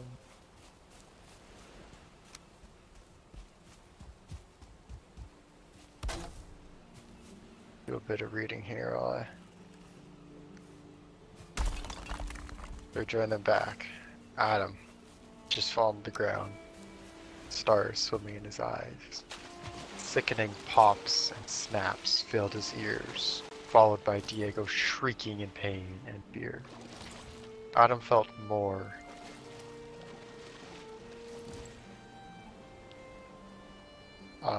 This sentence is wrong. Adam felt more than heard or saw something moving closer, and he drove the crowbar at it, hitting something and receiving a breathtaking slam into his chest over his heart. He went flying again. Adam rolled over in pain. He saw the flashlight inches from his head. Grabbed at it and illuminated the hallway, holding the tool like a firearm. He was in the corner near the exit. A model was crouched like a tiger about to pounce in front of him. A hole pierced his chest. Another reached out for his throat, talon-like digits inches away. The wall of mannequins was back, just in front of them. A white figure lay flat on the ground, its head shattered to the neck. A model knelt next to the fallen one, its hand over its face as if mourning. A second mannequin kneeled, holding the fallen's hand, looking at Adam's direction. Adam looked over at Diego. He laid on the ground, looking up into the darkness, one arm resting at an odd angle. A figure squatted, its hand buried into Diego's abdomen, pinning him. The mannequin held one of his legs, torn away at the hip, over its head like a trophy. Diego gasped as a pool of blood spread under him. Adam sobbed as he watched the man's breath slow and stop. He looked at each frozen figurine, menace thickening the air. Finally, willing himself to move. Adam grabbed the crowbar first, then the keys, and slowly slid up the wall. Charge forward, he's about to die. And we'll be back shortly. As I grab a bit more iron.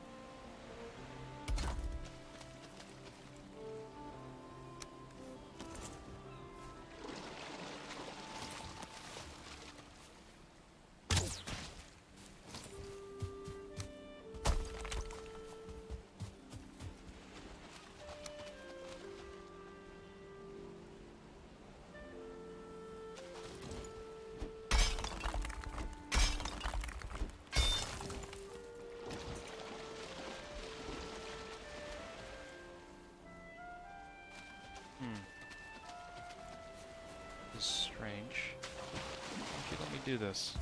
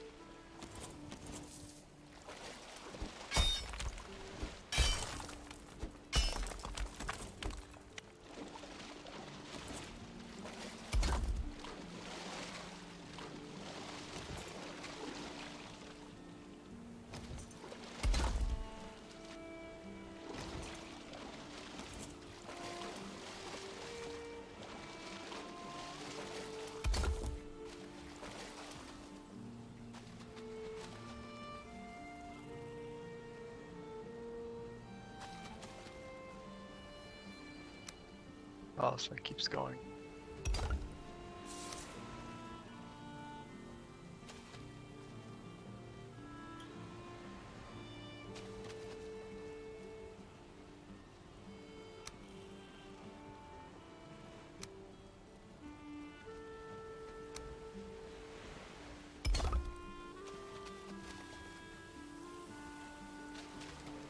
Let me through.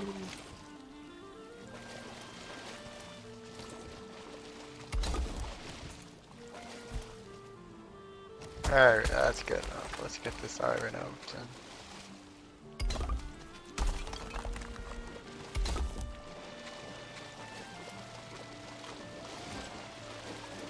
Oh, and to the boat. Are carrying too much. Don't say. 45 degree angle.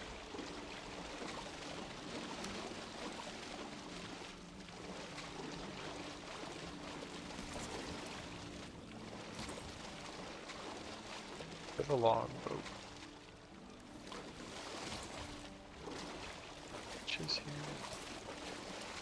Oh, that's a leech.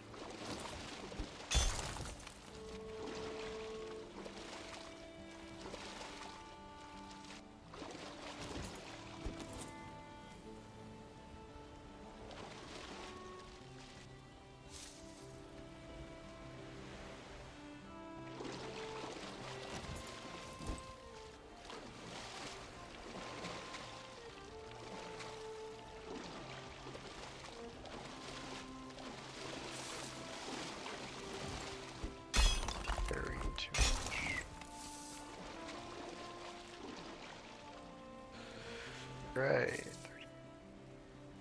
83 iron. Should be enough, honestly.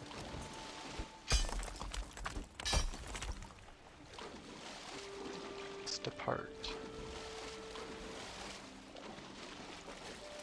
That way.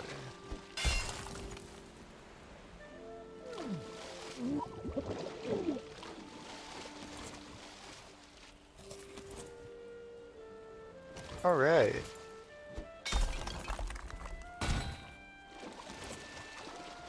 Sharp pain in his chest almost doubled him over. He pulled out the ruined remains of his phone from his chest pocket, probably the only reason he was alive, and tossed it to the ground. Every breath was a Herculean task now, but the need to keep the light level drove him like a gazelle fleeing from a lion. He fumbled the keys into the lock, finally finding the right one on the 5th attempt. The door slid open and Adam steeled himself for the next part. Fast as he could, he shouldered the door open, illuminating the room beyond while moving into it, seeing nothing like ghostly white humanoid, and turned, bringing the light around to the door once more, along with an overhead swing at the crowbar. A blood-splattered figure, frozen mid-step in the doorway, was decimated. Adam then kicked the door closed, severing its arm, and locked it. He forgot how long he sat in there, that cramped room, crying and hugging his knees to his chest. All he remembered was finally emerging from the darkness into the cold autumn air and sprinting to the van. That and his ceaseless, wretched, scraping, grinding. Adam drove in silence the whole time, going as fast as he dared to go in the diminished sunlight and rain. He couldn't help but check the rear and side mirrors constantly. The feeling of being followed and watched hung all around him in the damp air. He wasn't familiar with the township, and without his phone had no idea where to go. He just picked a direction and floored it. The only important thing was putting distance between him and that hellhole. After 20 minutes of driving down the same road, a sign directed him towards a gas station. 10 minutes later, the glow of a gas station light loomed out of the twilight, like an oasis in the desert. Adam parked the van and grabbed the crowbar. He just couldn't let go of it for some reason. The gentle chime of the doorbell rang out as he slammed the door open and ran to the counter. Nobody was there. "Hello?" he called out. Adam looked about for the clerk, or a phone in the dimly lit store, and caught sight of himself in a mirror on the far wall by a soft pink drink dispenser. He stared at the grime and blood-covered figure looking back at him, reaching up to prod a gash on his brow he hadn't noticed. Jeez. The door slammed shut, and he jumped at the sound. Jesus Christ almighty, I'm going right into a forest. Oh, turn left, turn left, turn left. The forest sneak up on you. Damn, I got there fast. I guess, yeah, back to the wind. That'll do it, with the storm. I'm invested in the story now as well.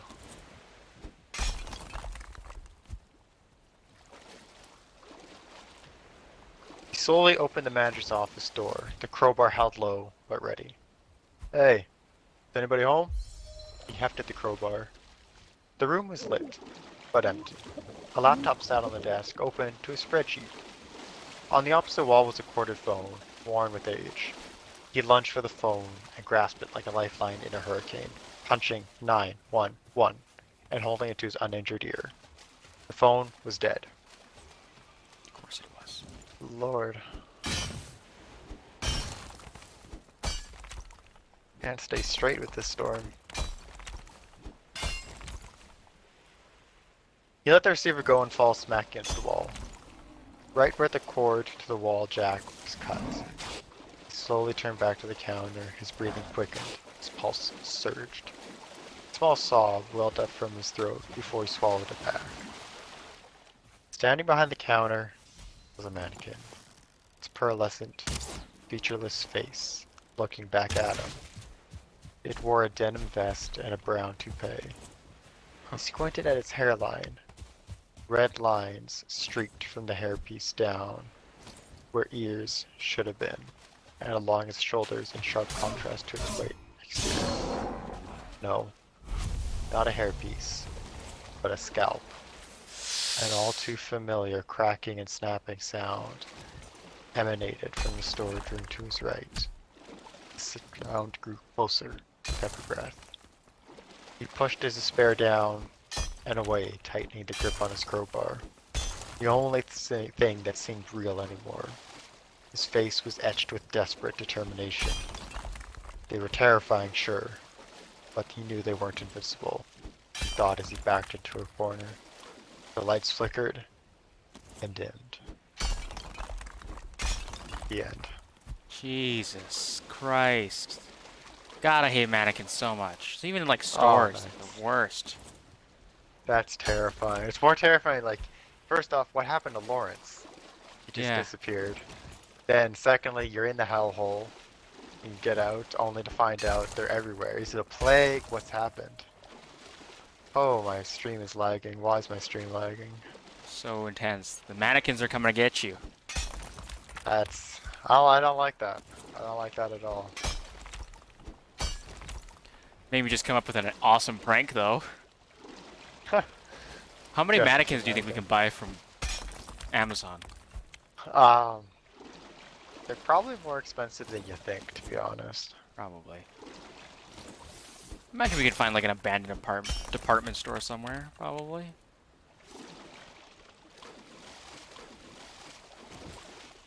That'd be creepy, opening an abandoned, or going to an abandoned department store at night. Yeah. Just a bit. Reminds me of a story. Two people were exploring a abandoned mall. This whole town had been abandoned, but the mall had sat empty far longer than anything else. And they got in through a broken door, and they thought nothing of it as they went through the dilapidated aisles of a supermarket, and then onto a bookstore, and so forth. Eventually, they reached a dimly lit. What was it? They reached a dimly lit retail store. They pried back the security gate that had seemingly been shut for years, and went along the untouched, dusty Are you reading this, or are you merchandise talking that had about left it? behind. Oh, just talking. Oh. Reciting it from memory here. Ah. It sounds like you're reading. Oh, hey, that's good. That's good. As they pulled back the,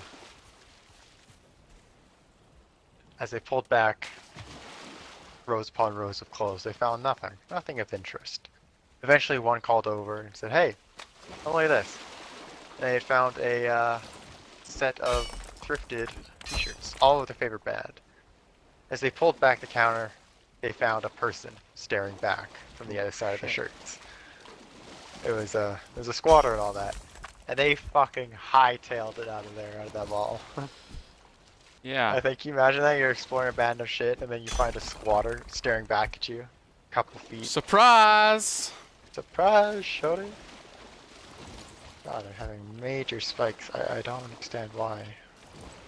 It's 48 frames. It's not that difficult.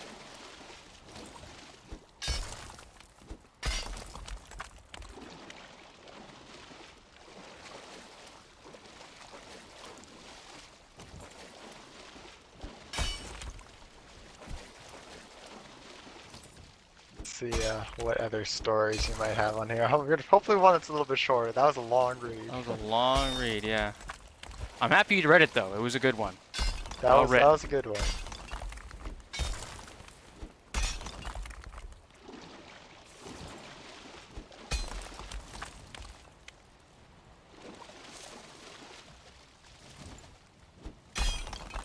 We're gonna go to a different website though, because I think these ones are all really, really long ones. Save it for later. Stories to tell in the dark. Ooh, spooky stories.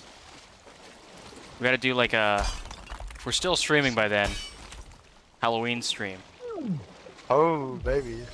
I'd do that. Play some horror games. I do have a lot of them. I don't know if any of them are co-op, but... Actually, no, I do. I really want to play this with somebody. I think it'd just be fun watching as well, not just even... Yeah, I don't remember if it's called one though, but Dark Deception. That's one that I actually bought all the chapters for. It's really, really fun. I haven't been able to beat it though.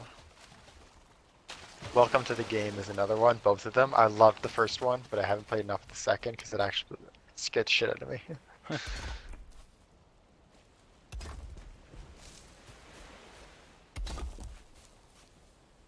Okay, short story, my right fucking butt cheek. That thing's long as hell. Go fuck yourself. Go away. I'm too busy to deal with your dumbass right now. Oh, you fucking twat.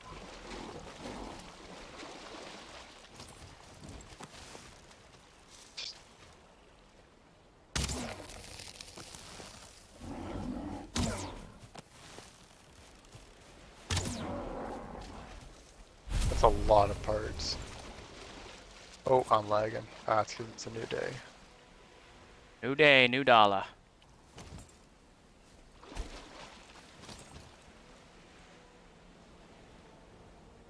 Even in death, Motor still cries.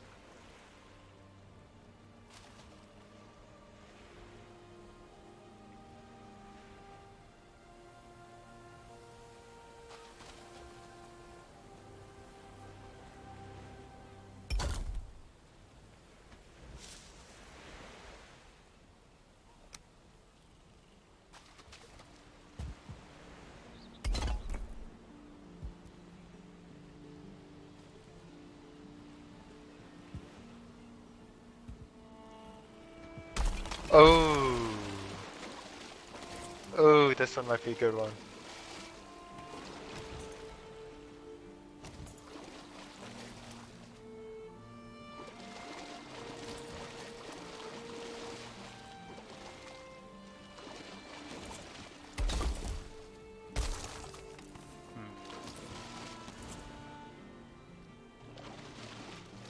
Oh, this is a good one, but it's long.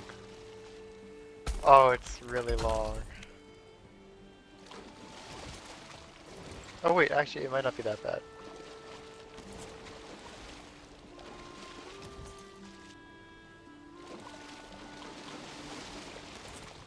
I take it back, it's pretty long. We're gonna try it.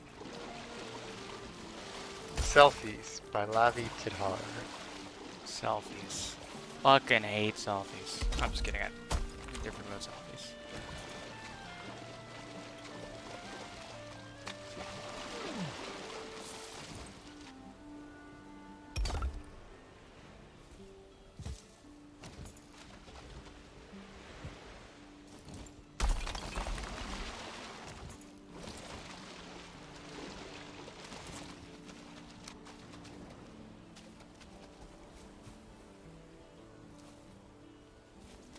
Okay, I actually don't understand how this story. We're gonna have to find a different one because I don't understand how the story is constructed. But essentially, the way the story was You pinged right next, like right where I am. That's creepy. A girl buys a phone from a mall. Right. On the phone, there's a series of pictures depicting her own future. Ooh. They start off as somewhat normal, and then build to be more and more creepy. Eventually, she finds a photo of her running down a gravel road, and then the final photo in the camera roll is her, dead, body mutilated. That's not great. And it's creepy. She doesn't really notice anything, but then if events start to play out, like, you know, she wins an award that was forecasted in one of the photos. Right. And then she starts, you know, to notice these things that are happening, and eventually it plays on until she gets to the exact road where she's running for her life, and then is killed and mutilated. Not great. Nope. Not great is right.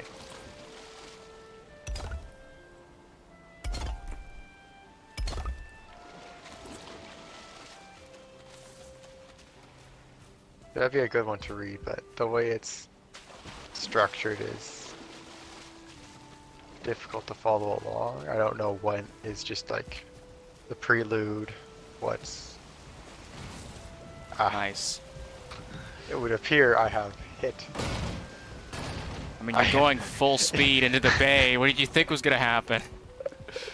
I didn't know if you had cut down the center yet, so I wanted to get some speed to get over the rocks. I did cut down the center. It looks good.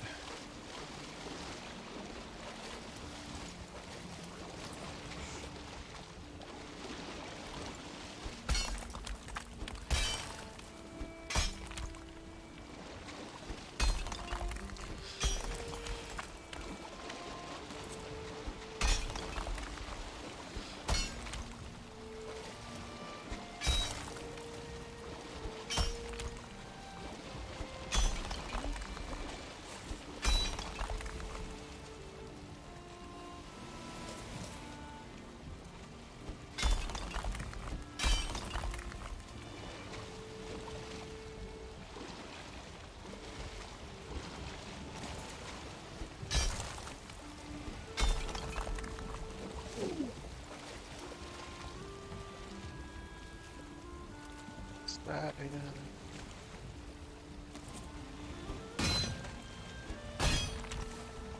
or carry.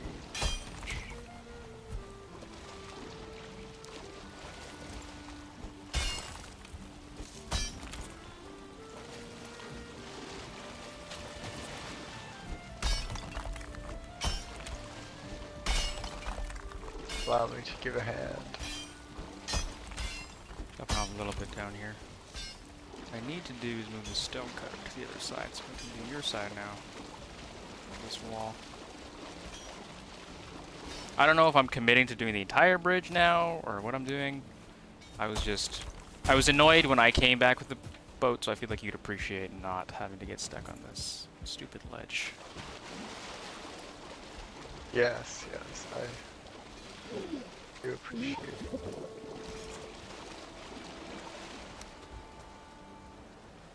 Missing requirement. You don't have a workbench nearby?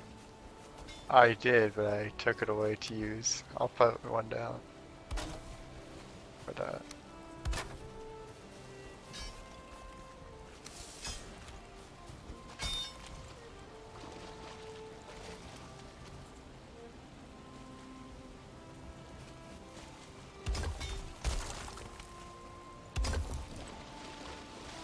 Gotta say, building in the water, one of the ass things I've ever done. I fucking hate building in the water so much. Yeah, the tide going up and down is just so fucking annoying. 'Cause then your tools get put away and Yeah. everything Let me just flows. fucking destroy this brick, for the love of God.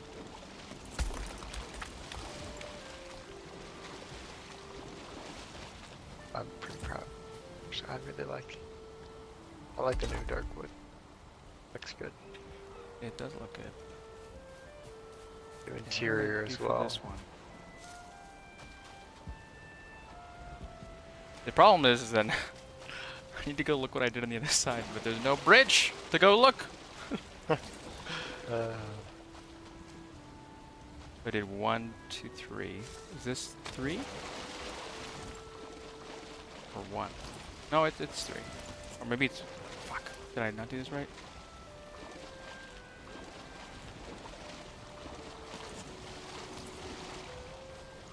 Does look pretty good, but it will peek through the top, so I think I'm just gonna leave. Okay.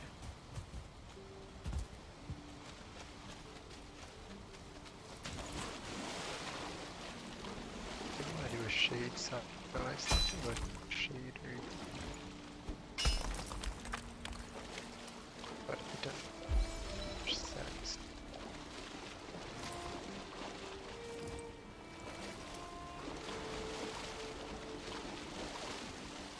Second, I do want... Oh.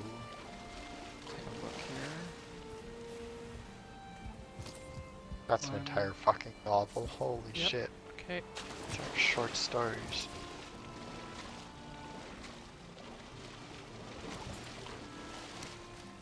How much barley do you have? Barley. Let me see. I have lots of flax, but not a lot of barley. I have 70 barley. Oh, well, then there we go. Trust me, we have enough to start a farm. How much flax do you have? 100 maybe? Oh, that's plenty to start a farm, isn't it? Yeah. Fucking... Goddamn. Rocks. Rocks.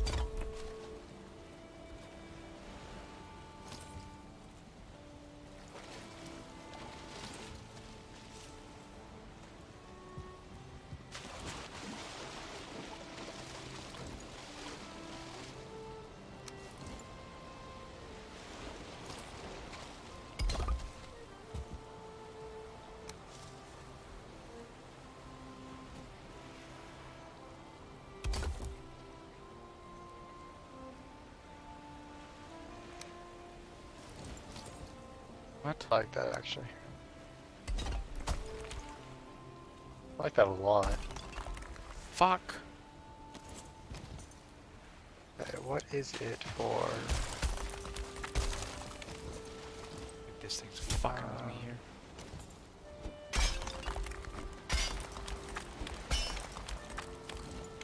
Interesting.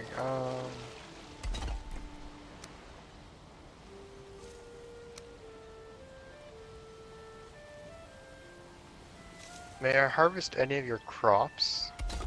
I'm missing the fire resistance recipe. I'd like to start making some of those for us. It's not ready for production yet. I think it's just seeds right now. Actually, reminds me I should go take a look.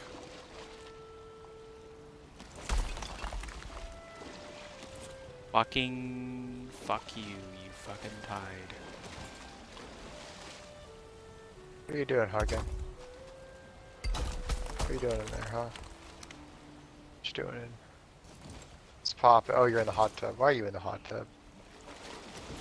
Jump in. The water's nice and warm. Don't mind if I do jump in my friend's hot tub. I absolutely will. Thank you. Not sure what the point is. Yeah, it provides rest bonus, I think. I have no idea what it does, honestly. I mean, I've got 22 minutes of rest, so I think that's more than plenty.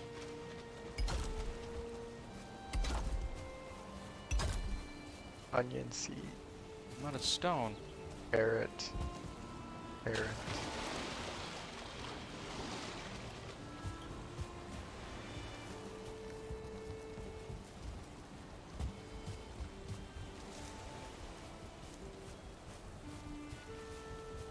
Are we doing ready to go? Ah, excellent. Taking one for the recipe. That's seeds. Holy shit, the lag spike on that was absolutely fucking massive. Yeah, I'm still lagging.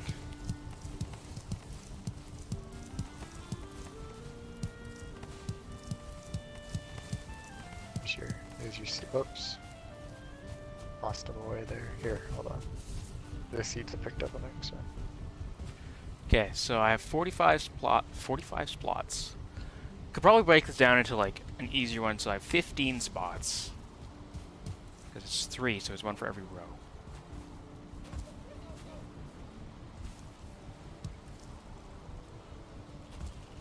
So I have 15 spots.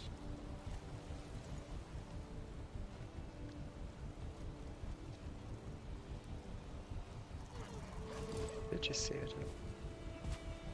15. If I did 3 seed plants, that gives me 9, which is 12. If I did 4 seed plants, that would give me 4, 4 times 3 is 12, but I only have 9 spots. Sounds like I got to extend it out a little bit.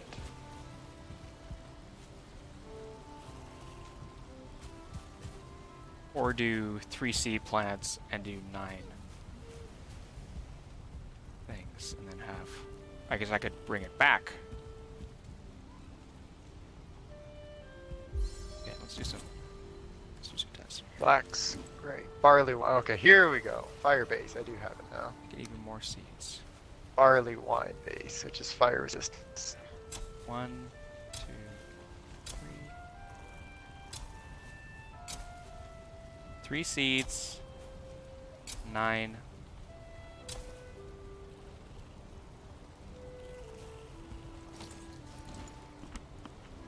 Well, 9 minus 3, so it's only 6? That's not acceptable.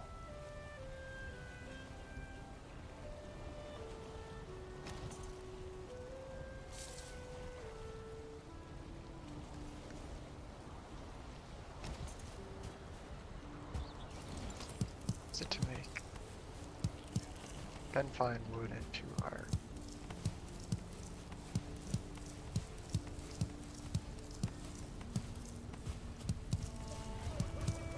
2 of this.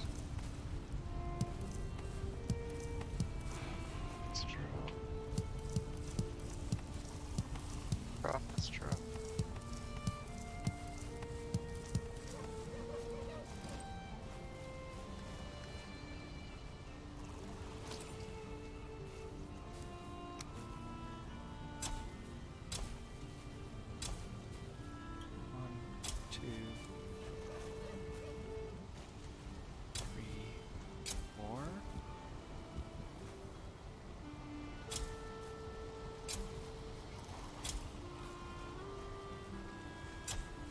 Food. So 3 times 4 is 12 minus 4, so it would be 8 times 3, so 24 per harvest. That's not bad.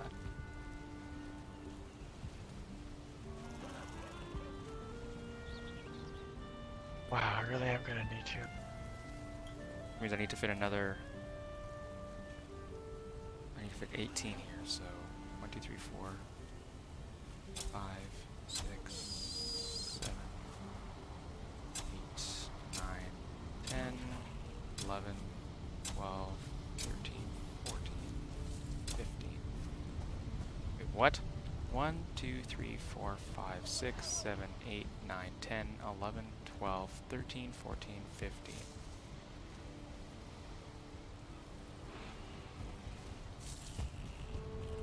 Shit. Fucking pig in the farm. Get her out of here.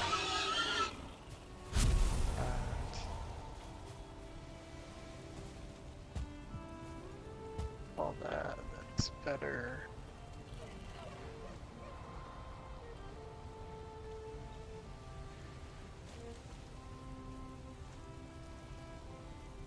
Right.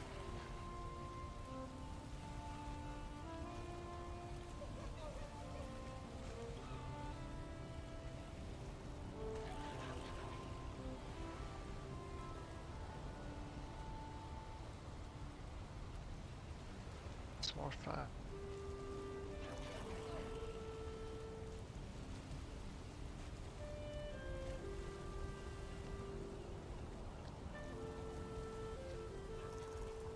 The cabin. We'll do 11, and maybe kind of 1 extra one.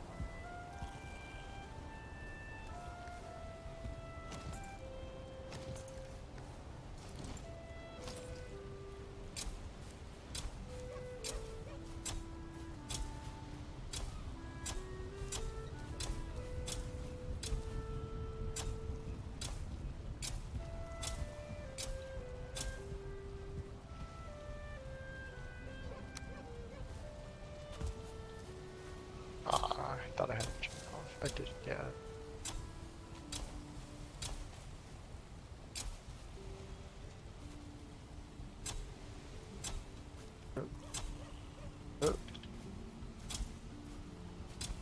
can't get over here, what you gonna do?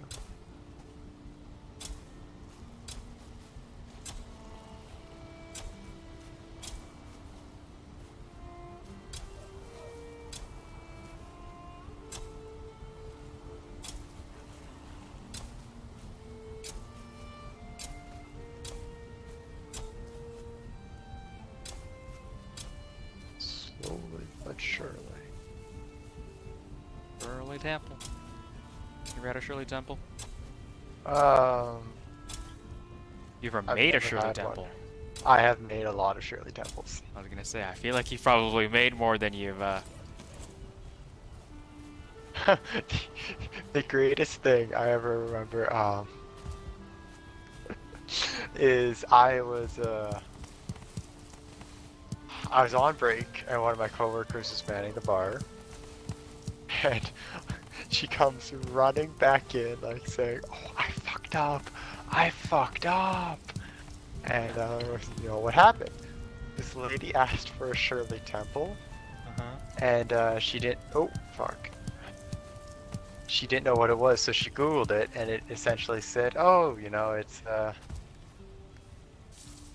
orange juice. It's got the cranberry or orange juice. What can I think of? Not cranberry, grenadine, and all that." And she's like, "Oh, so it's really like nothing overly special." Proceeds to put the vodka in it, and then realizes that the lady asked, "Can I get a Shirley Temple?" But she doesn't want any vodka because she's pregnant. Oh no! And she's really much like, I fucked up. She's like, what happened? I put the vodka in it. Okay. She's pregnant. Oh no. It's like, well, go out there. You know, runs over. The lady hadn't taken a sip yet. It's like, I'm so sorry. I fucked up. I put vodka in it. And, you know, lady was very nice about it. She just laughed, thought it was hilarious. The whole table thought it was funny. What's preventing me from... Oh. Oh. And yeah, so she caught herself there. That's funny. It was a funny story. Thankfully, nobody. Well, as far No as I'm aware, I alcohol don't was think served. like one thing of alcohol does not, you know, damage the No. baby irreparably. It's just a No, you but shouldn't do it's- it. Yeah.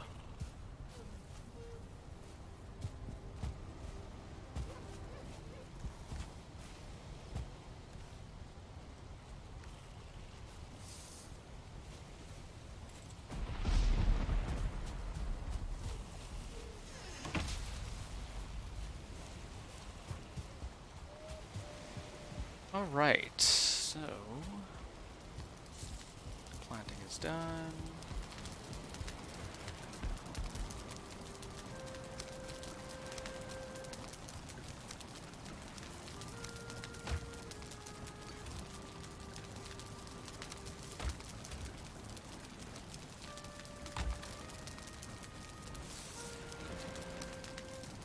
Trying to think about the most popular drink I used to make.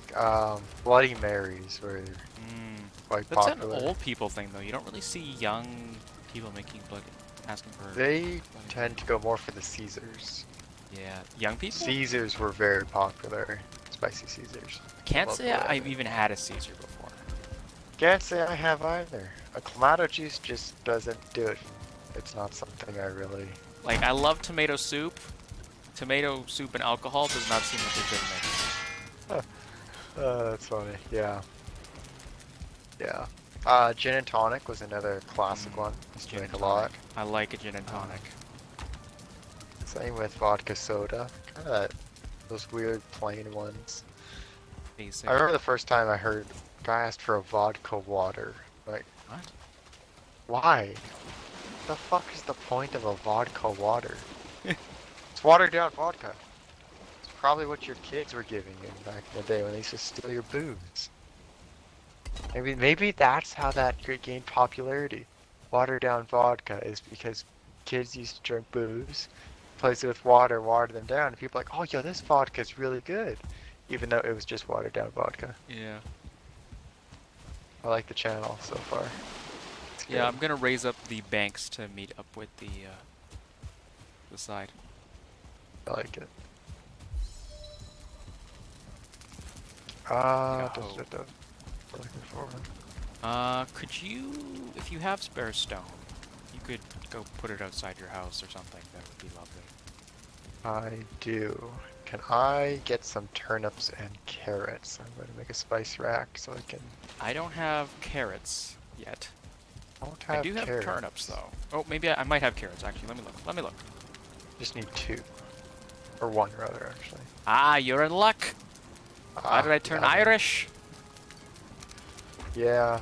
How many I don't have turnips space do in you my need? place for an oven, but I really don't want one in my place because they're so fucking annoying. Yeah, I don't go over here, so. Oh lord. 3 turnips and a carrot. And 1 carrot? A carrot. Here's 1 carrot, and I thought you only needed 2 turnips, so I grabbed 2. But I actually have 6. I There you go. Oh, I don't know why they went over there. My pots and pans are located here, under the furnace, because I'm like, I don't. It had to be too close, and I'm like, no. That was same for me. My butcher's table is under. I feel like the butcher's table looked okay over here, so I left it there. But I don't have the space for the butcher's table in mine, but I do have wall space for pots and pans. yeah, you have lots of wall space. See, my walls are so far apart from everything that it doesn't really work that well. Pots and pans, you take some pots and pans, take some pots and pans, and fill Right. with some sticks. Can you walk through the fucking door, please? Okay, so it's 3 and 3.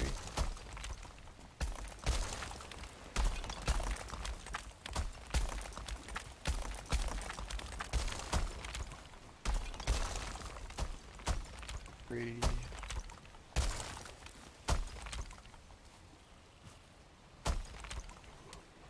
Five. You shitting me right now? You get the fuck away while I'm building. I missed every single hit there.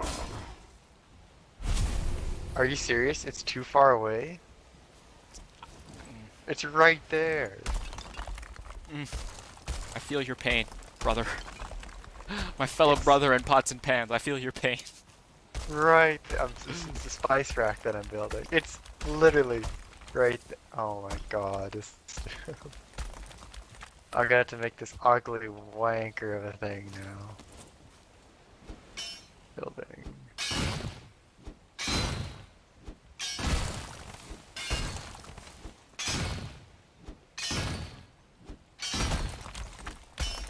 Oops.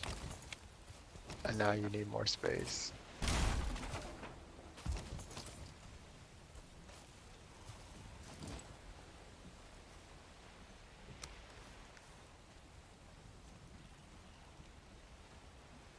How far out will you have to go?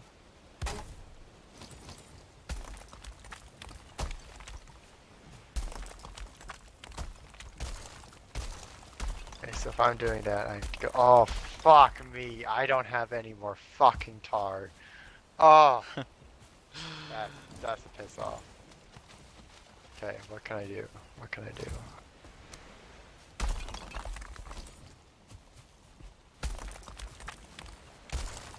I don't ever spend any time up here, so.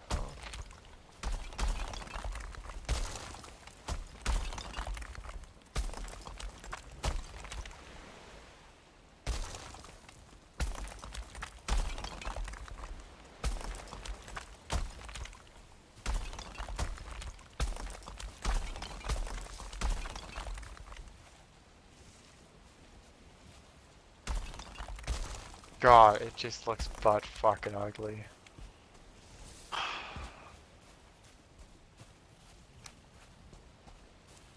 Do I actually have to? I might have to.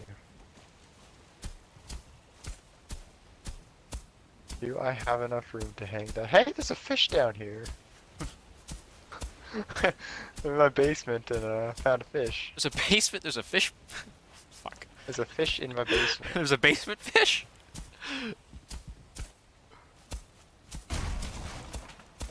Alright, well, the spice rack's going down.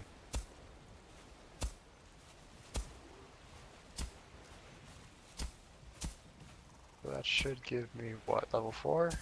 Cauldron level 4, and this should be a cauldron level 2. Okay, level 4 cauldron.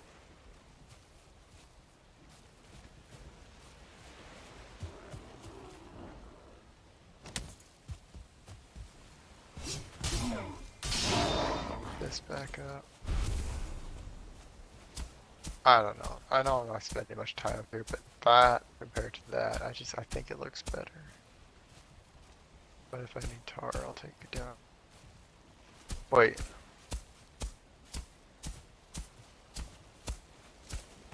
Tar.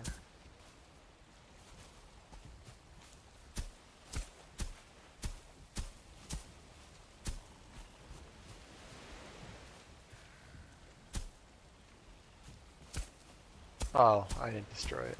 That's why. Huh.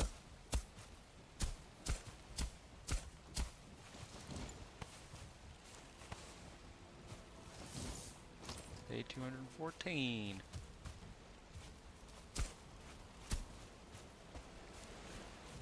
This looks good. Looking good. Nice cleared out space for the channel. Or not for the channel, for the bridge area.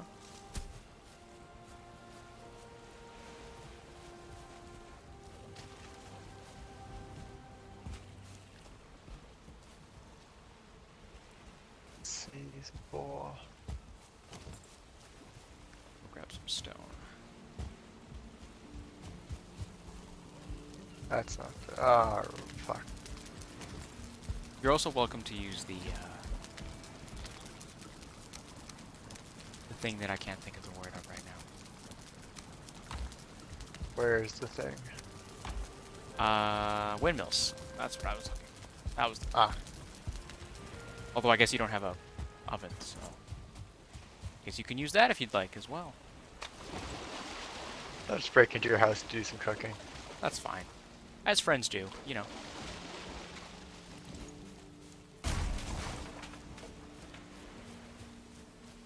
Did I not fucking pick up the stuff from the stone cutter?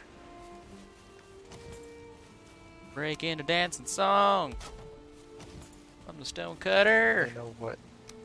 Oh, level 4.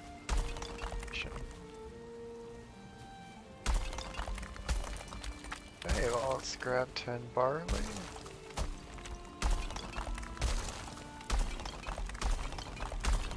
Why is it not doing this right? Toss that in the fermenter and get fermented.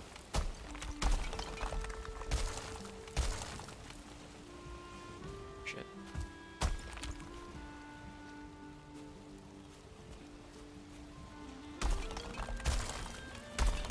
Way that away. What do you think, chat? You want to hear more stories? Yeah, chat.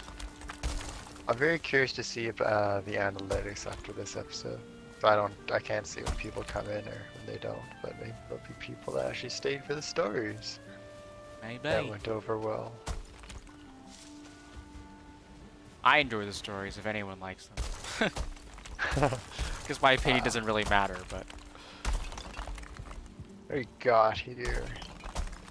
The cabin. I like the cabin stuff. Alone in the woods. Nobody hear you scream that shit. A hiker decided to go on a hike by himself.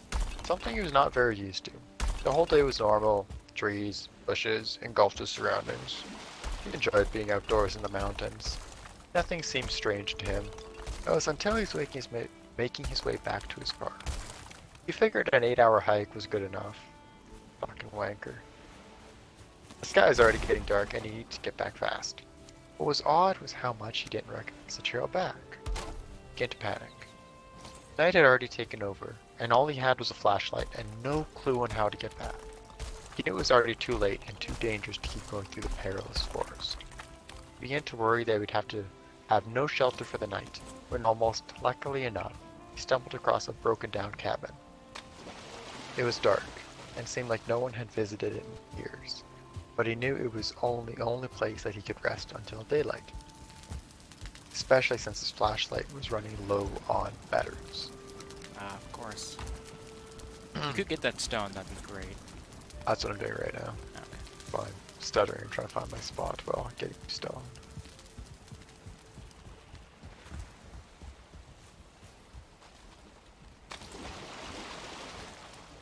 A lot of extra stuff.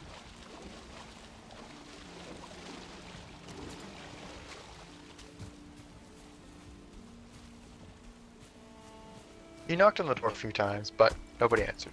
So he let himself in. Where strangely enough, a perfect bed fitted for one person awaited him in the center. And that's when you know you just need to fucking do. Get the fuck out, yeah.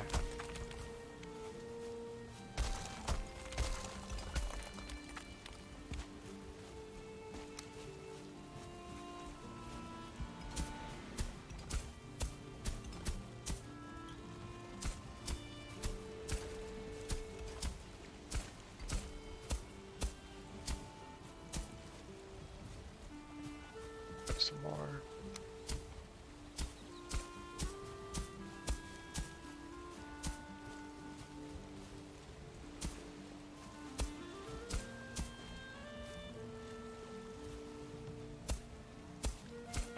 I don't know what you want to do with your front entrance here with this. This is the level that I'll be at. Yeah, just keep it even and black there. I'll be fine. I'll take care of the rest. This is about 1, 2, 4, 5, 6, 7, 8, 10 stone piles out here Excellent. for you. That is probably enough. I have a bit more still. Keeping a little extra reserve just in case I need it, but if you need it, you let me know. I have some in the silver mines. Alright. He knew that if the owner came back, he could explain himself. He was sure that the owner wouldn't mind, or was even possibly dead. So he went ahead and got himself comfortable in bed. As he tried to sleep, he couldn't ignore the collection of paintings around the room. Oh, fuck. Portraits of strange-looking people all Get peering at him, Fuck out, you idiot! each wearing a smile that sent chills up his spine. Not too long after his exhaustion from the hike. Oh, man. As he tried to sleep, he couldn't ignore the collection of paintings around the room.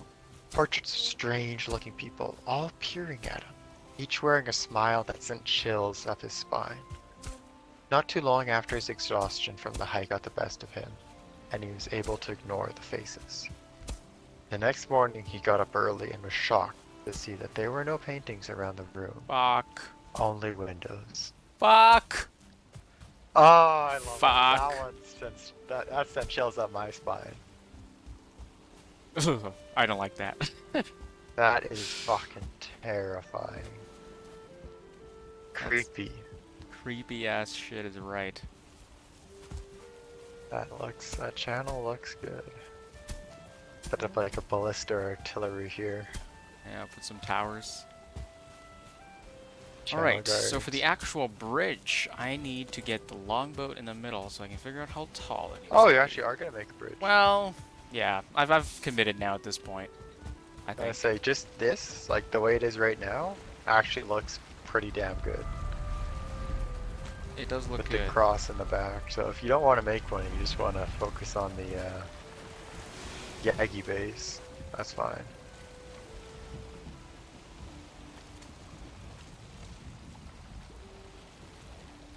The sooner we can face Yagluth, the better.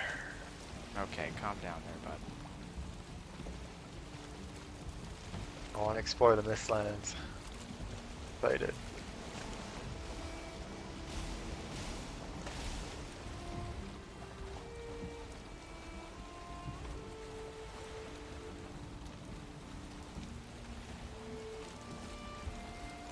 Going a little farther, aren't you? Yeah, it's not working like I wanted it to.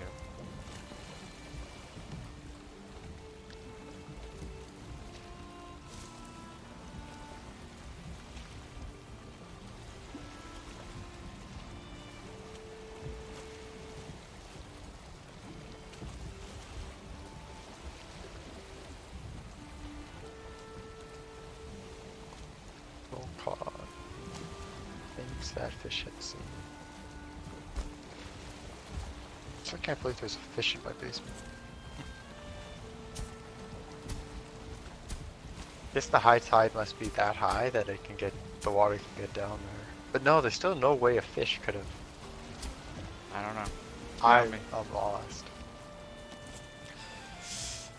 Do I want to make a bridge? Now I'm looking at it like that's really tall.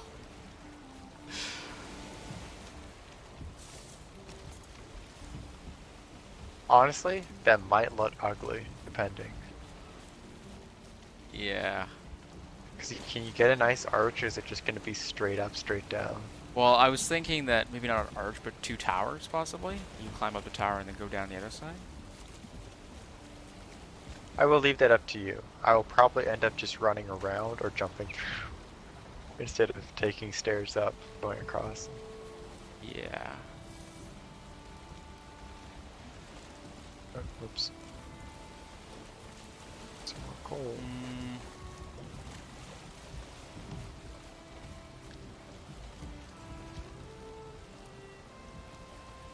Options of fermenting.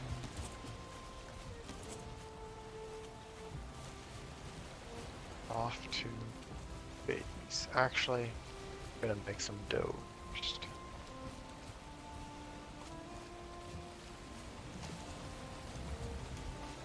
The windmill.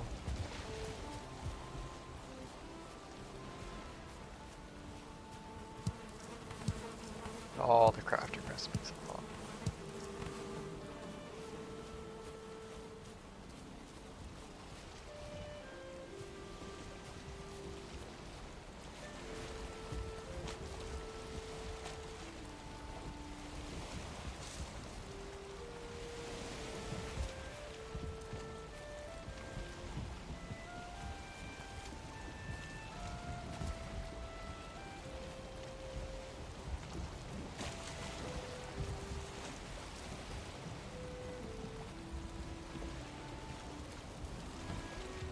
Right, what else do we have? I think I'm gonna just keep the channel. I don't think I'm gonna do the bridge. Because I feel like it'd be just, it would not look good. If it was only the carves going through, it'd be okay. I could make it tall enough. But this is really tall. It'd be like almost taller than, it would be almost taller than your house. So that would look funky.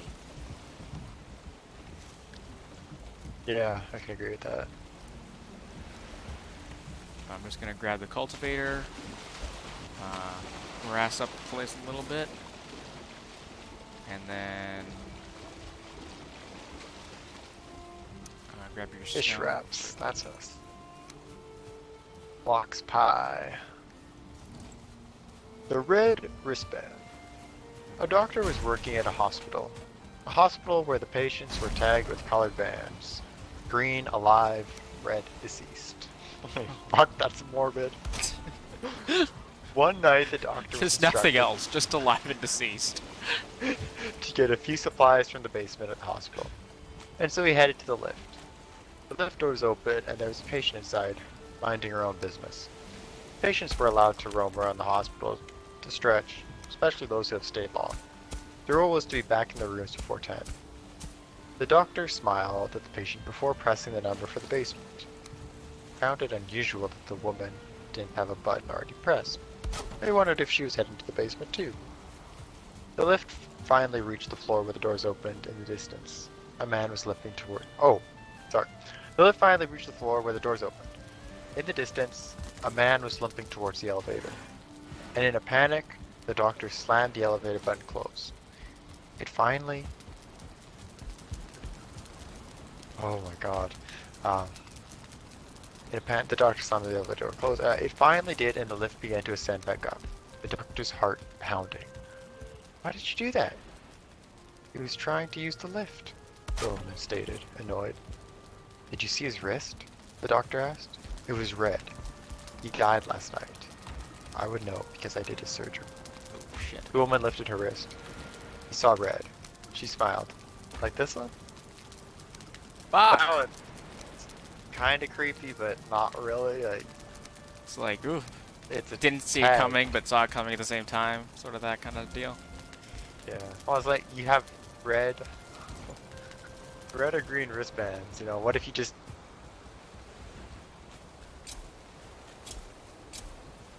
Huh, the windmills process things faster in a storm with the added wind. Yeah, they totally depend on the wind speed. That is cool. White with red. A man just moved into an apartment and heads to the receptionist to get his keys.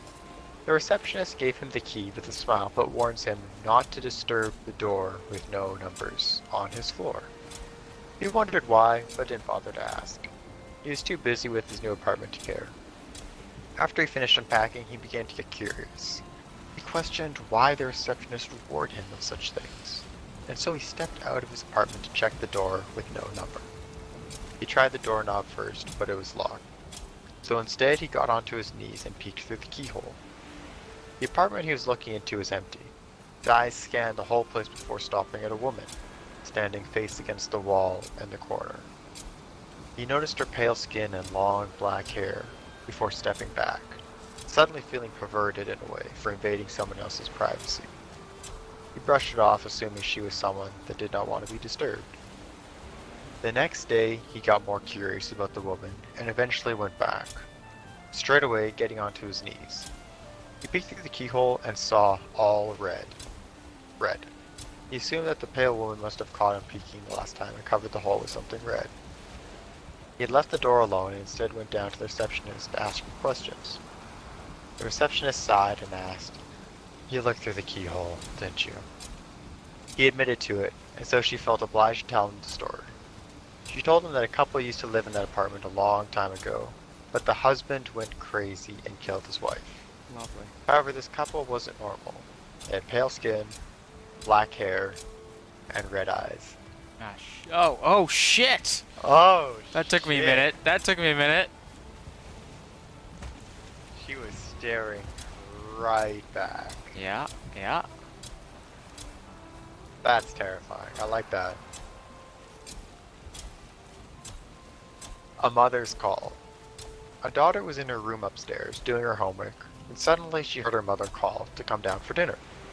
She jumped onto her feet and began making her way towards the stairs. But before she even took a step, hands grabbed her and pulled her into the laundry room beside the staircase. She panicked before realizing it was her mother. Her real mother. Eyes watery and bloodshot. "Don't go down there, honey. I heard it too." That's not really scary. No, I like the idea behind it, but I mean, there's a lot of stories with imposter syndrome, you know? yeah. It was similar to like the call yesterday with Dave and whatnot.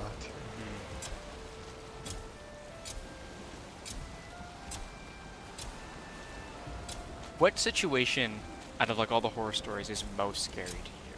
Like, if you were in, like, what is the scariest thing that you think you could experience that would just freak you out the most?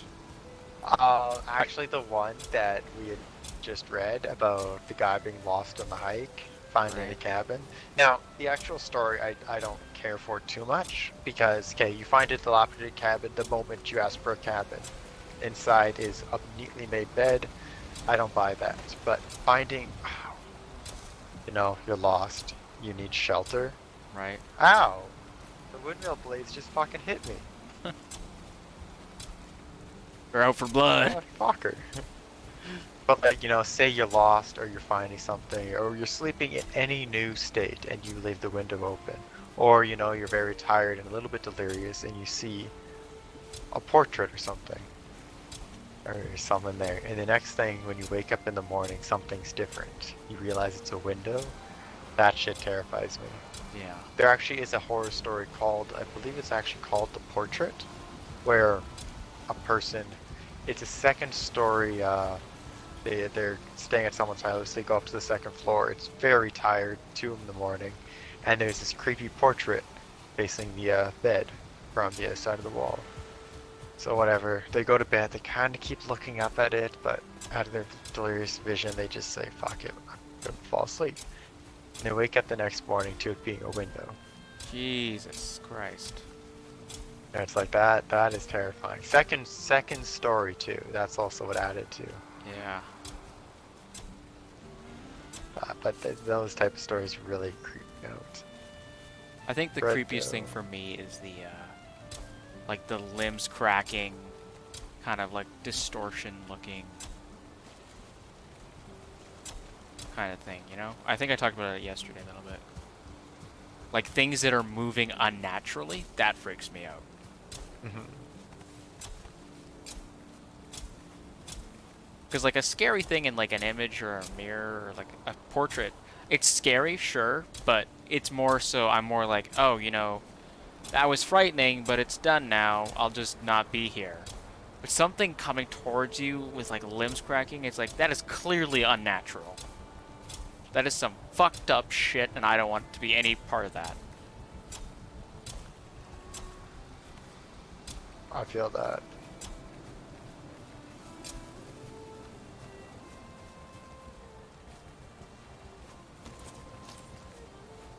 Would add 2 more.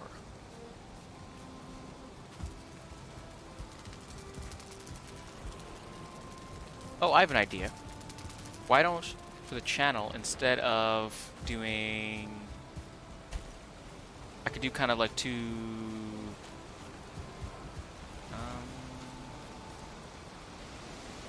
2 pillars with bonfires on them, maybe? Kind of like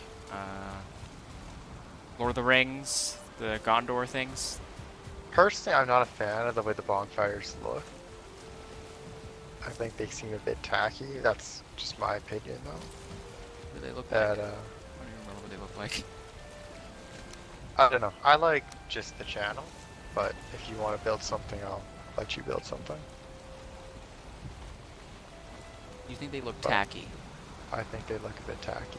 I don't know. My vote is to leave it as is and work on the. You just want that done so that you can go fight Yaggle. I do. I Yeah. do.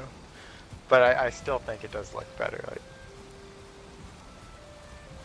like just as is.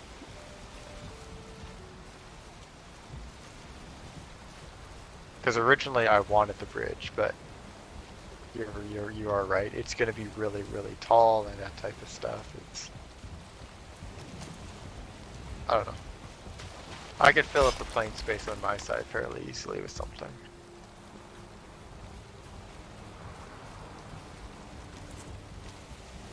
Yeah, I don't know. Maybe nothing.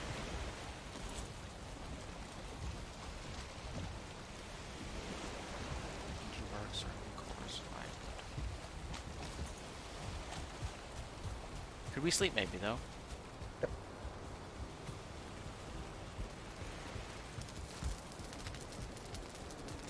Or went.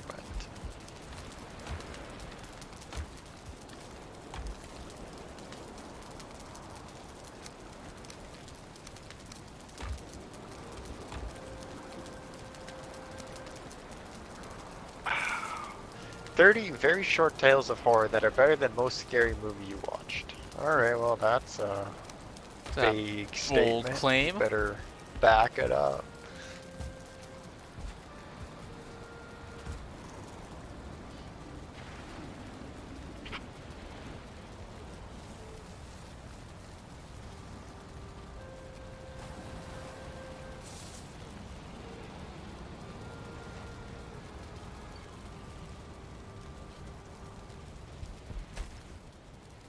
Here's an interesting one.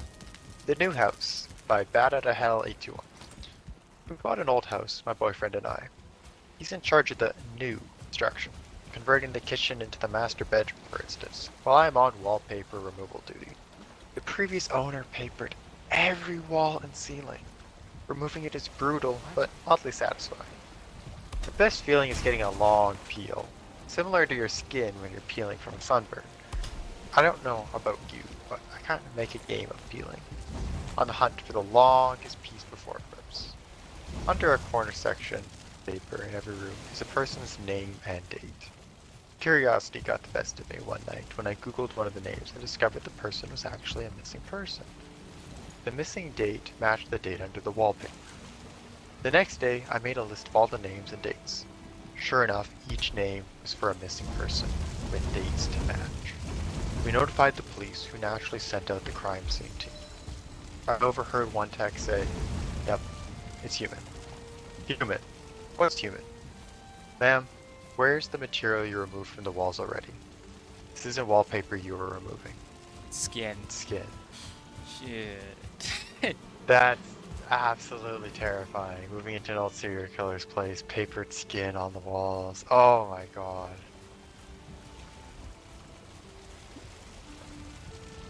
That's nasty.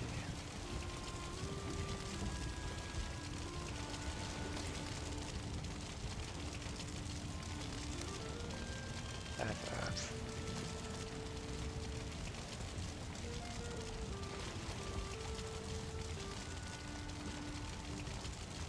See, yeah, to me it just looks tacky. I thought they looked good. Kind of out of place on the sides, just, I don't Well, know. I'm not just gonna leave. I was gonna build up like some kind of like stone thing, like maybe a little bit taller. But would you be like, what about another type of fire? Like the, I don't know. Because there's only the campfire, which is kind of smaller, but still. Yeah, campfire be too small. Could do the hearth, I guess, as well. Shit.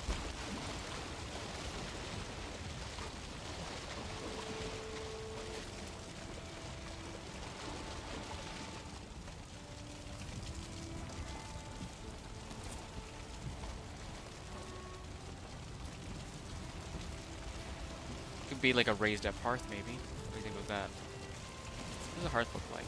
Go back to see mine.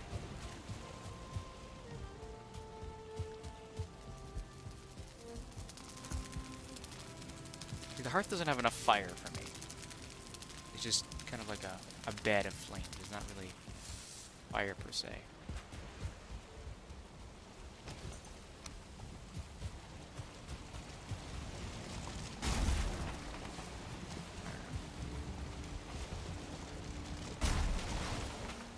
Maybe there'll be something in the Mistlands that'll go well there.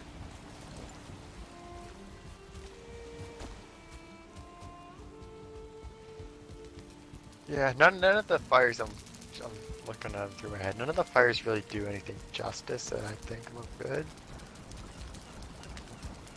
I wish they could have custom fires or like a really long, thin row of fire. Yeah. Would look good running along the stone, but I mean, maybe I could do like the iron standing torch.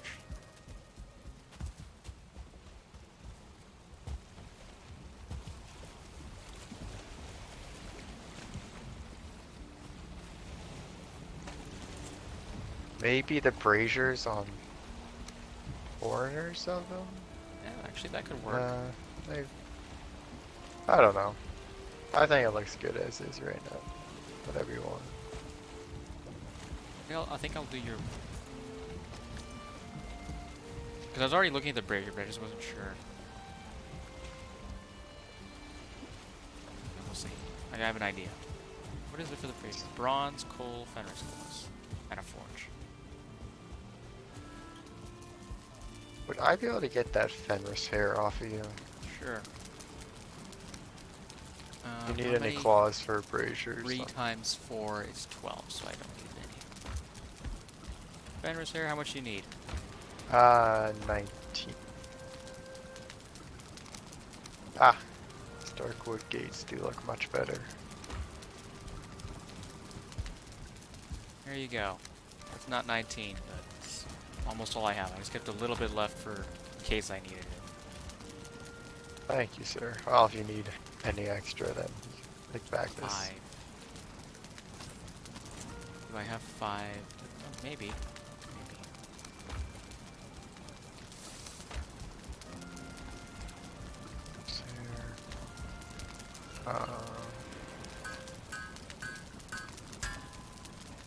Other scraps and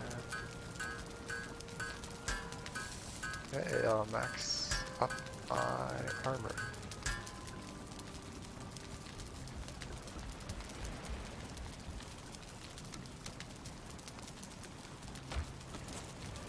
Full.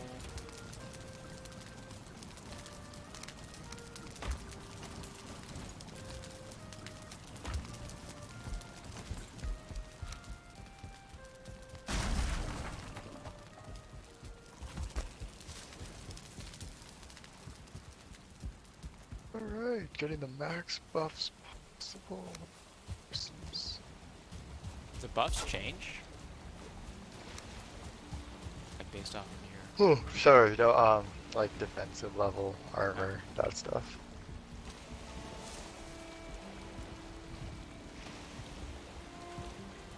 Let's do fire and your fists feel the power of the beast. 16% durability.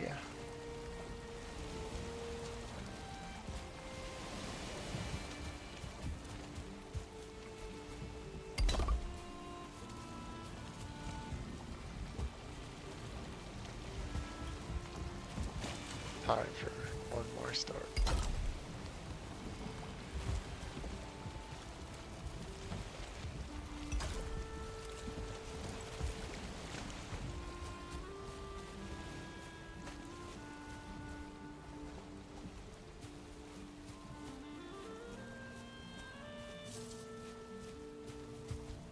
Okay. Oh no, I know this one. I don't like it. I really don't like it. He awoke to the huge insect-like creatures looming over his bed Ew. and screamed his lungs out. They hastily left the room and he stayed up all night, shaking and wondering if it had been a dream. The next morning, there was a tap on the door. Gathering his courage, he opened to see one of them gently place a plate filled with fried breakfast on the floor, then retreat to a safe distance. Bewildered, he accepted the gift. The creatures chittered excitedly. This happened every day for weeks. At first he was worried they were fattening him up, but after a particularly greasy breakfast left him clutching his chest from heartburn, they were replaced with fresh fruit. As well as cooking, they poured hot steamy baths for him and even tucked him in when he went to bed. It was bizarre. One night he awoke to gunshots and screaming. He raced downstairs to find a decapitated burglar being devoured by the insects. He was sickened, but disposed of the remains as best he could. He knew they'd just been protecting him. One morning the creatures wouldn't let him leave his room. He lay down, confused, but trusting, as they ushered him back into bed. Whatever their motives, they weren't going to hurt him. Hours later, a burning pain spread throughout his body. It felt like his stomach was filled with razor wire. The insects chittered as they spasmed and moaned. It was only when he felt a terrible squirming beneath his skin that he realized the insects hadn't been protecting him. They'd been protecting their young. Fuck. Oh, that reminds me of, there's a sort of wasp, and I think this is a South American or Australian wasp that lays their eggs inside of live caterpillars. And eventually, you know, the eggs hatch and give birth. The moment they give birth, tons of... Uh-oh. What? Nothing.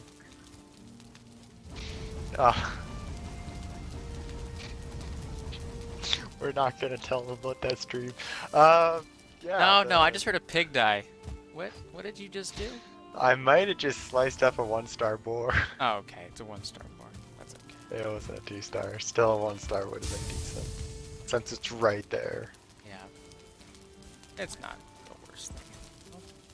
So anyway, the young hatch out of this caterpillar, and the caterpillar's alive through all of this. Jesus Christ. And the young start spinning silk around a cocoon, and the caterpillar even helps spin silk into this large cocoon to protect the young, and eventually the young will devour this caterpillar. Oh, great. But the reason they spin silk is to protect from another species of wasp that lays their young inside of the already infected caterpillar to eat the young of the previous wasp. Jesus Christ. so God like, was smoking one when he made that one. honestly, it's fucked. Those parasitic things, that creeps me out. There's another one, it's a sort of fungus that will infect an ant, and the fungus grows throughout the ant and turns their body into a mushroom and all that, while the ant's still alive and Yeah. the ant dies. Cordyceps. That's the premise of The Last of Us. Yeah, And that one's creepy.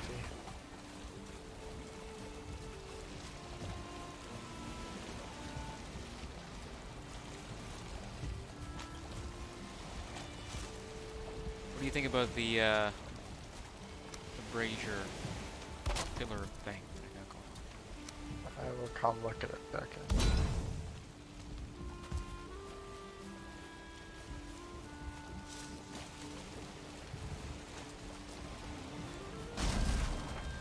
I think that's decent. Minimalistic, but still stylish.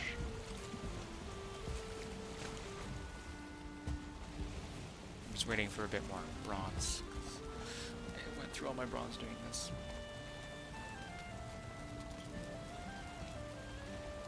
I like it.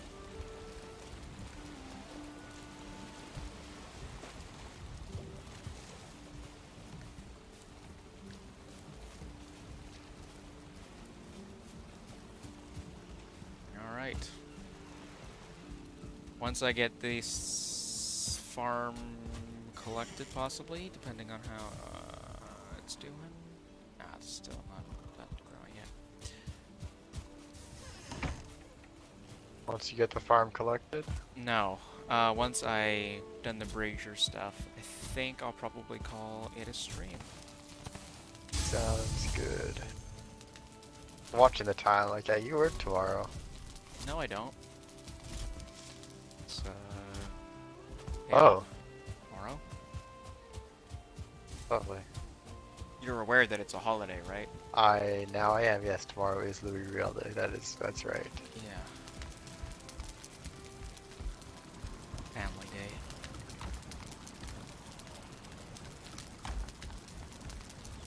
Fucking son of a shit.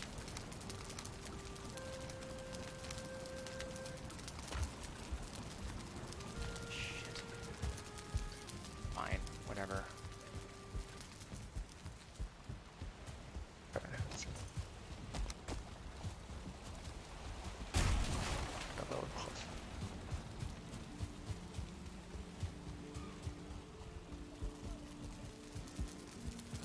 Some coal, actually.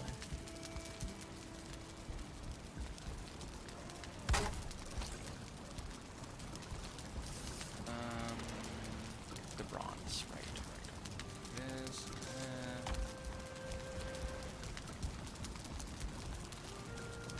bronze.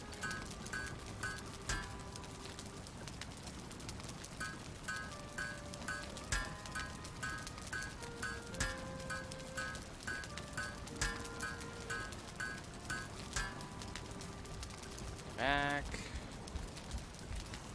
Here. That. That. Build it.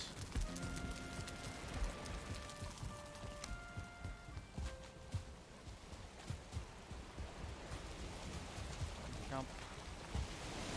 Jump.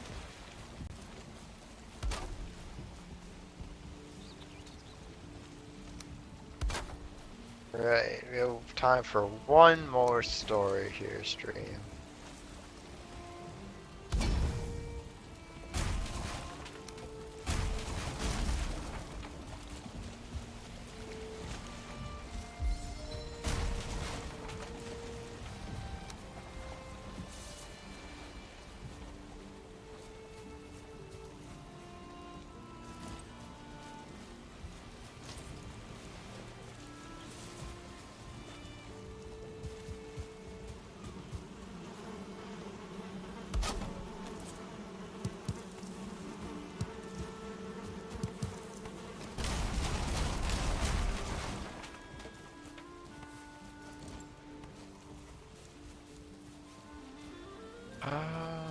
That's interesting. Okay.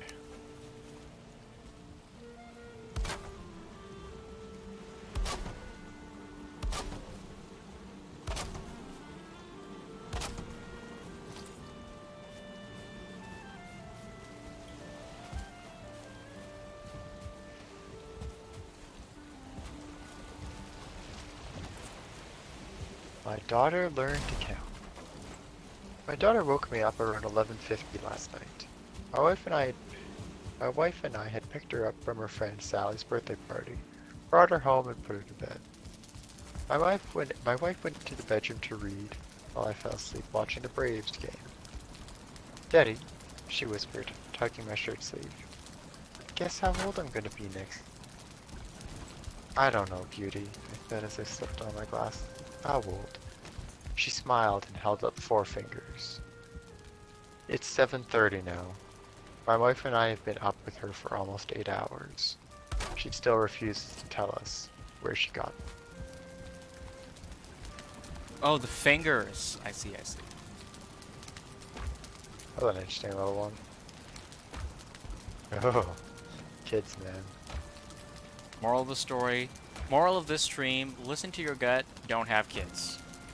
Dear gut, don't have kids. Didn't we do listen to the gut? Wasn't that last stream? No, that was this stream. Am I the Listen to your- asshole? Listen to your gut. No, listen to your gut was last stream. Was it? Oh. Yes. Okay. Stop that, you're making me trip balls, man.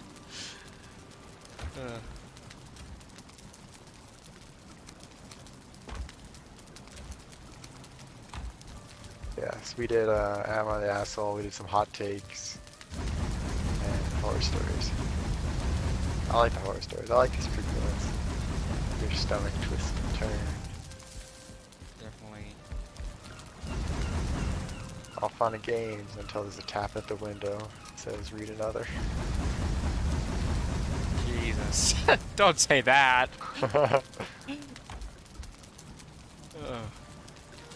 For a black metal sword. There is. I said, what is it for a black metal sword? Oh, I know there is one.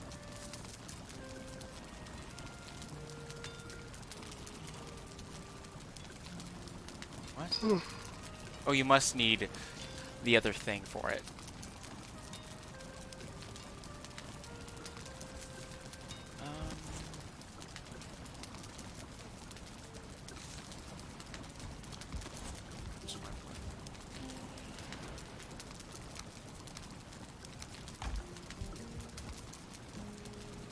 Oh, that's the same one.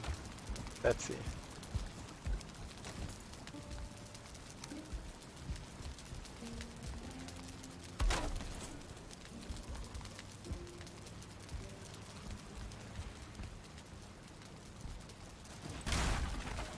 Here's one. On Monday, I came up with the perfect plan. No one even knew we were friends. On Tuesday, he stole the gun from his dad. On Wednesday, we decided to make our move during the following day's pep rally. On Thursday, while the entire school was in the gym, we waited, just outside the doors. I was to use the gun on whoever walked out first. Then he would take the gun and go into the gym, blasting. I walked up to Mr. Quinn, the guidance counselor, and shot him in the face 3 times. He fell back into the gym, dead. The shots were deafening. We heard screams in the auditorium. No one could see us yet.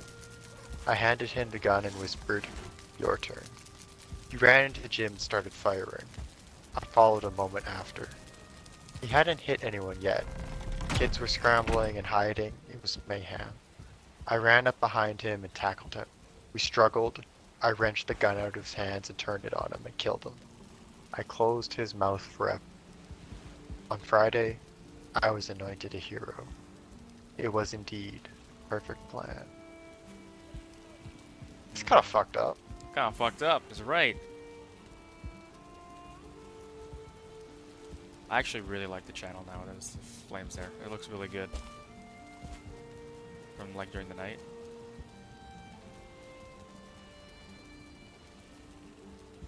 It does look good. We have a nice settlement here. We do. I feel it feels like we've settled in. Finally, maybe. Now we're gonna go settle somewhere else. Just like our peoples did. Yep. They need motors. Are you good to end the stream here? I am good to end the stream right here. Alright. I think it's my... Yeah. It is yours, yeah. Alright, everyone. Yeah.